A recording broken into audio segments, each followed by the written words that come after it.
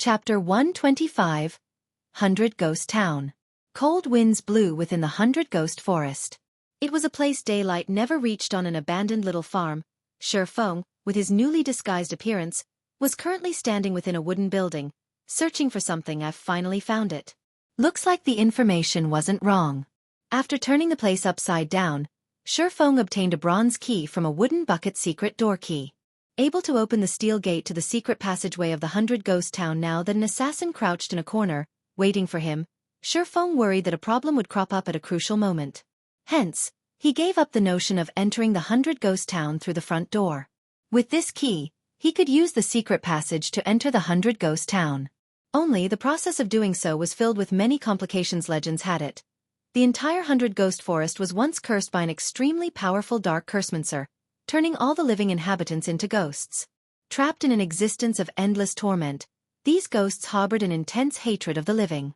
As long as a living person approached the 100 Ghost Town, the countless evil ghosts would ambush and devour them. Meanwhile, the secret passage would lead Ye Feng directly to the central region of the 100 Ghost Town. Although absolute heaven was very powerful, he could not enter the 100 Ghost Town. What's more, Ye Feng had altered his disguise again. Even if they met, absolute heaven wouldn't recognize him. Ye Feng found a cellar a short distance from the farm. This cellar was the entrance to the secret passage that led to the 100 Ghost Town. While the owner of the farm was the secret passage's gatekeeper, the cellar was very dark, and Ye Feng could not make out a single thing within. His only option was to take out a magic lamp to shine the way. He followed along the cellar's passage, advancing forward until he finally reached the large steel gates that led to the secret passage. At this moment, however, the steel gates were tightly sealed. If Ye Feng's strength were over 100 points, even if he did not possess a key, he would be able to force open these steel gates with his arms alone. However, he was still very far from possessing 100 points in strength, so he could only obediently use the key to open the gates. After only taking a few steps into the secret passageway, Ye Feng discovered that his surroundings were littered with pearly white bones, while the walls on both sides were filled with the scars of battle. Such a sight gave Ye Feng a very bad premonition. The curse on the 100 Ghost Forest turned the living into ghosts. That meant that all the inhabitants of this place were ghosts. This pile of skeletons. Ayo! At this moment, a large group of pitch-black evil spirits came rushing out from the depths of the secret passage, roaring. Their scarlet eyes firmly locked onto Ye Feng as they bared their fangs and brandished their, speeding towards him. Cursed evil spirit, common monster. Level 15. HP 700/700. Cursed evil spirits, when compared to cursed apparitions, were much more ferocious. They were unlike the cursed apparitions who were sluggish in their motions, depending solely on their instincts to move. Cursed evil spirits possessed a set intelligence and were extremely lively. They also possessed an instinctive madness and sensitivity to flesh and blood. The cursed evil spirits were all level 15. Meanwhile, Ye Feng was only level 7. With a level suppression of 8 levels, in addition to the 60% resistance and 20% evasion of physical attacks, Ye Feng would not be able to deal with even one of these monsters. Not to mention a group of over 30. These cursed evil spirits could even wipe out a level 15 party with relative ease. Watching these cursed evil spirits rush at him, Ye Feng took out a frost grenade from his bag, throwing it at them. The frost grenade instantly discharged in the midst of the group of cursed evil spirits. In the blink of an eye, the cursed evil spirits within a 10-yard radius were frozen. They also received -400 frost damage from the explosion. As expected, the 100% increase to magical damage was these ghosts' Achilles' heel. The reason Ye Feng chose to hurry to 100 Ghost Forest was the frost grenades he had managed to buy during his trip to Blackwing City. The basic frost grenades were sufficient to deal with the ghosts in 100 Ghost Town. After all, 200 damage was no small amount. In addition, the frost grenades would have a 100% damage increase when used on the ghosts here, becoming even more remarkable. As expected, the frost grenades were very effective against these ghost-type monsters. Moreover, they had a throwing range of 30 yards and a cooldown of 1 second. However, it was half as effective when used against players previously. Ye Feng was worried that the number of frost grenades he brought to 100 Ghost Town was not enough. Hence, he did not use any of them against Absolute Heaven. Moreover, the frost grenades might not be able to surely kill off Absolute Heaven, and even if they did manage to kill Absolute Heaven, Ye Feng would reveal one of his trump cards. If others caught wind of this information and started making preparations against the frost grenades, it would truly be an unworthwhile trade. If he revealed this card, he needed to reap the most benefit out of it. Using the frost grenades to get rid of a single absolute heaven was just not worth it. At the very least, he should use them to give Martial Union a ruthless blow right. How could I forget that the ghosts are darkness-type monsters? The Demon Hunter title should have quite some use. Shi Feng suddenly recalled his own Demon Hunter title, swapping out his current title immediately. The attributes of the cursed evil spirits reduced by 10%, while the damage they received increased by 10%. Shi Feng then threw another frost grenade, the bomb exploding with a loud bang in the midst of the group of evil spirits. A patch of damages of -440 points appeared above the group of monsters. Instantly, he annihilated the 30+ cursed evil spirit system. Level 15 cursed evil spirit killed. Level difference of 8. EXP obtained increased by 800%. Obtained 4,800 EXP system. Level 15 cursed evil spirit killed. Level difference of 8. EXP obtained increased by 800%. Obtained 4,800 EXP system. Level 15 cursed evil spirit killed. Level difference of 8. EXP obtained increased by 800%. Obtained 4,800 EXP. A series of more than 30 notifications appeared in Shi Feng's view. Although ghost-type monsters gave the least amount of EXP, the rewarded EXP for killing monsters of a higher level was still extremely high. Even if Shi Feng was level 7 now, his experience bar still increased by a sizable chunk. He reached 23% of level 7, his leveling speed even faster than a rocket. After these evil spirits died, they dropped quite a lot of copper coins and tiny spirit essences. 10 tiny spirit essences could be used to form a spirit essence, one of the needed materials to forge magical attachments. Hence, spirit essences were also worth quite a lot of money. After collecting the drops, Shi Feng discovered that the evil spirits had actually given him over 1 silver coin. There were also over a dozen tiny spirit essences that dropped. When formed into a spirit essence, it was worth 1 silver coin. This was definitely a good place to earn money, although there was still the loss of 2 frost grenades, costing a total of 3 silver coins. If Shi Feng could lure more than 50 monsters each time, he would barely make a small profit. Hopefully there will be more evil spirits in this place, Shi Feng said with expectation, his hand holding another frost grenade. Half an hour later, Shi Feng finally arrived at the secret passage's exit. The secret passage was very long, and on his way here, he met with the ambushes of another 5 groups of evil spirits. However, the frost grenades dealt with them all. The number of evil spirits in each ambush only counted slightly over 20, causing Shi Feng a loss in return. However, Shi Feng's experience quickly rose. He would level up if he just killed a few more groups of evil spirits. It was truly an invigorating experience. The gate that opened to the 100 Ghost Town was widely agape. Before Shi Feng exited the secret passage, he could already hear the countless roars and wails outside. Above the secret passage was the hotel of 100 Ghost Town, and one could just imagine that the number of ghosts there was definitely not few. However, in such a cramped space, it would not be a good idea for Shi Feng to use the frost grenades. Having no better choice, Shi Feng activated the Ring of Nothingness. The state of nothingness was different from stealth. Shi Feng entered another space entirely, and even the ghosts could not discover Shi Feng. Shi Feng could stay in the state of nothingness for a short time. Hence, he ran with wild abandon as he quickly departed the hotel, dashing towards one of the private houses.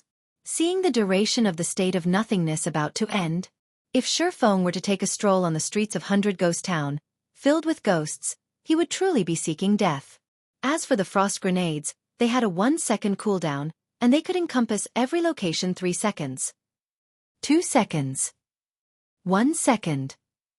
With only 10 yards remaining before Shi Feng reached the private house, the state of nothingness ended. His body revealed suddenly. The heads of the countless ghosts on the streets all turned toward Shi Feng, revealing sinister expressions amongst these ghosts. There was no lack the elite-ranked monster, ferocious evil spirit, and they all rushed toward Shi Feng. Chapter 126. Left in the dust. Watching the ghosts rushing forth from all around, Shi Feng immediately activated Windwalk, his speed increasing by a huge leap as he dashed towards the dilapidated house. The level 15 elite-ranked ferocious evil spirits let out an ear-piercing screech. Immediately, more cursed evil spirits dashed over, crowding the private house. Under the command of the ferocious evil spirits, they all stormed into the house in a well-organized manner. The private house was not large, and the place was a mess, with dust covering every surface. Meanwhile, the main door of the house could, at most, fit only 2 people at a time. The moment the cursed evil spirits squeezed through the main door, A small-sized basic frost grenade exploded in the threshold. Cold air overflowed from the entrance, and everything within a 10-yard radius froze solid. Instantly, the 50-plus cursed evil spirits in front of the private house froze as well, and a damage of minus 440 points appearing above each of their heads. Their remaining HPs dropped under half. With the cursed evil spirits at the entrance rooted in place, the others who, unaffected, were unable to rush into the house to devour Ye Feng. The frost grenade could hold the evil spirits for 5 seconds. Ye Feng took this chance to use Thundering Flash. 3 arcs of lightning immediately pierced towards the main entrance. However, due to the gap between levels being too wide, the total damage the skill caused to each cursed evil spirit did not even exceed minus 100-point system. Proficiency of Thundering Flash raised by 3 points. However, because of the high level of these cursed evil spirits, whenever Ye Feng used a skill to attack them, his skill proficiency greatly increased. Each usage would raise the skill proficiency by 3 points. As it so happened, Ye Feng could use these cursed evil spirits to train his skill proficiency while waiting for the cooldown of the frost grenades to end Earth Splitter. Thunder Flame Explosion. AoE skills landed on the cursed evil spirits, one after another. Although the damage was extremely low, the skill proficiency greatly increased after using the 3 skills. Ye Feng threw another frost grenade. Instantly, the 50-plus cursed evil spirits died, transforming into a large sum of EXP for Ye Feng and dropping plenty of copper coins and tiny spirit essences. With the first wave of cursed evil spirits dead, the ones behind rushed forward once more. Ye Feng waited until they started squeezing through the main entrance before throwing a frost grenade. Once again, the cursed evil spirits halted. Ye Feng then used the skills that had their cooldown completed before using another frost grenade to finish off these cursed evil spirits. Countless cursed evil spirits swarmed the 100-ghost town. There were also the ferocious evil spirits continuously screeching and luring the other cursed evil spirits over. By this time, cursed evil spirits and ferocious evil spirits overflowed the private house's yard. If there were not a team of several hundred players here, it was practically a pipe dream to clear all these monsters. However, Ye Feng only camped inside the private house, using the frost grenades to clean away these monsters slowly. Although his efficiency was a lot slower when compared to a team with hundreds of players, his method was extremely safe. He could also grind for skill proficiency, killing 2 birds with 1 stone. With the deaths of batch after batch of cursed evil spirits, Ye Feng's experience and skill proficiency rose without stop. Before 5 minutes had even passed, Ye Feng had already risen to level 8. Although he had killed an insane number of cursed evil spirits towards the 100-ghost town, such a number was only a drop in the bucket after reaching level 8. The EXP he obtained from killing the cursed evil spirits was reduced by a large chunk. However, the death of each cursed evil spirit still yielded Ye Feng with 4,200 EXP, and his leveling speed was still rising quicker than a rocket. With every wave of monsters killed, his experience bar filled by a large chunk. If others were to see this, their eyes would most likely pop out of their sockets. They could only raise their experience bars by a small chunk after striving for 1 or 2 hours. Yet, Ye Feng's experience bar expanded by a large portion with each passing moment. With the slow decrease of Ye Feng's remaining frost grenades, the number of cursed evil spirits also continuously fell. This situation greatly enraged the ferocious evil spirits, and they worked even harder at summoning their allies. 20 minutes later, a golden flash surrounded Ye Feng's body. He leveled up once more, reaching level 9. Meanwhile, Thunder Flame Explosion had risen to level 2, and Earth Splitter to level 3. If including the skill level bonus from the Abyssal Blade, Thunder Flame Explosion would be level 4, while Earth Splitter would be level 5. Thunder Flame Explosion, Action Type. Level 4. Requires melee weapon. Causes 300 base damage and additional flame and thunder damage to enemies within a 5-yard radius. Enemies struck will be placed in a fainted state for 5 seconds cooldown. 36 seconds. Earth Splitter. Level 5. Requires sword. Causes 190 base damage and based on the period of charging power between 0.2 seconds to 3 seconds, a maximum of 360% weapon damage.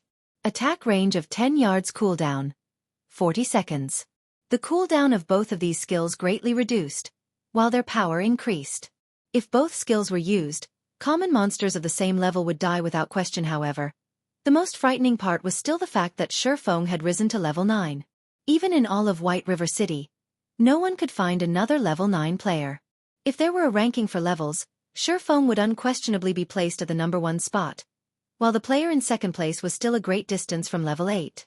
It could be said that Ye Feng had left others in his dust, And even if the others tried, they could not catch up after reaching level 9. Ye Feng placed all of his attribute points into agility. With this, Ye Feng's agility finally reached 75 points, satisfying the condition for equipping the Dark Pursuer's Cape. After equipping the Dark Pursuer's Cape, Ye Feng's attributes greatly increased once more, his agility immediately rising to 80 points. As long as it reached 100 points, he could unlock agility's special hidden skill, greatly increasing his battle prowess. Besides that, Ye Feng's HP had also increased to 1,200 points, his movement speed to 24 points, and his attack speed to 30 points, allowing him to learn the skill, Silent Steps. The next time he met Absolute Heaven, he would not allow him to escape so easily. Now that Ye Feng was level 9. The level suppression from the cursed evil spirits was no longer as significant as before.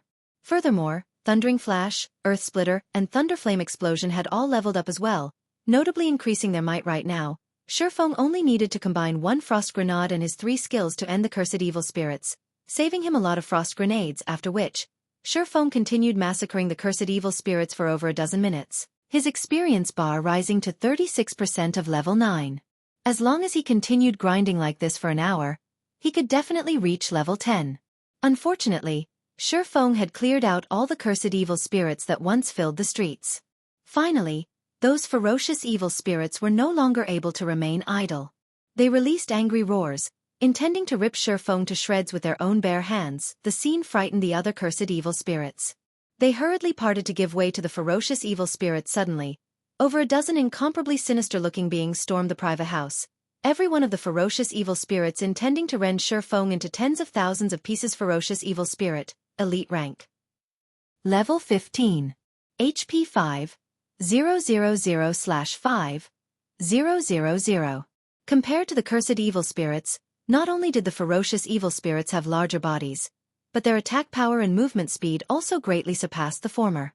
They had many powerful melee skills, in addition to their 5,000 HP, 70% resistance, and 30% evasion to physical attacks. They were capable of easily decimating any melee class of the same levels. Moreover, the damage of magical attacks used on these monsters only increased by 50%, while magical damage of the same attribute would reduce by 50%. As a result, even mage classes were helpless against them. However, those were still not the most frightening aspects of these monsters. After God's domain underwent its first evolution, common monsters above level 10 all possessed a certain amount of wisdom. Meanwhile, these level 15 elites possessed even greater wisdom, increasing their battle prowess by many folds. In Ye Feng's previous life, these ferocious evil spirits slaughtered many players from Glorious Light. To kill these ferocious evil spirits, Glorious Light had paid with the lives of hundreds of players. Finally here, Despite watching the ferocious evil spirits rushing at him, Ye Feng remained extremely calm. In actuality, there was one thing that Ye Feng had always wanted to know. In God's domain, if these monsters with high intelligence were met with players that greatly surpassed them, just what sort of reaction would occur? Chapter 127. Ghost Rider. Just as the ferocious evil spirits were about to rush into the house, Ye Feng took out an intermediate frost grenade from his bag. Throwing it, the ferocious evil spirits already had a rough understanding of the frost grenade's formidable power, and they showed extreme disdain towards it. Without even attempting to dodge the frost grenade, their pitch-black claws abruptly extended forward, slashing towards Ye Feng's heart. However, after the frost grenade discharged, the cold air that expanded was several times colder than before. At this moment, the ferocious evil spirits immediately realized something was wrong. The sinister expression on their faces revealed a hint of fear. In the blink of an eye, cold air invaded the forms of all the ferocious evil spirits, transforming them into ice sculptures. The intermediate frost grenade was the trump card that Ye Feng had prepared. Each one was worth 10 silver coins, which was nearly several days of a pro player's earnings. The intermediate frost grenade also caused -1,320 damage to each of the ferocious evil spirits. With Ye Feng's Demon Hunter title equipped, the ferocious evil spirits only had a maximum of 4,500 HP each, and this attack instantly destroyed a third of their HP. Due to using the intermediate frost grenades for the first time, it achieved the maximum effect. When used the next time, these ferocious evil spirits would possess ice resistance, greatly reducing the potential damage of the intermediate frost grenades die. Ye Feng unsheathed his swords, his feet moving to an appropriate position before using Thundering Flash. 3 green, electric arcs encompassed the ferocious evil spirit's Thundering Flash belonged to the lightning-type magic damage. Hence, Its damage increased by 50% when used on the ferocious evil spirits. Moreover, Ye Feng had already reached level 9, while the Abyssal Blade could ignore a monster's level by 5 levels. In actuality, the ferocious evil spirits were only considered one level higher than Ye Feng, and the level suppression on Ye Feng was almost non-existent. The level 5 Thundering Flash dealt damages of -176, -230, and -297 to these frozen monsters. The skill also placed an additional amplification effect on the monsters, increasing the damage they received by 30% over the next 20 seconds. With the ferocious evil spirits unable to move for a full 5 seconds, Ye Feng was able to launch attacks at them freely. Chop. Double Chop. Earth Splitter. Physical type damage was no different than a scratch to these ferocious evil spirits, and even a fully charged Earth Splitter caused no more than 100 damage as the seconds ticked by. The ice covering the bodies of the ferocious evil spirits started showing signs of cracking. It would only be a moment before they struggled free of their imprisonment. Ye Feng leaped lightly, the Abyssal Blade raised high as it condensed the power of thunder and flame around it. When Ye Feng landed in the midst of the group of ferocious evil spirits, an abrupt explosion occurred. Thunder and flame instantly swallowed the surroundings, enveloping the ferocious evil spirits and causing damages of over -500 points. In just a moment, the ferocious evil spirits all lost 2/5 of their HP, and he forced them all into a fainted state. Due to these monsters being high-leveled elites, the fainted state was less effective on them, lasting at most 3 seconds. Meanwhile, after Ye Feng's attributes had greatly increased explosively, he created 12 sword images. Like a fierce gale, Ye Feng swept through the ferocious evil spirits. Multiple damages of roughly -30 points appeared above the ferocious evil spirits' heads, with the occasional -60 points or so damage. Immediately, the ferocious evil spirits' HP reduced slightly once more. As the 3 seconds were about to pass, Ye Feng tossed out another intermediate frost grenade, turning these ferocious evil spirits into ice sculptures yet again. This time, the intermediate frost grenade only managed to cause -860 damage to the monsters. However, the damage was enough to reduce the HP of these ferocious evil spirits to a critical level. These ferocious evil spirits truly did not imagine a weakling like Ye Feng was so powerful. Within a short time span of less than 10 seconds, he managed to send all of them near death's door. Every one of these ferocious evil spirits revealed expressions of fear. They started to struggle out of the ice with all their might, their hearts filled with thoughts of escape. Unfortunately, their efforts were for naught. As another second passed, Ye Feng threw out the third intermediate frost grenade, taking the lives of the dozen-plus ferocious evil spirits. After their deaths, the ferocious evil spirits dropped a pile of loot. System. Level 15 Ferocious Evil Spirit killed. Level difference of 6. EXP obtained increased by 600%. Obtained 12,000 EXP. System. Level 15 Ferocious Evil Spirit killed. Level difference of 6. EXP obtained increased by 600%. Obtained 12,000 EXP. System. Level 15 Ferocious Evil Spirit killed. Level difference of 6. EXP obtained increased by 600%. Obtained 12,000 EXP. A series of notification appeared in Ye Feng's sight. Immediately, Ye Feng's experience bar rose to 54% of level 9, pushing him closer to the level 10 threshold. Without the leadership of the ferocious evil spirits, the instincts of the cursed evil spirits towards flesh and blood immediately flared, all of them fervently squeezing through the entrance of the private house. However, Ye Feng quickly dealt with them using the basic frost grenades, and the deaths of the cursed evil spirits increasing his experience to 67% of level 9 inches. Less than 2 hours, Ye Feng rose by more than 2 levels. Although his leveling speed was impressively quick, the money he spent to do so was equally astonishing. Such a method of leveling was only possible to a tycoon like Ye Feng. After all, each basic frost grenade cost 1 silver, 50 coppers.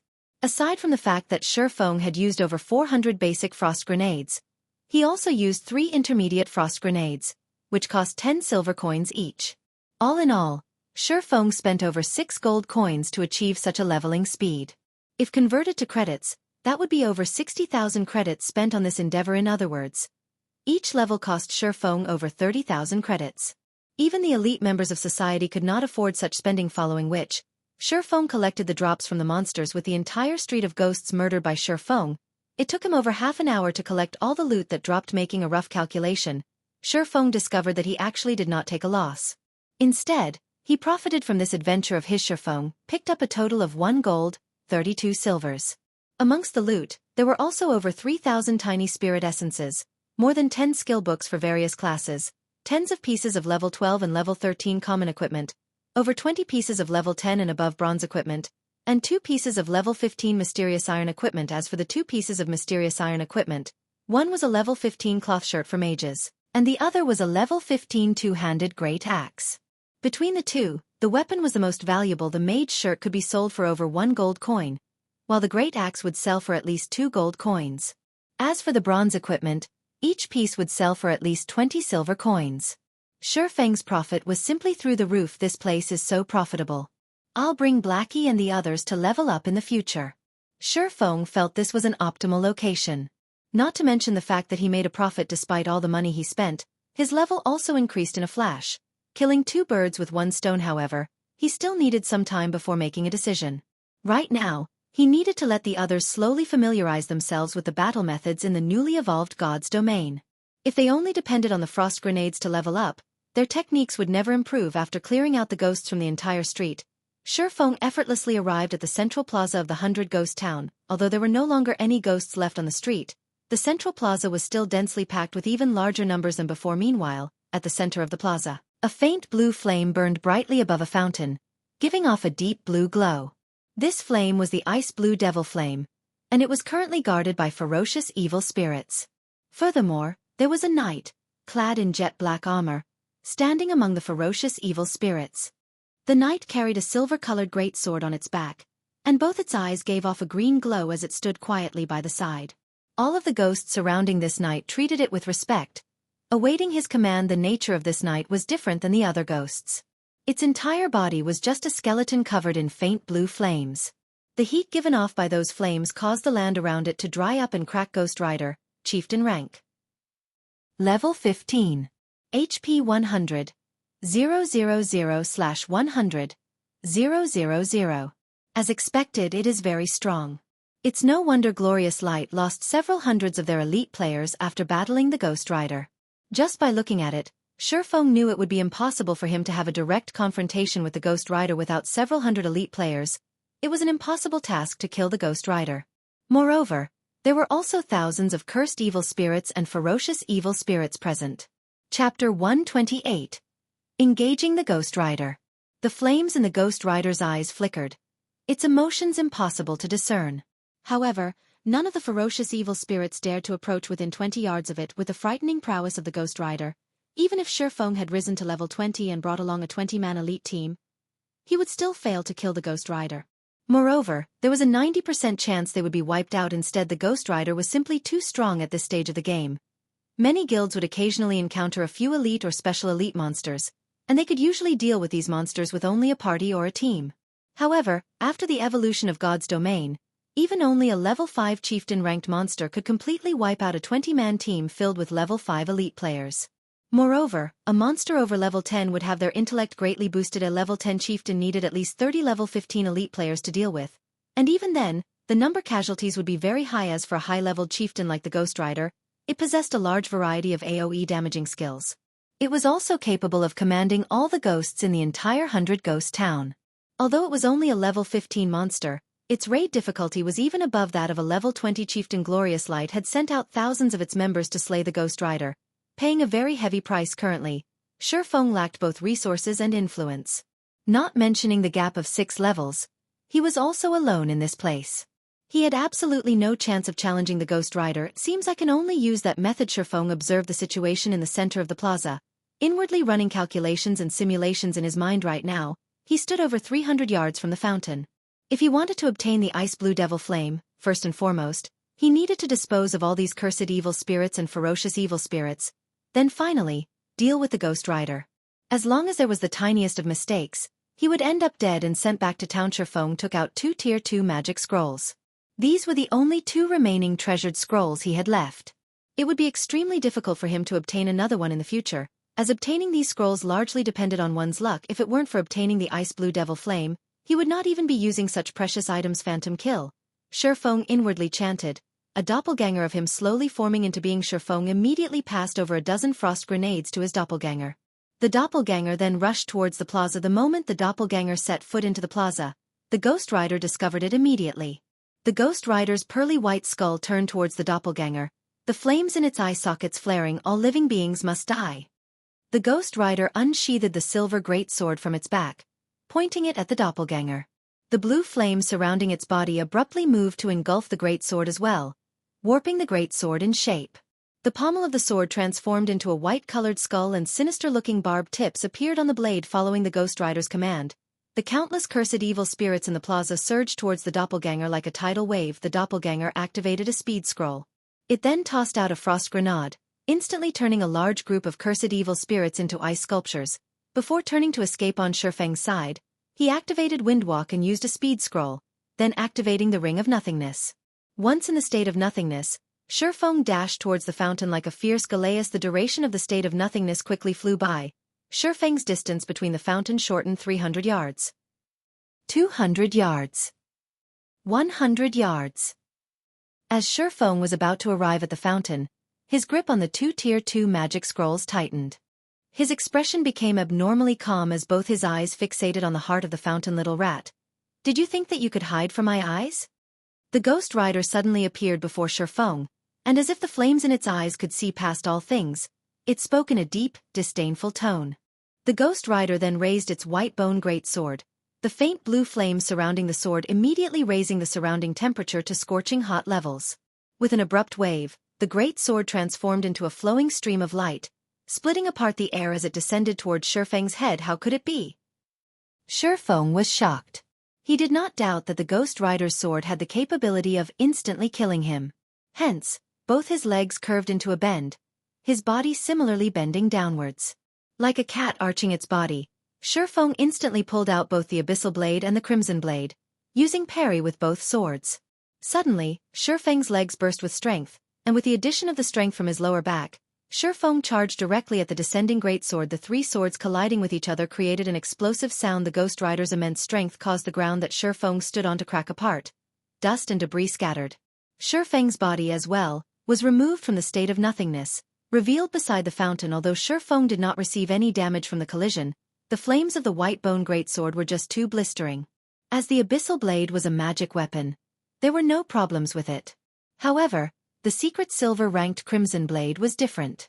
Not only was its durability greatly reducing, but the Crimson Blade itself also turned a glowing red and even showed signs of melting. Meanwhile, the Ghost Rider was slightly shocked that its sword did not yield it an immediate victory. However, it waved its sword for a second strike. The flames on the white bone greatsword soared, rising over 5 meters into the air as the sword slashed at Ye Feng. This was the Ghost Rider's Devil Flame Slash. When this move was used, all beings in its path would lose their lives and reduce to ashes. However, contrary to expectations, Ye Feng did not retreat when faced with this attack. Instead, he activated Defensive Blade as he rushed towards the ice blue Devil Flame. Although the Ghost Rider's Devil Flame Slash landed on Ye Feng, it had no effect at all. Instead, Ye Feng made use of the wave of steam generated by the white bone greatsword to further increase his speed. Just as Ye Feng was about to reach the ice blue Devil Flame, as if they had been long since prepared for this moment, tens of ferocious evil spirits rushed at him. Become frozen. Ye Feng threw out an intermediate frost grenade, turning all the ferocious evil spirits into ice sculptures. A bunch of rubbish. Seeing that its subordinates were actually so useless, the Ghost Rider loudly cursed. It abruptly leaped, its body landing and blocking Ye Feng. Its great sword then slashed downwards.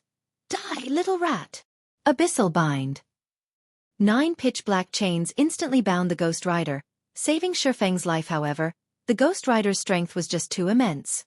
In the blink of an eye, one of the chains snapped. Seeing this, Ye Feng dared not stop his movements as he ran towards the fountain. Wretched little rat, you have truly angered me this time. The Ghost Rider roared as it saw that Ye Feng was already beside the ice blue Devil Flame.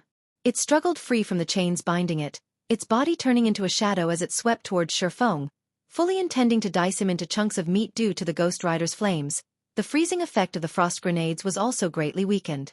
The ferocious evil spirits were quickly thawed from their icy prisons, all of them rushing at Ye Feng. Once more Ye Feng only revealed a faint smile at this sight. He spread open the deep blue-colored Tier 2 magic scroll in his hands. Within an instant, the water-attributed mana from the surrounding environment gathered above the magic scroll. Tidal overflow. Ye Feng pointed the magic scroll towards the incoming Ghost Rider and ferocious evil spirits, a dark blue magic circle forming above the scroll. Immediately, A violent torrent poured out of the magic circle, engulfing the Ghost Rider and the ferocious evil spirits. The resulting water pressure even caused a deep pit to form on the ground. The power of a Tier 2 spell instantly killed all of the ferocious evil spirits. However, this magic had not greatly damaged the Ghost Rider as, during the moment of life and death, the Ghost Rider used its white bone greatsword to block the tidal overflow. As a result, the ferocious torrent only pushed back the Ghost Rider by over 30 yards. At such a distance, the Ghost Rider would only need a few steps to reach Ye Feng. However, time was needed to retrieve the ice blue devil flame, time which the Ghost Rider would not give Ye Feng just as the Ghost Rider took its first rage-filled step towards Ye Feng. Ye Feng took out the last golden-colored scroll in his hands. The scroll gave off a sacred and inviolable strength, and it was also Ye Feng's final trump card. Chapter 129. Ice Blue Devil Flame. Wretched little rat, feel the wrath of the flames of hell. The flames in the eye sockets of the Ghost Rider were capable of seeing through all things, and when it saw the scroll within Ye Feng's hand, it revealed a human-like disdainful expression. Although the might of a Tier 2 magic was great, it was not enough to deal a heavy blow. Furthermore, how many Tier 2 magic scrolls could Ye Feng possibly possess? If the other players knew the Ghost Rider's thoughts, they would definitely not think the Ghost Rider was an NPC, but an actual player. However, after the evolution of God's domain, the intellect of these high-ranking monsters was simply that high at this moment. The faint blue flames surrounding the Ghost Rider all disappeared. The flames had all gathered on the white bone greatsword, boosting the flames by tenfold. All living beings must die. The Ghost Rider bellowed. The berserk roar resounded throughout the entire central plaza as the Ghost Rider abruptly threw the white bone greatsword in its hand. The instant the white bone greatsword left the Ghost Rider's hands, it transformed into a faint blue-colored flame serpent. The flame serpent was over 10 meters in length, and if coiled into a bundle, it would look like a small building. The serpent spread open its mouth, biting towards Ye Feng as the ferocious flame serpent grew closer and closer. Ye Feng still had yet to activate the final Tier 2 magic scroll in his hand. This magic scroll was different from the other magic scrolls in that it needed some time to take effect after being activated. Hurry. Please hurry. Hurry, damn it. As the flame serpent flew closer and closer, Ye Feng started panicking. However, the activation bar still increased slowly as always. Just as the flame serpent's widened mouth was about to devour Ye Feng, the activation bar finished loading. System. A mysterious iron-ranked weapon or above is needed to be sacrificed. Confirm to sacrifice. Without hesitation, Ye Feng chose to sacrifice. As for the sacrificed weapon, it was the crimson blade he held in his hand. At this moment, the crimson blade had already reduced to just scrap metal, and it would be meaningless for Ye Feng to continue holding onto it in the blink of an eye. The crimson blade in his hand released a bright golden glow, illuminating the entire central plaza. At the same time, with Ye Feng as the focal point, a large golden magic circle appeared. The magic circle then ascended to the skies at high speeds. When the golden glow shone upon the flame serpent, it wailed in agony, following which, the crimson blade transformed into a stream of light, shooting up to the air. In the next instant, the stream of light transformed into thousands of holy swords of light. The holy swords rained down from the sky, forming a holy domain in a 30-yard radius around Ye Feng. The flame serpent, which was inside the domain, was immediately pinned down by tens of holy swords, its body unable to move even an inch. The flame serpent released an unwilling roar made it at the last second. Ye Feng released a sigh as he looked at the thousands of holy swords surrounding him. The holy swords even encompassed the fountain as well. Immediately, Ye Feng started retrieving the ice blue devil flame. This golden magic scroll was the most powerful Tier 2 life-saving magic scroll Ye Feng possessed. The holy sword seal, when used, all attacks within a 30-yard radius would be blocked, while all enemies within the affected area would be suppressed, preventing them from moving even an inch. However, the user would be unable to attack any of the enemies, and any outside enemies and attacks could not enter the holy domain. The duration of the holy domain was 36 seconds. Due to these effects, the Holy Sword Seal was considered the strongest defensive scroll amongst all Tier 2 magic scrolls. Meanwhile, Ye Feng only needed around 5 seconds to collect the ice blue devil flame. In addition to the cast time of the return scroll, which needed 30 seconds, the total time was just about right. The Ghost Rider outside of the holy barrier instantly entered a violent fury. It pulled out a white bone great axe, swinging it at the holy barrier repeatedly like a god of death. Unfortunately, all its efforts yielded no results. The Holy Sword Seal was the strongest defensive skill amongst all Tier 2 skills. Not to mention a level 15 Chieftain's attacks. Even if it were a normal Tier 3 skill, It could not easily destroy the holy barrier very quickly. Ye Feng finished retrieving the scorching hot Tier 2 mysterious flame, the ice blue devil flame. Though his heart was currently filled with extreme excitement, he suppressed it and activated defensive blade. He then started the chant for the return scroll. Despicable little rat, I will definitely make you suffer a living hell. Seeing that Ye Feng had already retrieved the ice blue devil flame, the Ghost Rider suddenly went berserk.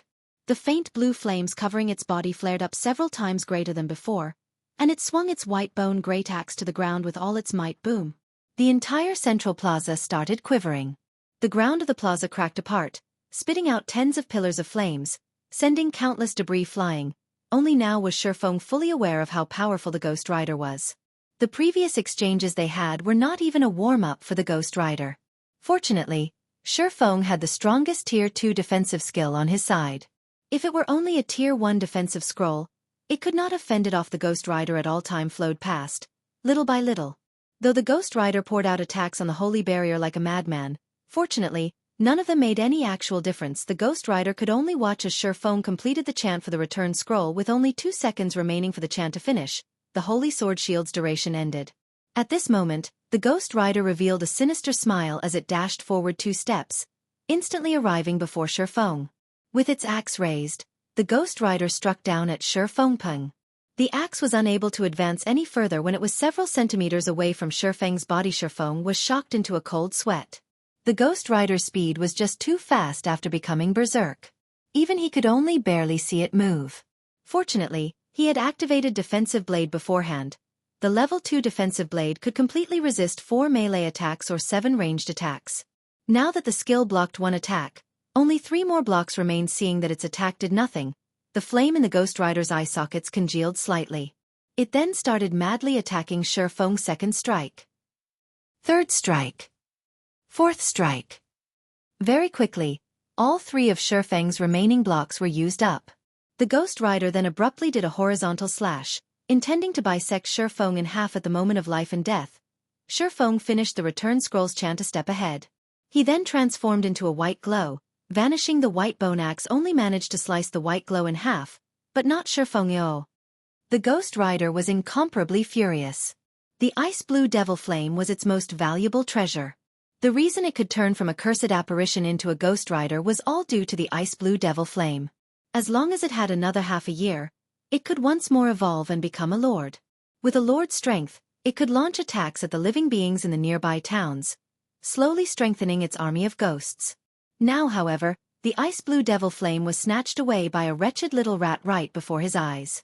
So, just how was he supposed to not become angry? After returning to Red Leaf Town, Ye Feng could not help but wipe away the cold sweat from his forehead. If he were slower by even a millisecond, he would have definitely died. At that time, not only would he have wasted 2 Tier 2 magic scrolls, he would also need to wait a very long period before he could attempt to obtain the ice blue devil flame again. However, now that he had collected the ice blue devil flame, everything returned to his control. As for a high-ranking chieftain monster like the Ghost Rider, it was without a doubt a walking treasure trove. If Ye Feng were to kill it off, he wondered just how many good items would drop before he went to the 100 Ghost Forest. He once considered forming his own team in the future in order to raid the Ghost Rider. However, after meeting it, Ye Feng decided that it would be too troublesome to deal with the Ghost Rider. It would be much better if he just sold the information about the Ghost Rider. For example, he could sell the information to Gentle Snow or Stabbing Heart. After all, large guilds all love to hunt for elite monsters in the wild, not to mention a chieftain-ranked monster. Every chieftain-ranked monster possessed a great sum of riches. Moreover, only these large guilds could gather hundreds of players in Red Leaf Town within a short amount of time. When they reached White River City, gathering even thousands of players would not be a problem. There would be no problems if thousands of players were used to deal with the Ghost Rider. Only, the losses in doing so would be somewhat heavy. However, with the information provided by Ye Feng, raiding the Ghost Rider would become much easier. Just as Ye Feng was about to go to the Forging Association to take a look at the Ice Blue Devil Flame's attributes, he discovered that many players in Red Leaf Town were currently discussing a single matter. Did you hear? Martial Union has already released an announcement that they will reward 10,000 credits to whoever kills Ye Feng once. There is also a reward of 1,000 credits for killing Ye Feng's teammates. The person who provides accurate information on Ye Feng's whereabouts will also receive 2 silver coins as a reward. With this, Martial Union truly intends to start a blood feud with Ye Feng. I've heard about it already. The topic has long since blown up in the official forums. Right now, there are plenty of players searching around. Even if they can't kill that expert called Ye Feng, they could still kill one of his teammates. 1,000 credits per kill. This isn't a small number. This time, that expert called Ye Feng will not have an easy time mingling in Red Leaf Town. Chapter 130. If it's war they want, then it's war they'll get. Red Leaf Town, slum area, the Enchanted Bar. Ironsword Lion and several of his subordinates currently held a drinking party in one of the private rooms on the second floor of the Enchanted Bar. They heartily downed mouthfuls of Old Tom Gin one after another an hour ago. Ironsword Lion posted a guild announcement on the official forums. He had placed a bounty on Ye Feng, intending to start an irreconcilable feud with him. In an instant, Martial Union had become the center of attention of all players in God's domain. Who was Ye Feng? Almost every veteran player within the region of White River City had heard of him right now. Ye Feng's name was carved onto the glory list at the entrance of the team dungeon, Dark Moon Graveyard. After clearing the team dungeon, Ye Feng even killed the top-tier expert of Martial Union, Ironsword Lion. He was then publicly acknowledged as one of the swordsman experts of God's domain. The recording of Ye Feng killing Ironsword Lion even spread and was used as a learning model for many swordsmen. Aside from that, according to the rumors floating about, Ye Feng's relationship with the snow goddess was not just a shallow one, and they might be having an affair. Otherwise, why would a goddess like Gentle Snow, instead of choosing the elite members of her own guild, choose to take an outsider along into the Dark Moon Graveyard? Many players had long since felt unsatisfied with Ye Feng, and now with a bounty on him, many players were already tempted into action. Martial Union offered 10,000 credits for killing Ye Feng just once.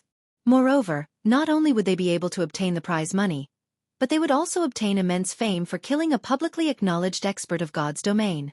Such a feat would prove that their strength was exceptional. Right now, the major financial corporations around the world were beginning their investment into God's domain, recruiting players for their own workshops and guilds. As long as one could prove their strength, they could earn the good graces of these major corporations, receiving very high treatment. So why not go for it? Boss Ironsword, this move of yours is just too clever. With this announcement, that Ye Feng is dead for sure this time. Even if he doesn't die, the target on his back will still annoy him to death. Other players will hunt throughout the entire day. He won't even be able to level up. Drifting Blood flattered as he took a drink. Humph. That's nothing at all. The best part has yet to come. Ironsword Lion sneered. Now that the son of a bitch has hidden, nobody can find him at all. However, it won't matter. I believe that we can find his teammates. As long as we kill his teammates to level 0, I hardly believe that he will remain hidden. As long as he dares reveal himself, absolute heaven will immediately take action. It will be his death when that time comes. Just as Ironsword Lion laughed colding, Ye Feng received a communication request from someone on his friend list. Are you alright? Gentle Snow abruptly asked. Ye Feng was slightly astonished. He did not imagine that even Gentle Snow would worry for him. He shook his head saying, I'm fine. If things get too difficult for you to handle, I can utilize the strength of Ouroboros in White River City region to deal with Martial Union. That way, Martial Union will very quickly give up on you. Although Gentle Snow had downplayed her words, Ye Feng knew just how frightening it would be if Ouroboros went all out against Martial Union. Just the tens of thousands of Gentle Snow's fans alone were enough to extinguish Martial Union. Not to mention when the many experts of Ouroboros took action. Martial Union would not hold on for even a few days before needing to disband. Thanks. I'll be careful, Ye Feng said in gratitude shortly after ending the call with Gentle Snow. Another suddenly arrived brother. Ye Feng, are you alright? Stabbing Heart asked. I am fine, Ye Feng replied, a smile appearing on his face. He couldn't help but feel a sense of déjà vu. It's good that you're alright. I saw Martial Union declare war on you. Moreover, they even placed a bounty on your head, paying as much as 10,000 credits for every kill. The bounty even includes several friends of yours, with 1,000 credits for each of them. Many of the experts I know have all taken an interest in you, and they will definitely look for trouble with you. It would be troublesome if you tangle with so many people, so it is best if you stay hidden for a while. Otherwise you can level up with us. With the Assassins Alliance's reputation, those experts will give way. If we meet any fools, my side can also help you deal with them. Ye Feng could not help but feel grateful towards Stabbing Heart's worries. He said, Thanks, but I'll deal with this matter myself. On the contrary, would Brother Stabbing Heart be interested in buying some high-level equipment? I have a few pieces, and I can sell them to you at a low price. Shi Feng still possessed plenty of the equipment he obtained from the Moonlight Forest. Right now, the prices for equipment were at their highest. Their values would depreciate if he sold them in the future, so he might as well sell them to Stabbing Heart right now. Turning them into money, Shi Feng previously considered selling the equipment to Gentle Snow. However, Gentle Snow possessed a greater understanding of him than Stabbing Heart. It would be bad if she discovered something unnecessary about him. Hence, Stabbing Heart was the best choice to sell the equipment to in this case, really? With the new influx of players right now, our guild became sorely lacking in equipment. If you could sell them at a lower price and trade fully using credits, then I will buy as much as you have. Right now, the available equipment on the market was fervently contested over. Meanwhile, Stabbing Heart knew Shi Feng would have a lot of equipment. After all, Shi Feng managed to clear the Dark Moon Graveyard. That meant that the other party dungeons would be easy pickings for him. Moreover, Shi Feng only had a single party under his command. He would definitely possess plenty of extra equipment. If Stabbing Heart could purchase all of it, it would be a huge boost to his guild. I'm busy right now. How about we meet up and trade inside the hotel at the trade area? Shi Feng asked. That would be great. I also need some time to collect the money needed, Stabbing Heart replied with a smile, following which, Shi Feng disconnected the call with Stabbing Heart. He then sent a message to Blackie and the others, telling them to be careful of ambushes from other players. Currently, with Blackie and the others' equipment and level, a dozen or so average players could not do anything to them at all. Shi Feng was only afraid of those elite players taking action. Blackie and the others would not have an easy time if they truly met up with such players. Hence, it would be best if they took precautions early on. After receiving the information, Blackie immediately led the others to depart from their current grinding spot. They went to an even more secretive location Shi Feng gave them. It would not be easily discovered, even by those pro players. Martial Union, since you guys want war, then to war we shall go. Shi Feng's eyes flashed with a cold glint. Shi Feng's mind constantly considered how he should earn money in God's domain and his future development in the game. He did not imagine Martial Union would send a top-tier assassin at him, and even go further to place a bounty on his head. They had gone too far. Did Martial Union think he would be helpless against them? Shi Feng immediately logged onto the official forums. Using the name Ye Feng, he sent out a declaration. Martial Union, since you guys want war, then to war we shall go. I now place a bounty on all players from Martial Union. As long as you can kill a normal member of the guild, you will receive a reward of 100 credits or 1 silver coin. For one of the upper echelons of the guild, every kill will earn 1,000 credits or 10 silver coins. As for Ironsword Lion, I will pay you 5,000 credits or 50 silver coins for every time you kill him. This bounty will be effective until Martial Union completely disappears from Red Leaf Town. After Shi Feng issued the post, it instantly caused a sensation in the forums of all of White River City region, giving rise to a raging tempest. A single independent player actually dared to declare war against a large guild. This was a first in the entire God's domain. Before this, one would only hear about guilds issuing bounties on a single player. It was the first time players had actually seen a single person place a bounty on an entire guild. The players who read Shi Feng's post were completely astonished. If a large guild acted rich and overbearing, then so be it. However, they never imagined an independent player would also make such a move. Said player even placed bounties on every single member of a guild. Although it was only limited to the area within Red Leaf Town, a large guild would still have several hundreds of players there. The money needed for such a feat was impressive, and such a way of spending was no different than running water. Even tycoons would not dare play in such a way. Chapter 131. Owning a Mysterious Flame. Shortly after Shi Feng published the post, many players replied to it. No way. Such a high bounty. It would be great if I had chosen to start at Red Leaf Town. 1 silver coin just for the regular members. That's already an entire day's worth of my earnings. If I strive hard an entire day, I could kill at least 7 or 8 of them, which would be 700 or 800 credits. If I continued hunting for an entire month, the amount I can earn would be several times higher than my normal salary. Could it be a scam? Wasn't that Ye Feng an expert in dire straits?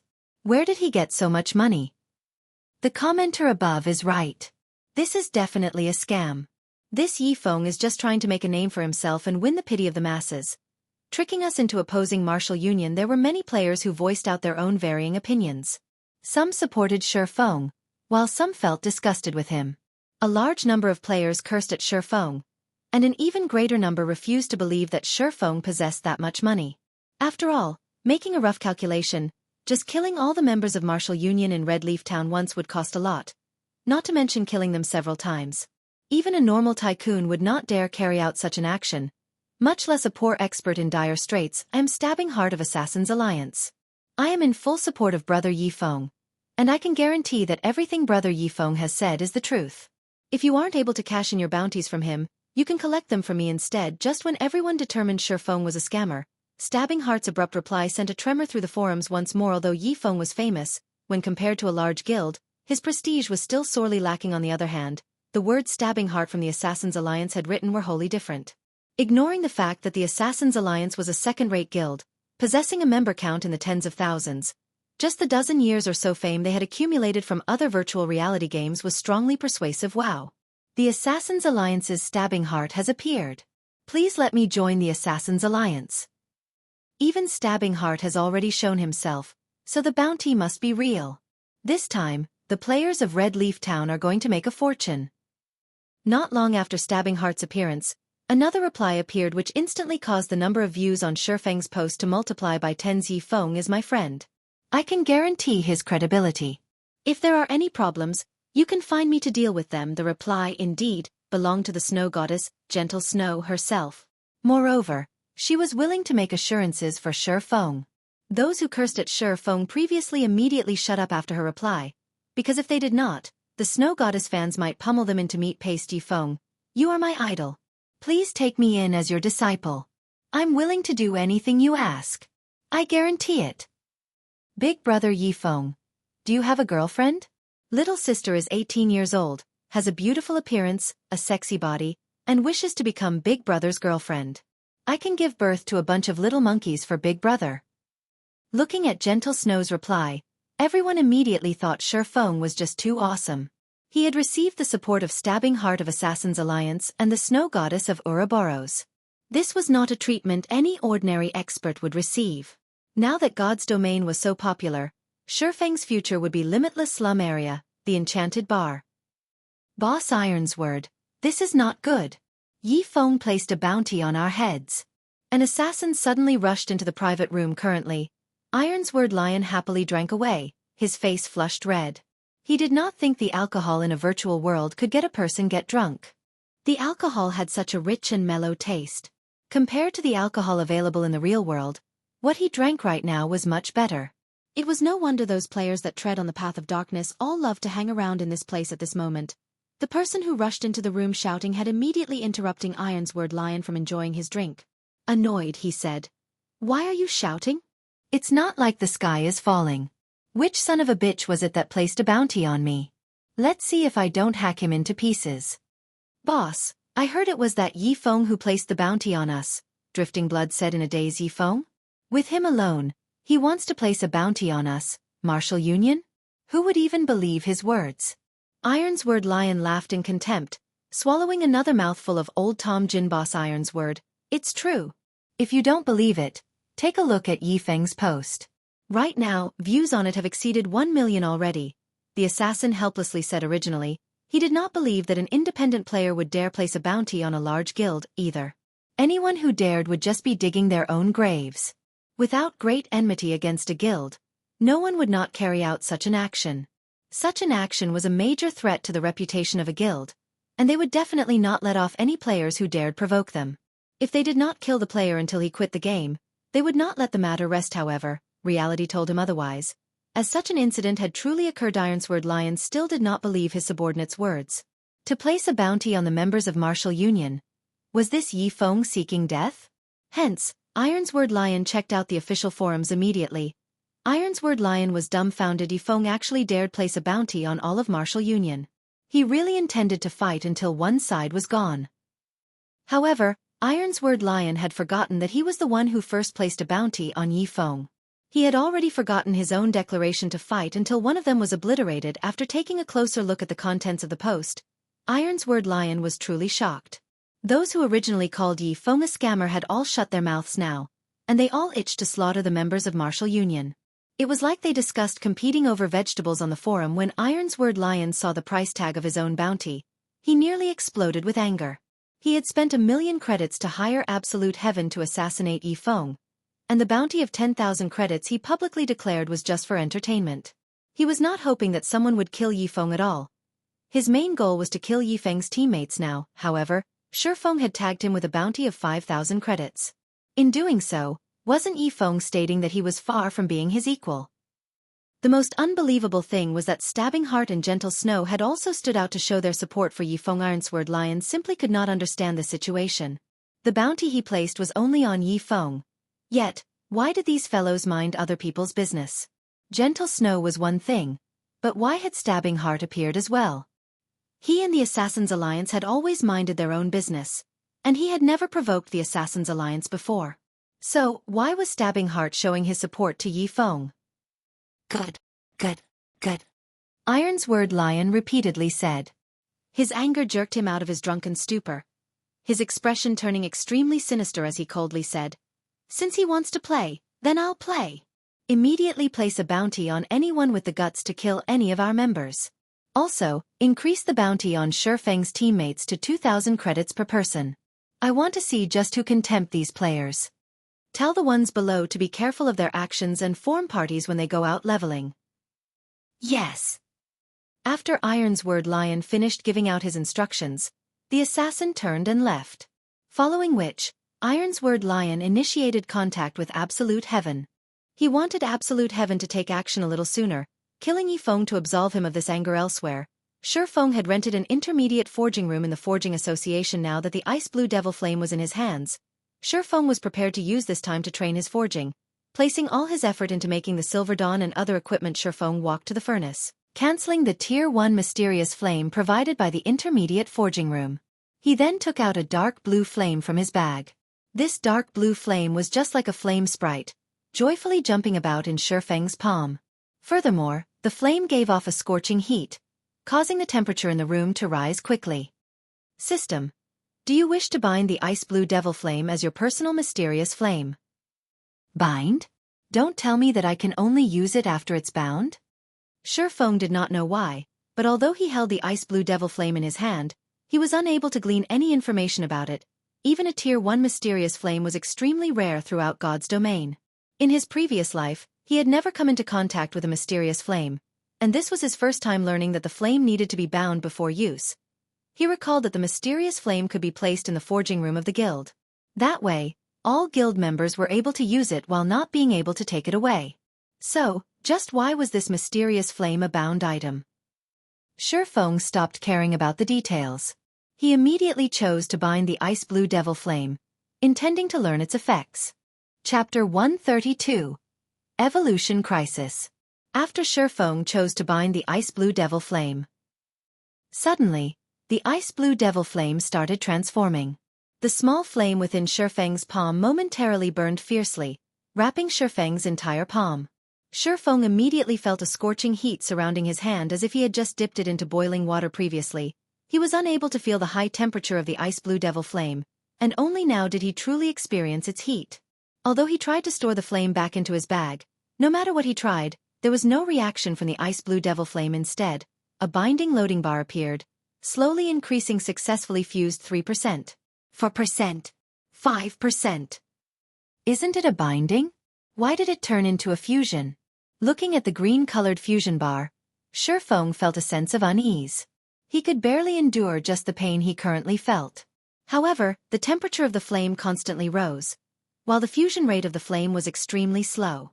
If this situation were to continue, Ye Feng would, sooner or later, die from the pain alone. Just when Ye Feng had called out the pain perception system's interface, intending to turn off all his senses of pain, his flaming hand no longer felt hot. Instead, he felt a cooling feeling on his palm as if it submerged in ice-cold water. Is the fusion complete? Ye Feng took another look at the fusion bar. It showed 8%, still very far from reaching 100%. However, since it was no longer hot, Ye Feng gave up the notion of turning off the pain perception system. However, another moment later, his flaming hand grew colder and colder as if it were inside an ice cube. Ye Feng could not help but shiver at the chilling temperature. Just when he was unable to endure the cold any longer, the flame surrounding his hand turned hot once more. In such a way, the flame constantly alternated between hot and cold. Ye Feng was also able to understand the reason for this phenomena. Just like its name, the ice-blue devil flame possessed both ice and fire attributes. However, Ye Feng no longer wished to endure torture by the ice-blue devil flame, so he chose to turn off the pain perception system. During the fusion process of the ice-blue devil flame, if pain perception falls below 20%, fusion will fail and cause a fixed amount of damage to the player. Are you sure you want to turn off the pain system? Crap! Ye Feng could not help but curse at the despicable system. The system was clearly trying to toy with him. Moreover, it did not mention what sort of damage the fixed damage was. The fusion progress was already at 30%, so he couldn't just give up halfway. Helpless about the situation, Ye Feng could only tune down his pain perception from the original 40% to 20%. That way he could, more or less, bear through the suffering. However, things were far from over. After the fusion bar reached 50%, the ice-blue devil flame started spreading throughout Ye Feng's entire body, turning Ye Feng into a flaming man. Ye Feng's entire body burned with a deep blue flame, just like the Ghost Rider compared to the Ghost Rider's flame. However, the flame burning Ye Feng's body was much more pure and dazzling. Even the ground below his feet started showing signs of melting. The floor of the forging room had undergone special strengthening techniques specifically to resist high temperatures. The floors of the forging room were much stronger than even a secret silver weapon. However, this floor could still not withstand the flame surrounding Ye Feng's body.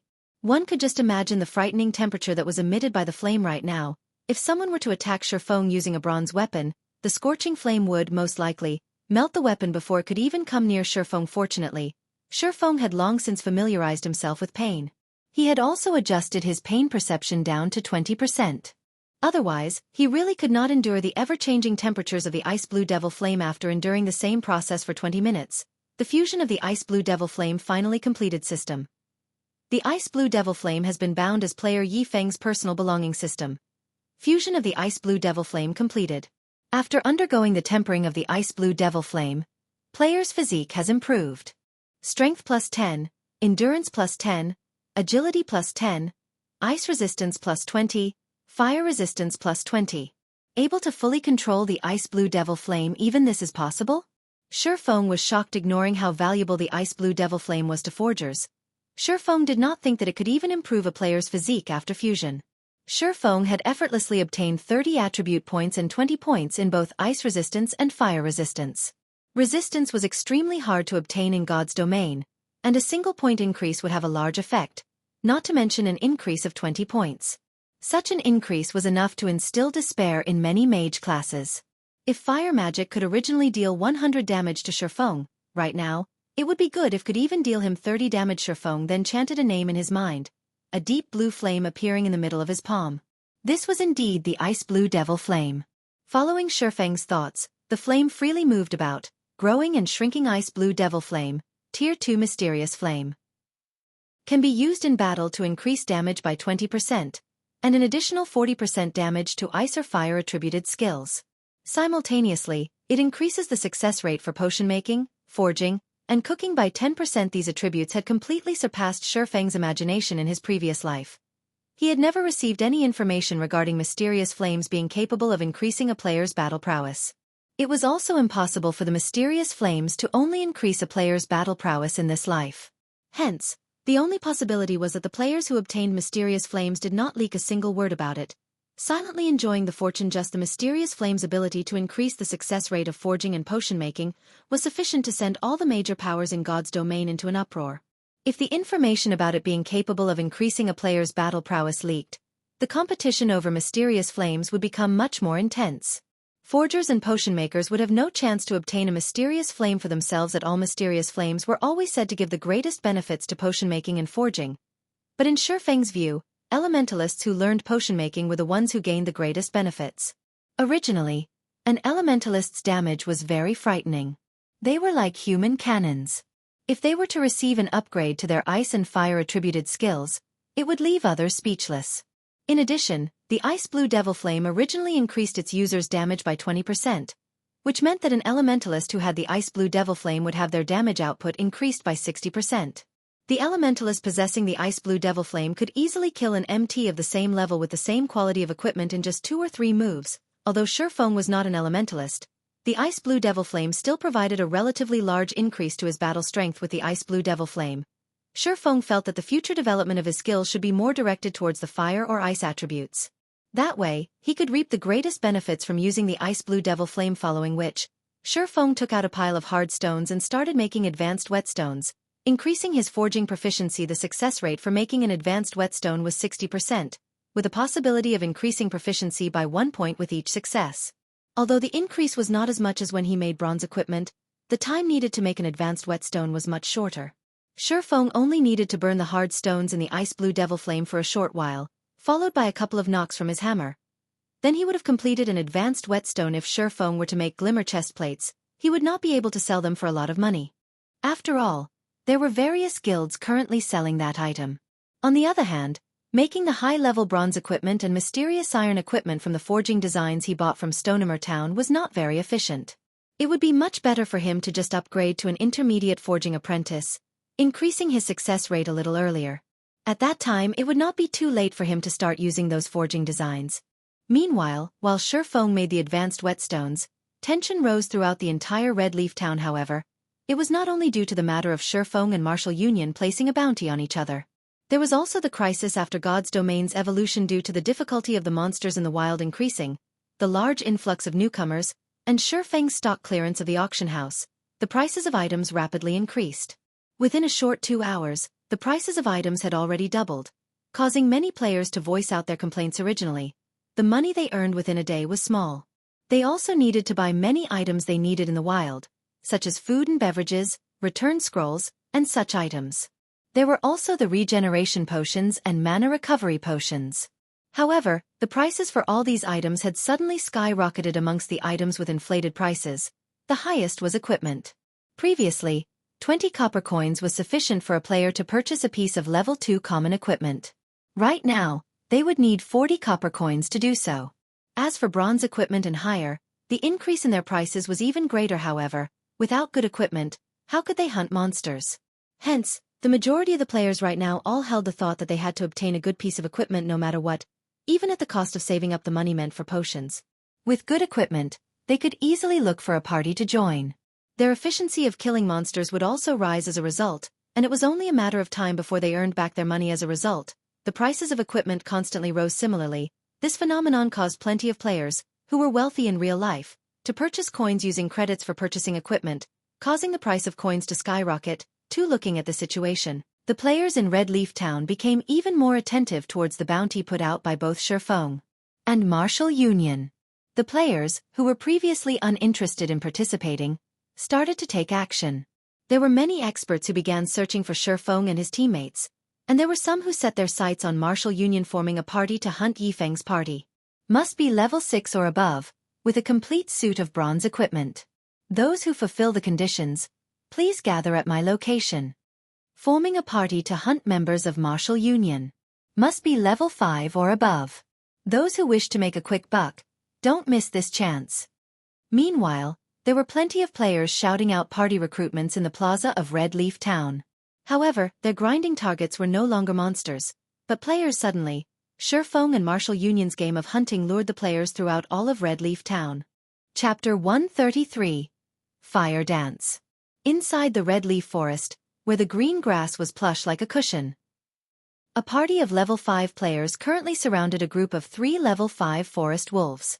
The players advanced and retreated in battle familiarly, steadily pushing the 3 forest wolves towards defeat.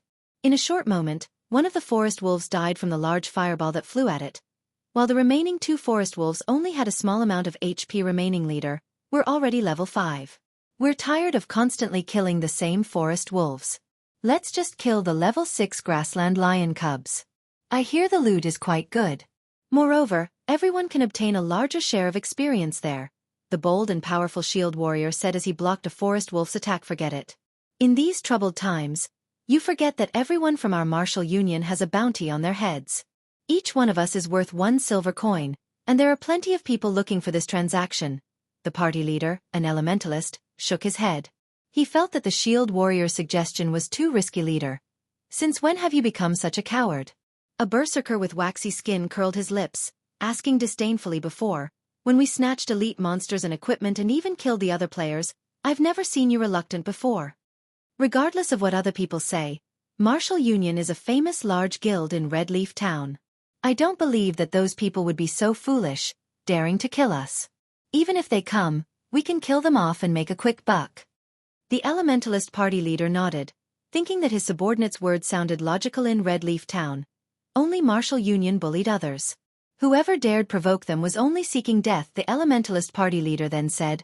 All right. After we kill these 2 forest wolves, we'll go kill the grassland lion cubs. Oh yeah. The shield warrior grinned, using his shield to send one of the forest wolves flying.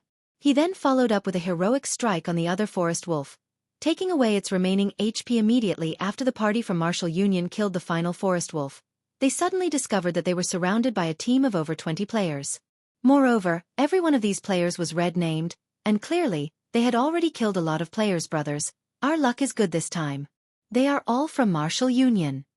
A red-named female assassin with a provocative body revealed herself from stealth. She wore a smile as she looked at the players from Martial Union. The members of Martial Union immediately felt chills through their bodies. This female assassin was clearly the scout for this entire team. Although she should have been hiding near their party this entire time, they did not detect her presence at all. What are you all trying to do? The Elementalist party leader asked in a cold tone, his eyes observing his surroundings. What are we doing? The female assassin gleefully smiled at the party leader from Martial Union, saying with a laugh, Of course, we are here to do some happy things with you. Sister Fire Dance, why are you wasting your breath on them? Let's just kill them and be done with it, one of the rangers standing in the encirclement said, feeling restless. His bow was already knocked and aimed at Martial Union's cleric. The shield warrior from Martial Union knew that they were not a match for these group of players. Hence he intimidated, You guys better think through this. You will not have a good ending if you become Martial Union's enemies. By the time we take care of that Ye Feng, we will take revenge on those who dared attack the members of our guild. You guys best consider your actions properly. Don't make a mistake. Is Martial Union really that amazing? The female assassin named Fire Dance played with the dagger in her hand. Curling up her lips slightly, she said, Why have I heard that you guys suffered a crushing defeat at the hands of my idol Ye Feng? Moreover, since you guys dared make trouble with my idol, it's no different than seeking for trouble with me. You should all just die right here. Brothers, take action. Don't let any of them escape. Hearing Fire Dance's command, the 20-plus players surrounding Martial Union rushed forward. Meanwhile, the female assassin named Fire Dance suddenly appeared behind the party leader from Martial Union. She immediately knocked the Elementalist unconscious, her icy cold dagger slashing across his neck. She then followed up with a backstab and eviscerate, instantly taking the party leader's life. Her techniques both quick and efficient. The other members of Martial Union were extremely shocked by this scene. Their hearts stopped beating completely. Immediately, they turned and ran. However, would it be that easy to run away? Immediately, the ice walls of Elementalists blocked their escape, followed by ice spheres reducing their movement speeds. Several berserkers separately used charge on their targets, followed by breaks, greatly reducing the movement speeds of the members of Martial Union once more. With their fleeing speed slower than even a tortoise, the members of Martial Union died within moments. Tidy up the loot quickly. We'll be looking for our next target, Fire Dance issued her command. These fellows sure are fat. They have contributed 3 pieces of bronze equipment to our inventory. It really makes you wonder just how fat Ye Feng's party, which is much more powerful, is, a lean berserker said as he collected the dropped items. He couldn't help but drool when he gazed at the bronze equipment the members of Martial Union left behind him. Water Buffalo, are you having ideas about my idol's teammates? Fire Dance looked at the berserker, smiling faintly as she asked. Immediately, the berserker called Water Buffalo quivered, hurriedly laughing as he replied, How would I even dare? I was only fantasizing in my mind a little. If I really did look for trouble with them, I would only be there to die at their hands. Humph. At least you know your limits, Fire Dance snorted. She then turned, departing in search of her next target. Red Leaf Town, slum area, the enchanted bar. Pang! Iron's Word Lion angrily smashed the alcohol bottle in his hand after seeing the report from his subordinates. Who can tell me what is going on exactly? Why is it only our members are dying, while not even a shadow of Ye Feng's teammates can be found? According to the report from his subordinates, within a short 2 hours, Of all the members of Martial Union stationed in Red Leaf Town, 58 of them had already died once. Amongst those who died, 9 of them were even the top echelons or elites of their guild. Not only had they lost a level as a result of dying, they even dropped some of their equipment. This was a huge loss for Martial Union's Red Leaf Town branch. Moreover, Ironsword Lion was required to compensate them for their losses. Besides that, the large number of deaths had largely impacted the loyalty of the members of Martial Union. Many started to think of leaving the guild as they did not wish to be dragged into this game of hunting. If this matter did not quickly resolve, the Martial Union branch at Red Leaf Town would, sooner or later, break up Boss Ironsword. Could they be hiding? Why don't we increase the bounty on them? That might tempt the true experts, Drifting Blood suggested. Fine. Increase the bounty immediately. I don't believe that we can't find them. Ironsword Lion nodded his head. He then continued saying, remember, as long as you receive any information, immediately contact Absolute Heaven. Leave it to me, boss. I'll relay the information immediately. Inside an intermediate forging room, Shi Feng repeated the same task. Over and over Shi Feng took out a hard stone, immediately using the ice blue devil flame to burn it. He then used the runic hammer to tap at it a few times, very quickly forming a high-quality advanced whetstone system. Advanced whetstone has been successfully forged. Forging proficiency increased by 1 point. Obtained 200 EXP advanced whetstone, consumable. When used on a level 20 weapon or below, recovers the durability by 8 to 12 points. Simultaneously, it increases the damage of the weapon by 3% for a duration of 30 minutes. Number of usage remaining, 3. In the later stages of the game, the value of this item would become greater and greater. The reason was that the damage to a weapon increased as monsters' prowess increased. It was especially true for monsters that were level 7 and above, as some of them possessed skills that could greatly reduce the durability of a weapon. Hence, whetstones became one of the necessities when grinding and battling in God's Domain's wilds compared to a normal whetstone. Not only could the advanced whetstone recover a weapon's durability, but it could also increase the weapon's sharpness, increasing the weapon's damage by 3%. This effect could even compare to a buff, and it would greatly benefit melee players. There would be plenty of melee classes scrambling over this item, and they would still be willing to buy more after buying the first. No player would willingly reduce their damage when fighting monsters, even if it were just a 3% reduction right after Shi Feng finished the advanced whetstone system. Congratulations! You are the first player to be promoted to an intermediate forging apprentice. Obtained 50,000 EXP. Rewarding 10 runic steel. Chapter 134. Silver Lake. After seeing the system notification, a faint smile appeared on Shi Feng's face. He finally received the promotion to intermediate forging apprentice after making over 400 advanced whetstones. However, to obtain the promotion to advanced forging apprentice, he needed 3,000 proficiency points. He could not achieve such an amount in a short period. Shi Feng looked at his experience bar. It was currently at 94% of level 9. Only 6% away from the level 10 threshold. As long as he strived a little further, he would break through that threshold in God's Domain. There was a huge boost in attributes every 10 levels when players obtained their first 10 levels. It was an indication that they could enter a city. In a city, players could enjoy various benefits. Not only could they purchase resources not sold in towns, but they could also obtain plenty of high-leveled quests. Players could even purchase bronze equipment at a low price, though that depended on the player's luck. It would also be much easier for players to make money once they reached a city. Furthermore, players could use the teleportation gates available in the city to transfer to high-level monster areas.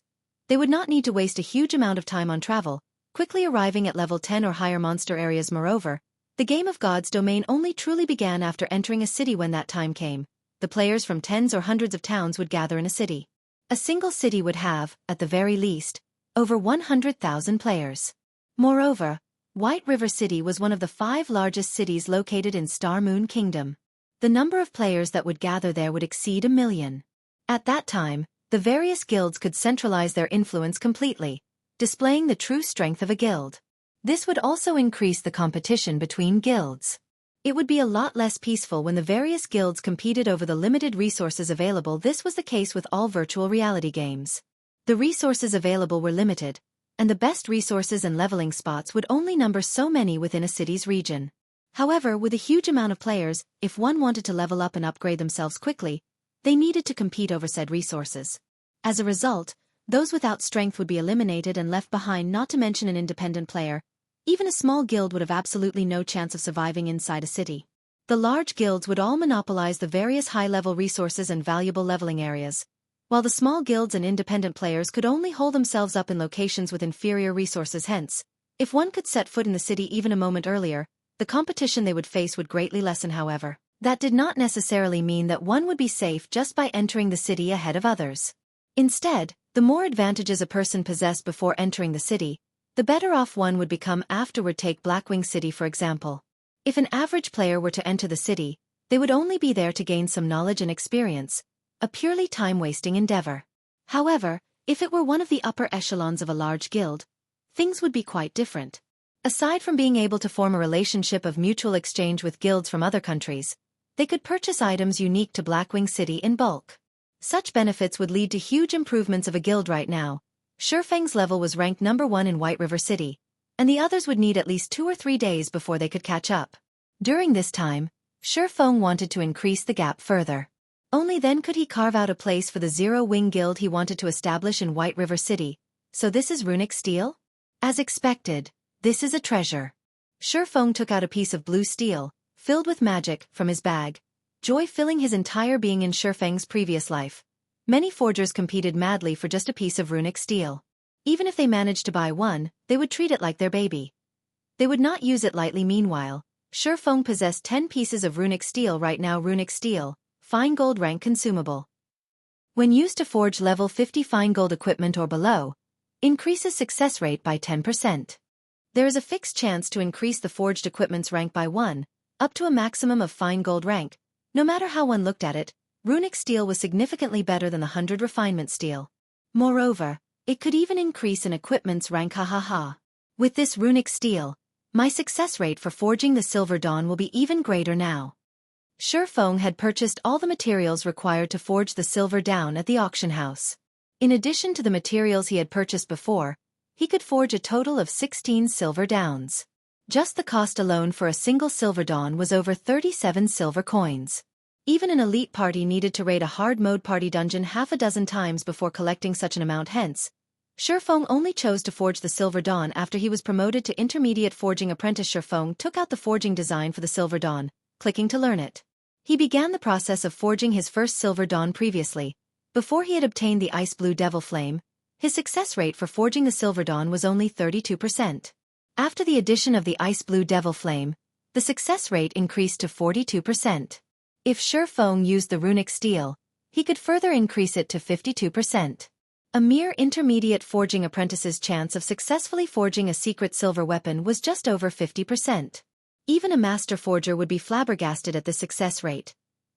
The reason was that a basic master forger only possessed a 30% success rate when forging a secret silver equipment, and only a grandmaster forger had a 50% success rate. Feng carefully read through the process of making the Silver Dawn before refining the materials. Feng first used the Philosopher's Stone to obtain a high-purity refinement of the materials. He then placed the materials into the Ice Blue Devil Flame, waiting for them to merge. Feng possessed 100% control over the Ice Blue Devil Flame, so he could merge the materials together to an exceptional degree. However, Feng chose not to include the incomparably precious runic steel in the forging process this time. The first attempt was only for Feng to familiarize himself with the forging process of the Silver Dawn. Moreover, he only possessed 10 pieces of runic steel, and each one of them was worth at least 1 gold coin. The runic steel was extremely hard to obtain, and using it now would just be a waste. If other forgers knew that Feng intended to use the runic steel to forge the Silver Dawn, they would curse at Feng in anger. The Silver Dawn was only a level 10 secret silver weapon, yet, Feng actually thought of using the runic steel to forge it. Such an action was simply maddening. 10 minutes later, the refinement process was complete. Feng looked at the product of his refinement with satisfaction. He then placed the piece of metal on the anvil, using the runic hammer to pound it. Its sparks flew about as the sounds of the hammer striking the metal resounded throughout the forging room. Feng was extremely careful with every strike, afraid that a single misstep would affect the final shape of the Silver Dawn. After striking at the metal hundreds of times, sweat drenched Feng. Satisfied, he clicked the generate button, following which, the red-hot metal began to take shape, transforming into a silver-colored longsword. He investigated the weapon's information after a full 5 seconds. System: forging of the Silver Dawn has failed. Feng looked at the weapon's attributes, discovering that it was only a level 10 mysterious iron weapon. Indeed, the forging failed. However, Ye Feng was not overly disappointed at the results. Although the success rate stated was 42% on the surface, due to it being Ye Feng's first time forging the Silver Dawn, the actual success rate was much lower. Success was impossible, no matter how one looked at it. If he succeeded, it would be a true miracle with a failure in hand. Ye Feng summarized his experience into a lesson for himself. The reason Ye Feng could lead a third-rate guild like Shadow to become one of the top second-rate guilds was not due to any inborn talent of his. Instead, it was because Ye Feng always summarized and learned from his experiences. If others gained experiences from success, Ye Feng gained experiences from failure. After reviewing for over 10 minutes, Ye Feng started forging a second time. However, after 20 minutes or so, it was another failure. The weapon he forged was still mysterious iron ranked, though with a slight improvement. The attributes of the weapon were slightly better. Ye Feng continued forging, and failing, for a total of 6 tries, taking a loss of over 2 gold coins. Feeling that he was mostly familiar with the forging procedures, Ye Feng started his 7th attempt of forging the Silver Dawn. He even used a runic steel this time. Soon after, Ye Feng refined, hammered, and shaped the lump of metal clicking generate. Suddenly, an exquisite-looking light blue-colored long sword formed. There were even mysterious runes carved on the blade of the sword, the runes possessing faint traces of magic circulating within.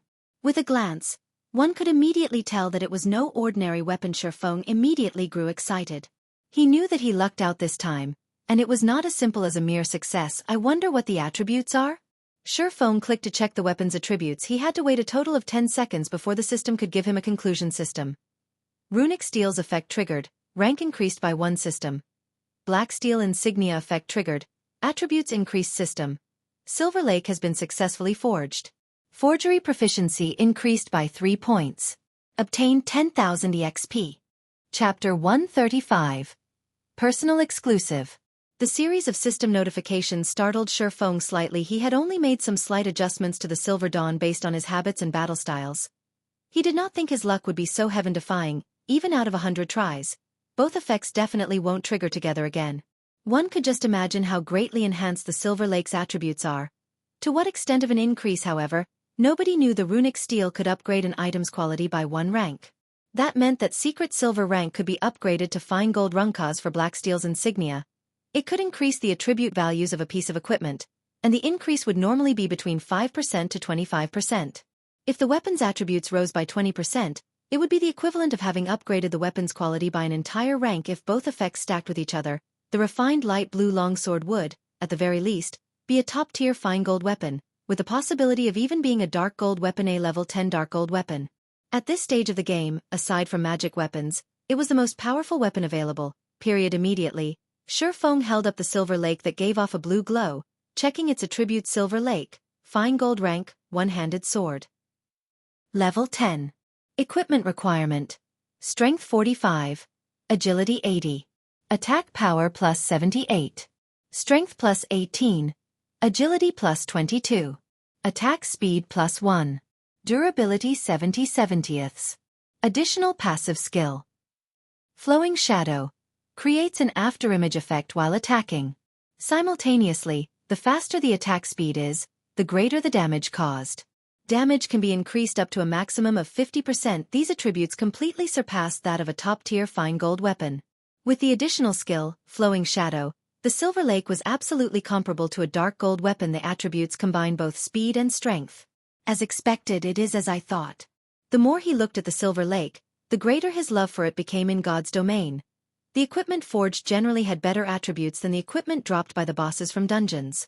Moreover, the forged ones were more suitable for specific classes. Hence, many experts preferred to hire master forgers to craft them custom weapons and equipment personally. Hence, master forgers were extremely welcomed and respected in God's domain. The experts of God's domain, especially, loved to make friends with master forgers. Master forgers also held great influence within a guild within God's domain. Nobody would rashly offend a master forger. Who knew which expert a master forger had forged a weapon for before?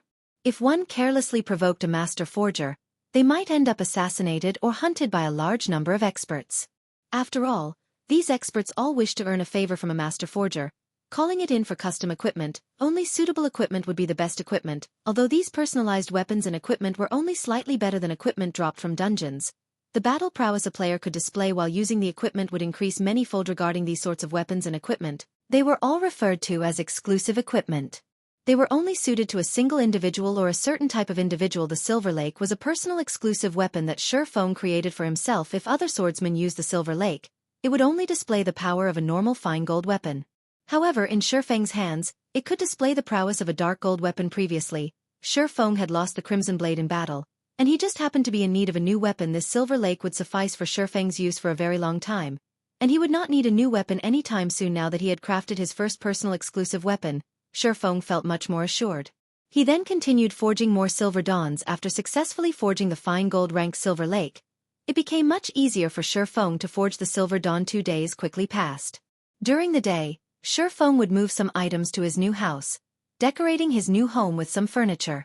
He then trained his body as usual. At night, after he entered God's domain, he forged equipment without stopping. In such a way, his time was fully occupied. After training his body for a time, in addition to the constant aid of the nutrient fluids, Ye Feng could feel a clear improvement in his body's physique. Also, his mind felt much more clear. Currently, his physique had only caught up with the average standard of the athletes in his university. As long as he persevered for another fortnight, he might be able to reach the standard of the Fighting and Martial Arts Society's members. At that time, his body could absorb nutrient fluids more efficiently, allowing his mind to become much more active. Meanwhile, during the nights in God's domain, aside from occasionally visiting the auction house to purchase materials and appreciation items, Ye Feng had conducted a large transaction with Stabbing Heart. Ye Feng sold the level 5 to level 7 bronze equipment he possessed in bulk, earning himself over 2 gold coins and over 200,000 credits. Other than that, Ye Feng spent the remainder of his time cooped up in the intermediate forging room. Not only did he forge Silver Dawns, but he also forged plenty of equipment using the bronze and mysterious iron forging designs he obtained from Blackbeard. After he spent all his money on forging equipment, he continued making advanced whetstones. In a period of 2 days, Ye Feng had forged a total of 31 Silver Dawns, over 200 pieces of level 8 bronze equipment, over 100 pieces of level 9 bronze equipment, over 100 pieces of level 10 bronze equipment, over 60 mysterious iron weapons, over 70 pieces of mysterious iron equipment, and over 2,000 advanced whetstones. If other forgers saw at these numbers, they might faint from shock. Ye Feng's forging speed was simply outrageous. However, the main reason Ye Feng could create so many items was his low rate of failure. After forging so much equipment, Ye Feng's level had long since reached level 10, and he was not that far from level 11. As long as Ye Feng desired, he could go to White River City at any time. However, he did not plan to make that journey yet. At the very least, he wanted to make a trip to Blackwing City first, before going to White River City. According to Ye Feng's understanding, the average players were mostly at level 6, the pro players at level 7, while only those leveling madmen who played the game 24 hours a day might be level 9. Hence, Ye Feng was not in a hurry. Going from level 9 to level 10, the EXP needed was not a small amount. At the very least, it would take over a day to obtain it. Just as Ye Feng prepared to go to the auction house and sell a few more glimmer chestplate forging designs, Ye Feng suddenly discovered an interesting matter. The members of Martial Union, whom he could previously see on the streets, were nowhere to be found. Could Martial Union have disbanded already? Ye Feng was slightly puzzled. He then called out the bounty system governed by the main god system, checking just how many members of Martial Union have died during this period. The collection of bounties in God's domain could be done through the main god system. As long as a player completed a bounty and submitted the appropriate information, the main god system would verify the information. After verification, the bounty previously registered and stored by the employer would be handed over to the player. There was absolutely no need for the employer to personally verify all information submitted, wasting a lot of time in the process. Previously, Ye Feng stored 5 gold coins and 1,000,000 credits in the main god system, enough to burn Martial Union for a month or two. However, now that Ye Feng took a look, he was immediately dumbfounded. The 5 gold coins he placed were no more, while there was still around 800,000 remaining of the 1,000,000 credits.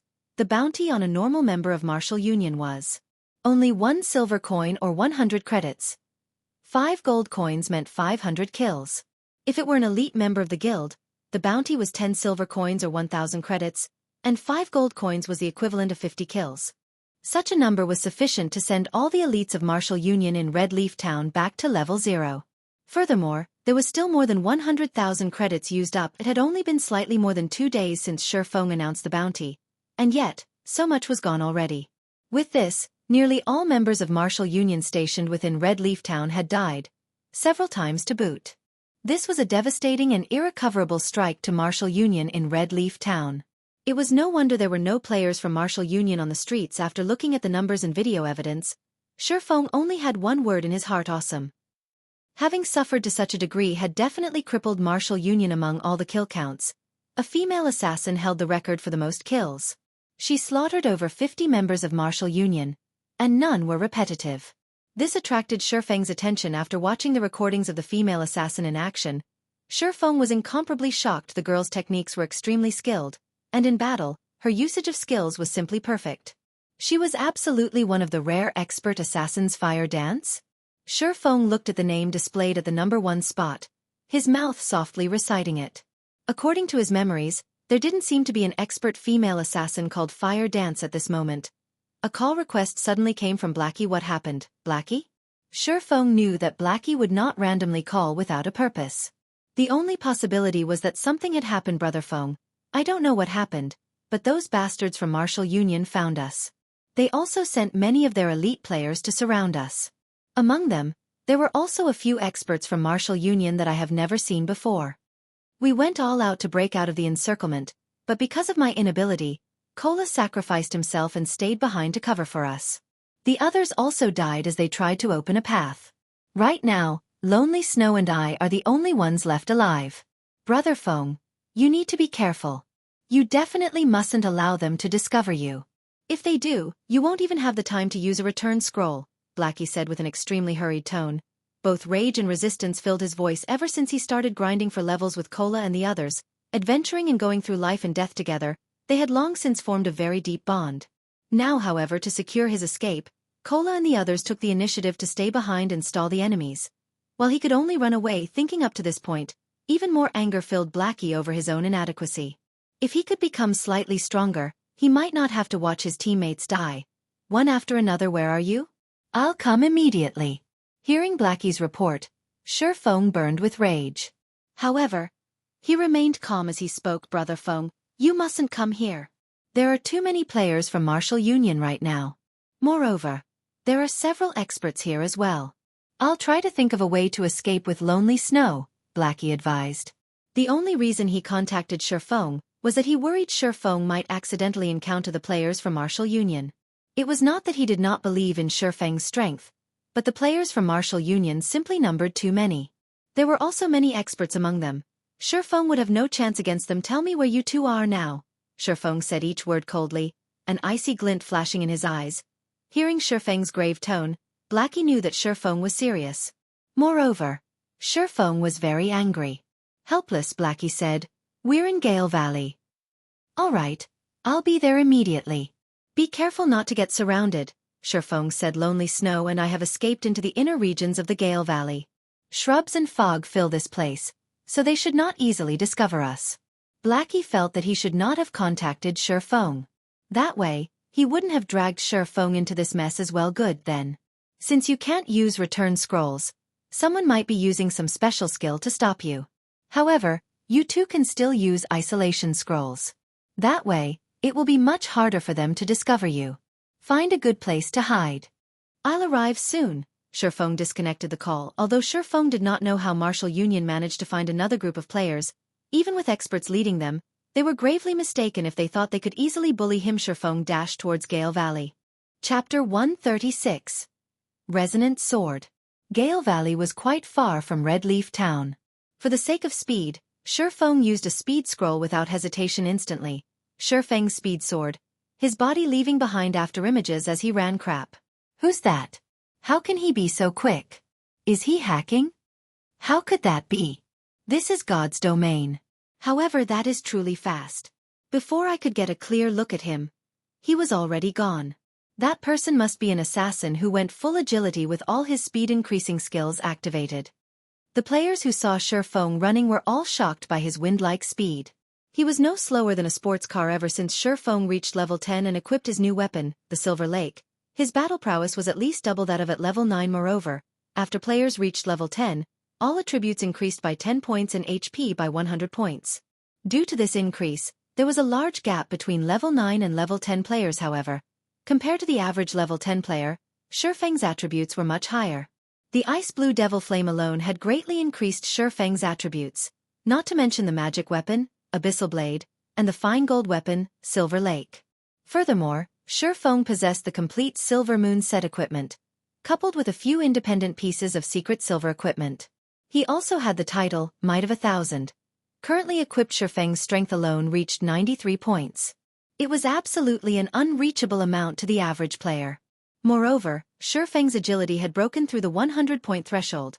Activating the intermediate agility hidden passive skill like the wind, it was renowned as a godly skill for battling in the open.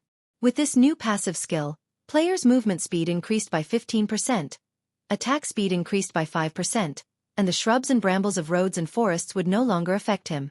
Simultaneously, consumption of stamina had slightly reduced, greatly improving a player's survivability and ability in battle. Originally, Ye Feng needed to travel for about 2 hours to reach Gale Valley. However, with this new passive skill, it took Ye Feng less than an hour to arrive. The outer region of Gale Valley was a level 8 area, while its inner regions were level 9. Not only was there a large number of monsters in Gale Valley, but the monsters here also traveled in groups. Without a certain amount of strength, one could only seek death by coming to this place. Right now, only a small minority of players dared come here to level up. The Gale Valley was long and narrow. If over 500 players were present, they could perform an inch-by-inch search as they advanced. However, based on the information Blackie provided, Martial Union had only sent around 200 players. It was not enough to create a perfect encirclement of the area, and it would not be easy for them to locate Blackie and Lonely Snow. Moreover, if these 200 or so players wished to locate Blackie, they would have to spread out and form search parties. In regards to jungle battles such as this, Ye Feng had experienced plenty in the past. In his previous life, he had done battle with many second-rate guilds, and even first-rate guilds, in forested areas. Although the players involved numbered in the tens of thousands, he still bloodily massacred his enemies. It could be said that Ye Feng was most familiar with these types of battles. For the players who had only recently experienced the evolution of God's domain, however, their experiences of such warfare was nil as expected. There is a sentry here. Before arriving at the entrance of Gale Valley, Ye Feng had altered his appearance after entering Gale Valley. With his extraordinary 5 senses, Ye Feng immediately discovered the 4 level 6 assassins hidden around the valley's entrance. These assassins were all scouts of Martial Union specialized in investigation. They were currently tasked to report back all the players who entered the Gale Valley, determining whether or not said players were here as the enemy's backup. With this information, they could allow their members to prepare beforehand and set up an ambush. Unfortunately, Ye Feng had long since guessed this, hence his alteration of his appearance before entering the Gale Valley. Even if the experts of Martial Union knew that someone had entered the Gale Valley, they would not know it was Ye Feng. They would only see him as an independent player, here to level up, and they would not be wary of him. Ye Feng paid no heed to these assassins. Instead, he went deeper into the Gale Valley. Based on Ye Feng's strength alone, it would be extremely easy for Ye Feng to kill these 4 level 6 assassins. However, he would not. Doing so would only alert the enemy of his presence. If he caused the members of Martial Union to become vigilant, he could not achieve the greatest effect when he ambushed them later on. Boss unstable. There's a player entering the Gale Valley. However, he's not the target. Ye Feng, one of the assassins on guard at the valley's entrance, reported. Got it? You guys stay on guard there. As long as Ye Feng enters the Gale Valley, immediately report it to me. Also, remember to tail him, and do not let him discover any of you.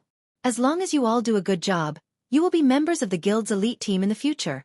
The player called Unstable commanded. Seriously, yes.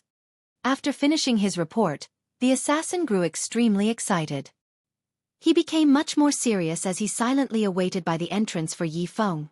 However, he did not know that the person he mentioned had long since entered the Gale Valley. After Ye Feng entered the Gale Valley, he constantly advanced through the treetops. He utilized his heightened vision to observe the surrounding situation, making accurate decisions. And someone's here very quickly. Ye Feng detected sounds of battle from the forest a short distance ahead. Moreover, it did not seem like a small battle immediately.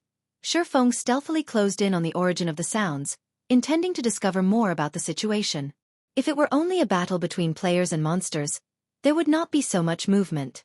Moreover, the closer Ye Feng was, The clearer the sounds of metal clashing against metal and the ear-piercing screech of blades and swords interweaving with each other, could they have discovered Blackie? Shi Feng shook his head, feeling that the possibility was extremely low. Previously, when Blackie contacted him, Blackie stayed in the level 9 inner regions of Gale Valley.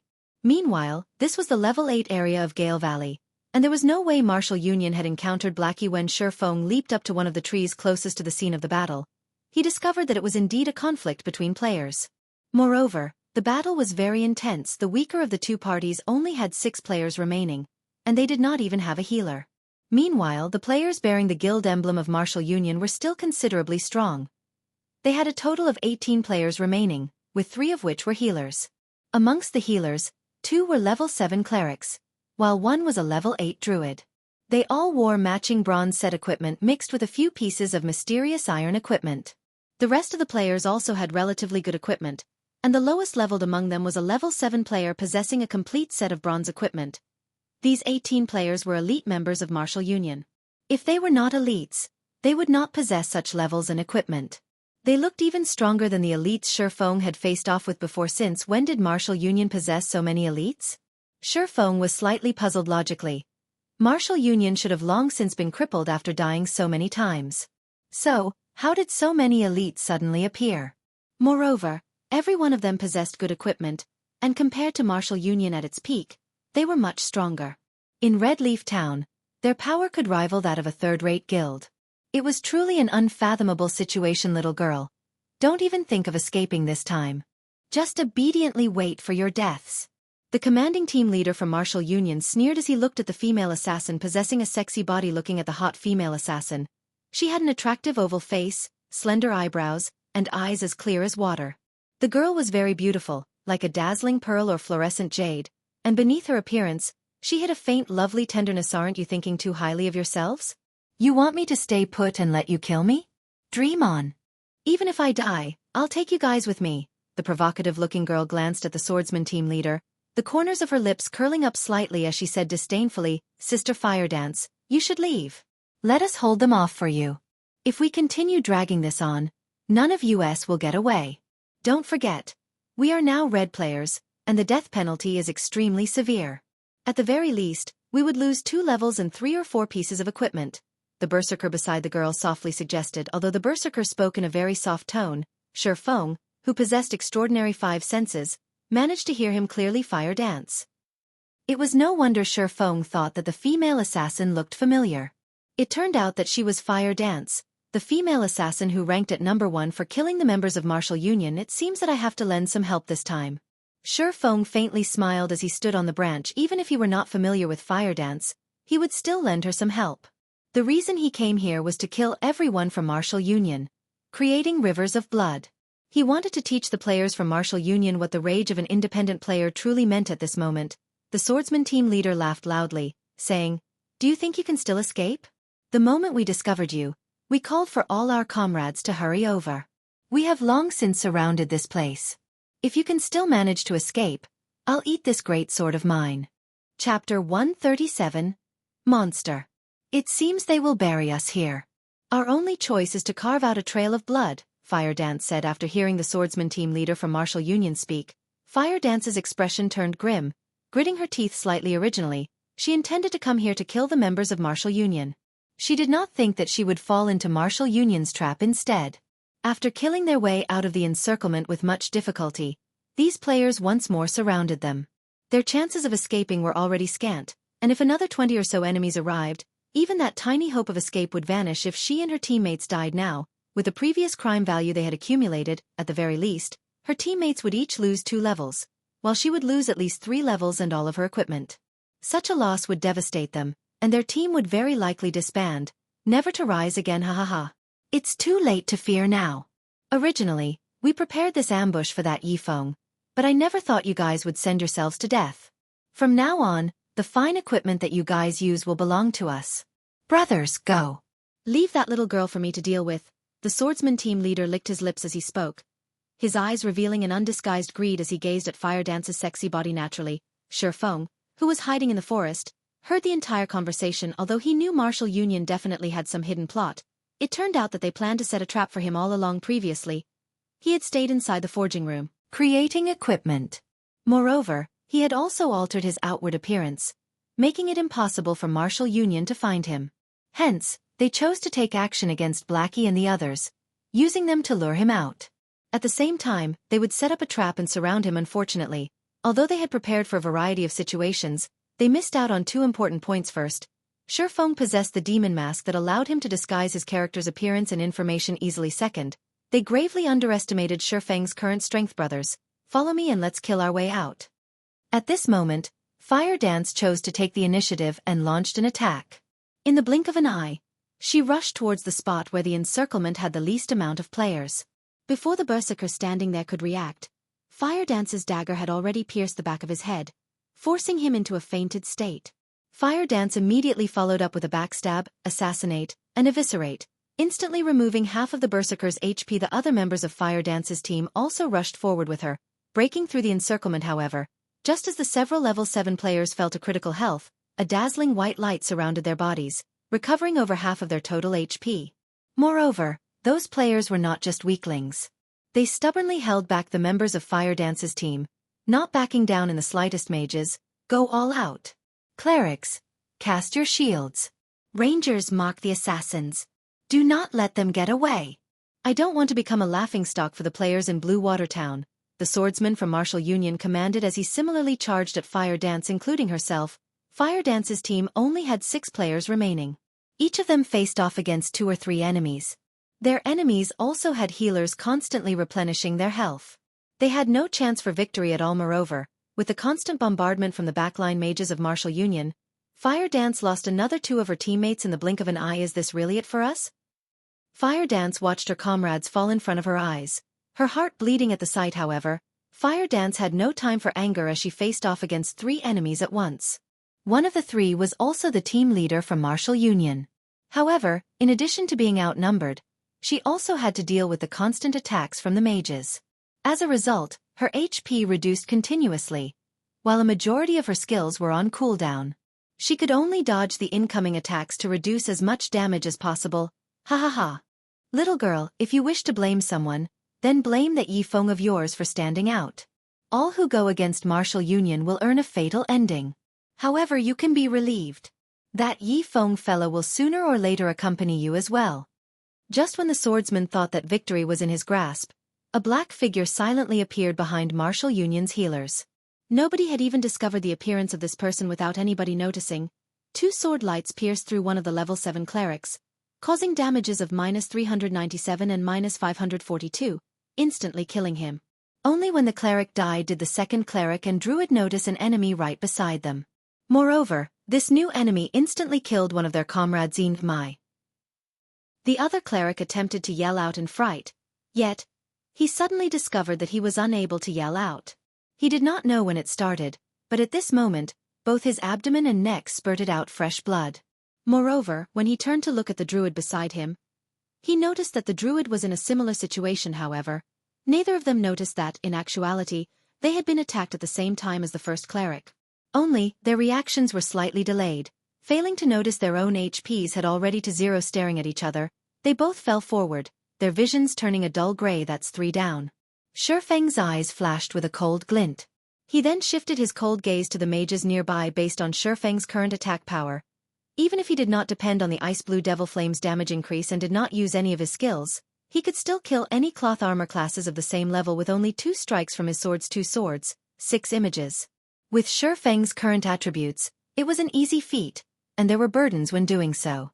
Moreover, the faster Ye Feng's sword slashes were, the greater the damage the Silver Lake could cause. If Ye Feng's speed reached its pinnacle, it might even be possible for him to instant kill a cloth armor class with just a single sword strike. In an open battlefield like this, Ye Feng was just like a harvester, reaping players' lives with Ye Feng's current attack speed. If other players did not activate their extraordinary state, they could not block Ye Feng's attacks at all. Without a doubt, they would instantly die. Meanwhile, the current players able to activate the extraordinary state were usually melee classes, such as the swordsman team leader. Only with it could they possibly have a chance to react and retaliate against Ye Feng. However, even then, it was only a possibility. Ye Feng then activated Wind Blade, rushing towards the nearest elementalist of Martial Union. Are you healers dead or what?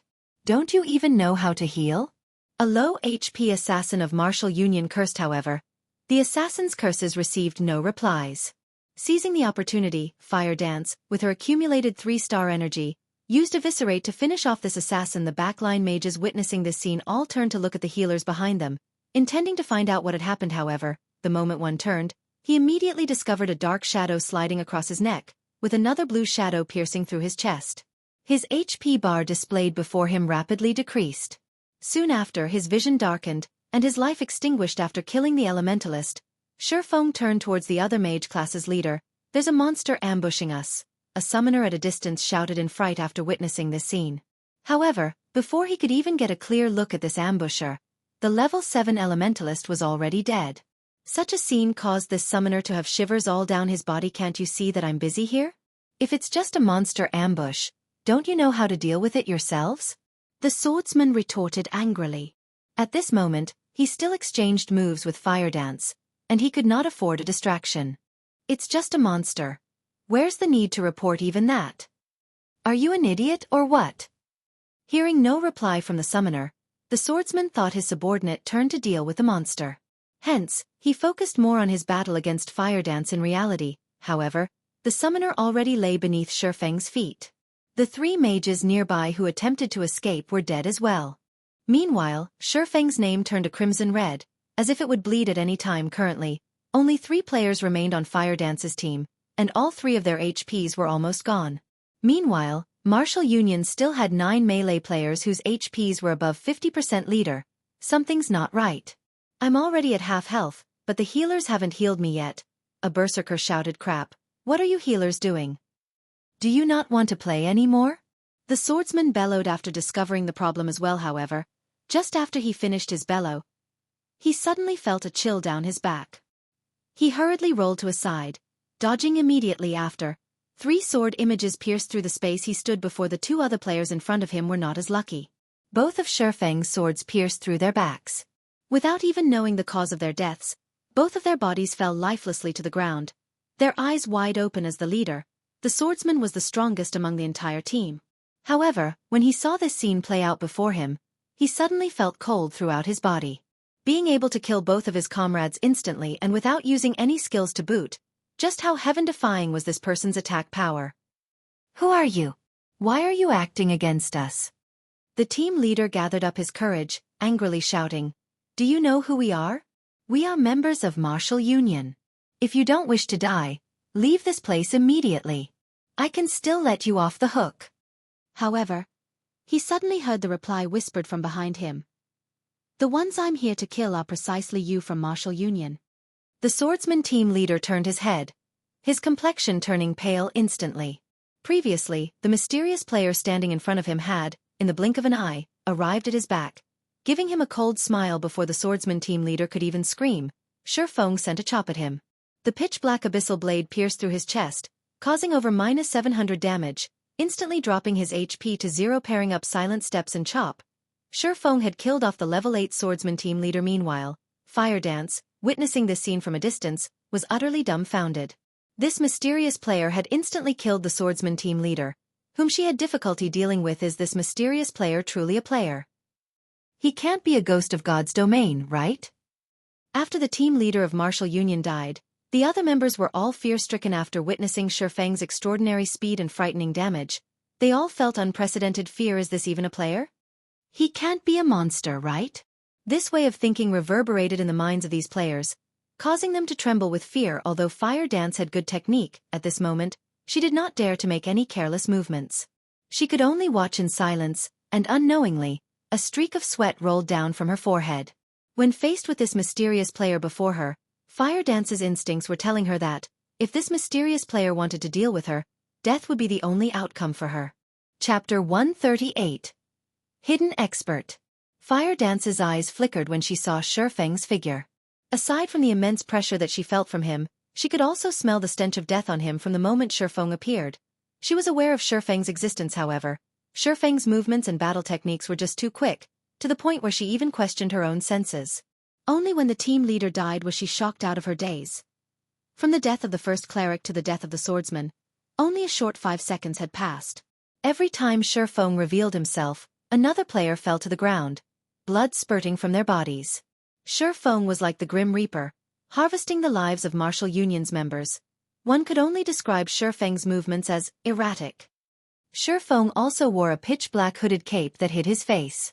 In addition, the demon mask hid his name, level, and other information. Aside from his HP bar, there was nothing else to see.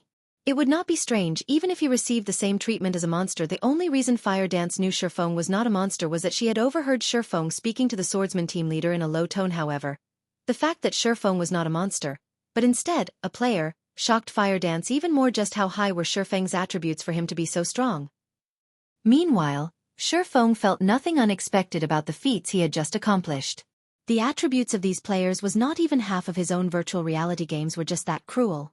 Although the gap of attributes between each level was small, when accumulated to a certain degree, the gap in total strength would be massive. Quick escape.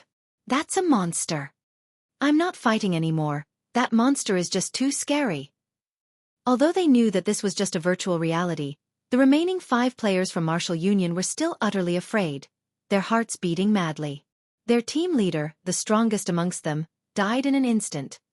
He wasn't even able to retaliate in the slightest. This was no longer a monster that players could handle. Immediately, every one of them fled, intending to meet up with the others hurrying over. Only then could they have peace of mind. It's too late to escape now. Ye Feng activated Windwalk, and like an arrow, his body shot forth, instantly catching up to the first assassin. In a fright, that assassin attempted to turn his body to block Ye Feng's attack. Unfortunately for him, Ye Feng's attack speed was just too fast. With a wave of the abyssal blade, 3 sword images landed upon the assassin's vital points. Without even managing to block a single sword image, the assassin died. When the several other escaping players saw that an assassin, a class widely known for their agility, fell without even being able to defend, immense fear permeated their minds. They poured more into their effort to escape. However, it was futile as the distance between them and Ye Feng only grew shorter and shorter. Meanwhile, the abyssal blade was like the scythe of the Grim Reaper already placed around their necks. Ye Feng needed only a slight tug, and their lives would be forfeit, right then and there. Within a moment, with an absolute difference of speed, Ye Feng very quickly killed the 5 escaping players. He then started tidying up the loot. These Martial Union players all wore pretty nice armor. A majority of them were all fully equipped with bronze equipment, and some even had a few pieces of mysterious iron equipment. However, the equipment was all just level 4 or level 5 equipment. Meanwhile, they each dropped at least 1 piece of equipment after death. 18 players meant 18 pieces of level 4 to level 5 bronze equipment. If Ye Feng sold it all, he could make a small fortune. While Ye Feng picked up the drops, Fire Dance, standing at a distance, held her delicate hand over her madly beating heart. Slightly calming her emotions, she picked up the courage to walk towards Ye Feng, saying in gratitude, "I am called Fire Dance. Thank you for saving us." Originally, Fire Dance despaired, having prepared for her death only. She never imagined that someone would suddenly appear. Moreover, that someone massacred the players from Martial Union. Everything that happened was like a dream. Although Fire Dance also worried that the mysterious man before her would suddenly go berserk, killing her and her teammates as well to steal their equipment, based on the man's previous actions, Fire Dance knew that the mysterious man before her did not mean them any harm. Otherwise, he would have already taken their lives along with the swordsmen of Martial Union. You don't have to thank me. To begin with, these people originally set up this trap for me. You guys should hurry and leave. This place is very dangerous right now, and the other members of Martial Union should be arriving very soon, Ye Feng softly said as he picked up the dropped equipment. He had only saved Fire Dance and her companions in passing. He could also take the chance to thank Fire Dance for working so hard. Killing the members of Martial Union. Fire Dance suddenly blanked at Ye Feng's words, staring at him with her big watery eyes. Her heartbeat accelerated further, feeling like it was too good to be true. You're Ye Feng? Fire Dance asked in disbelief. The reason she came to the Gale Valley was that she had heard that Martial Union intended to deal with Ye Feng's teammates. Hence, she thought of coming to lend some help, and just maybe, she might even get to meet Ye Feng himself. It was truly unbelievable how fate could toy with a person's life. Originally, she thought of offering Ye Feng aid, yet in the end, Ye Feng had saved her. Was this fate? Thinking up to this point, a faint blush added to Fire Dance's snow-white cheeks. She felt that she was overthinking, and she was unclear as to why she would have such a thought. That's right.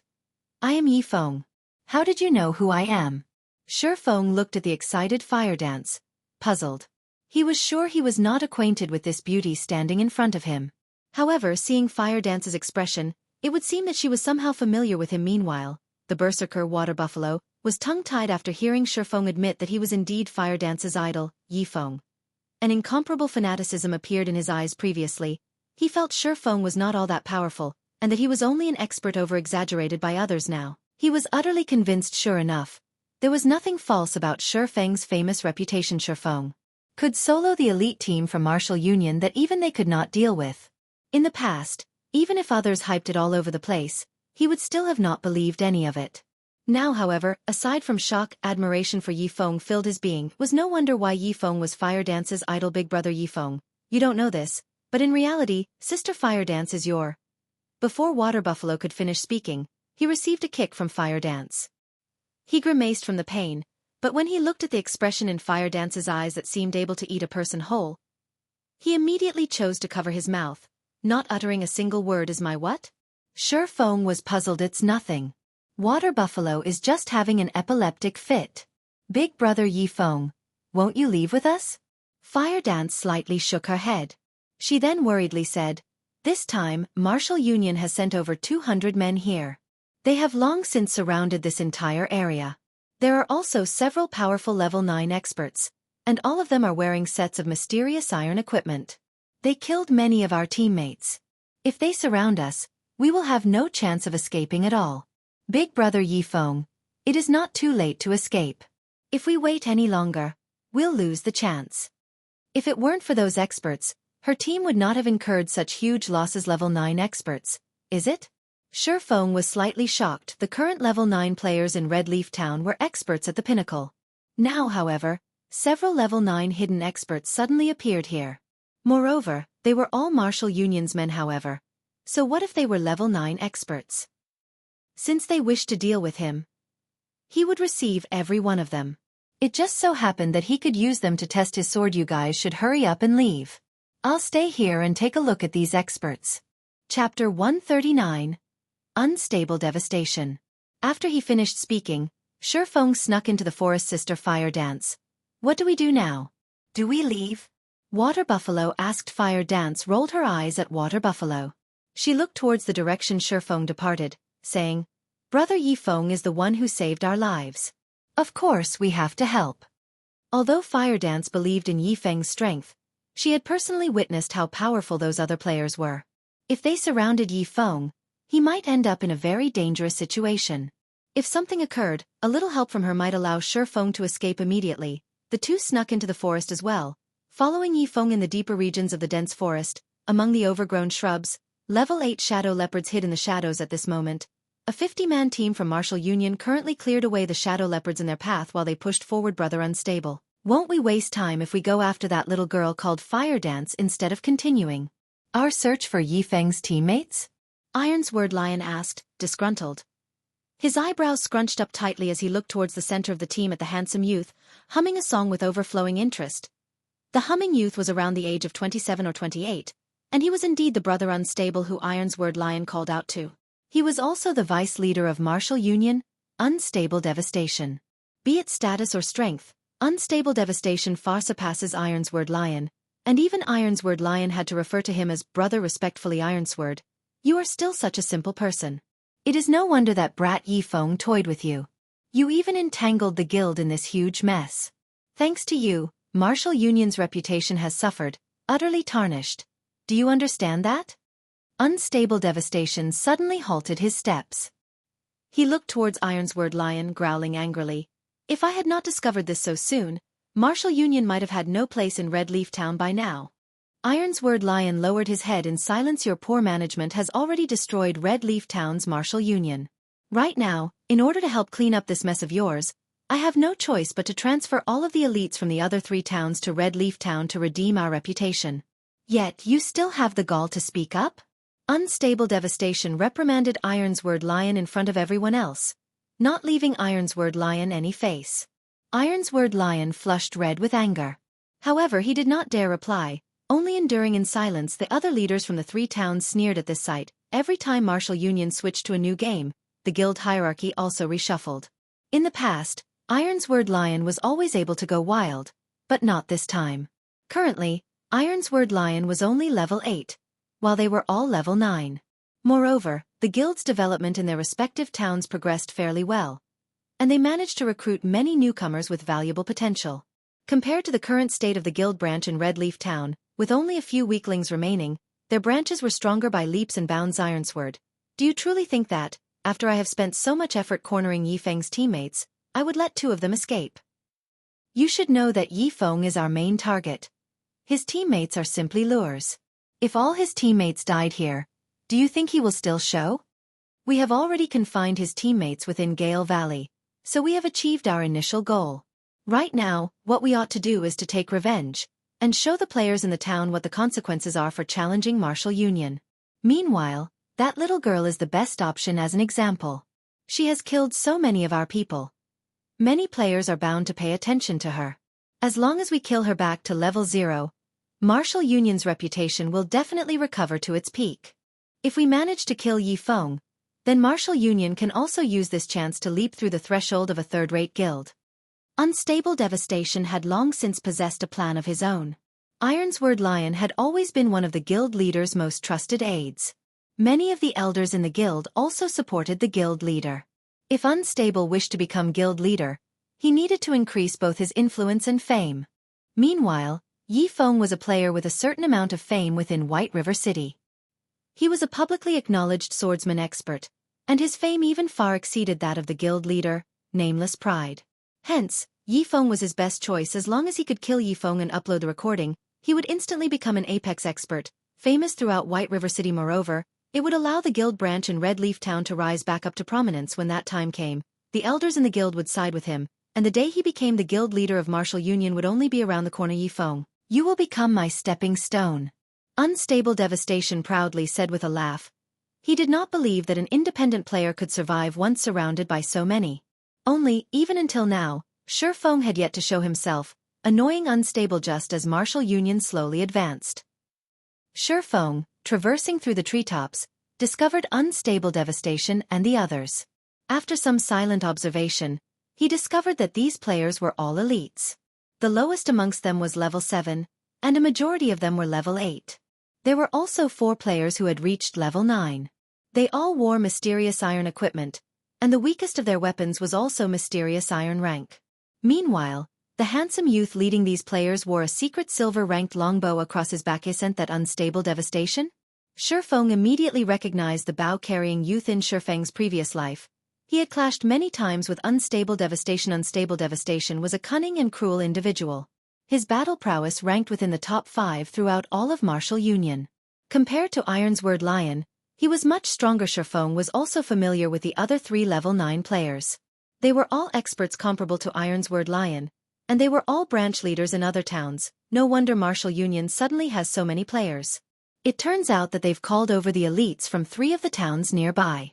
Ye Feng came to a realization: these 3 level 9 branch leaders were very strong. Only, in Ye Feng's previous life, Ironsword Lion had managed to obtain the pass to Blackwing City, allowing him a lead against the others. He then gradually widened the gap, finally becoming the guild leader of Mini Martial Union. However, the tracks of history had already changed in this life.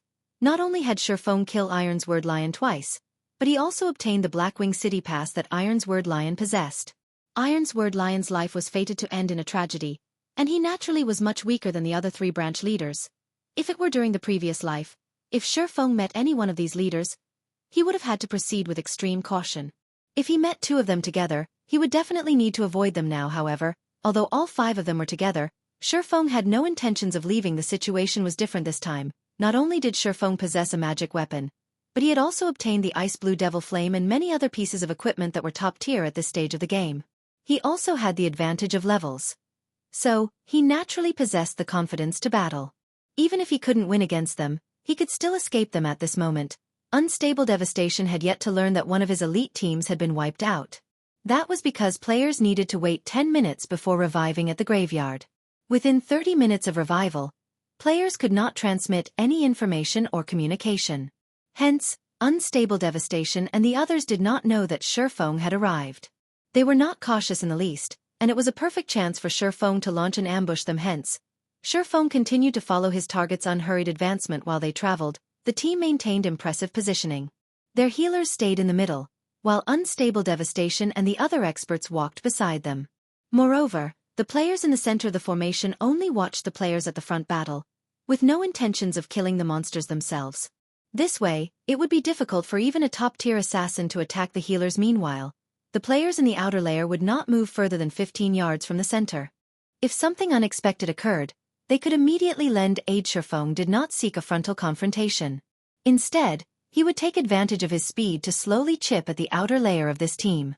Soon after, Ye Feng silently closed in on them. Within a short moment, the players of Martial Union met with a group of Shadow Leopards. An extremely ferocious level 8 chieftain-ranked Shadow Leopard King led the small leap of Shadow Leopard. Ye Feng felt that this was his chance. He crept closer to the team, hiding in a bush, and waiting. Time passed, bit by bit. The guards around the Shadow Leopard King were all dead, and the king was the only one left. The players of Martial Union grew very excited. Seeing as good equipment was about to drop, they all became much more serious and focused on the battle. They remained completely unaware of Ye Feng, already positioned on the tree above their heads. Make sure to dodge its skills. Don't let its claws land on you. As for everyone else, hold off as many strikes as you can. Healers, go all out with your heals. Unstable Devastation was also excited. Immediately, the speed at which the arrows fired from his bow accelerated. Unstable Devastation did not think that his luck would be so good as to allow him to meet a level 8 chieftain. This kind of field chieftain would not just drop a single piece of equipment, but would normally drop several.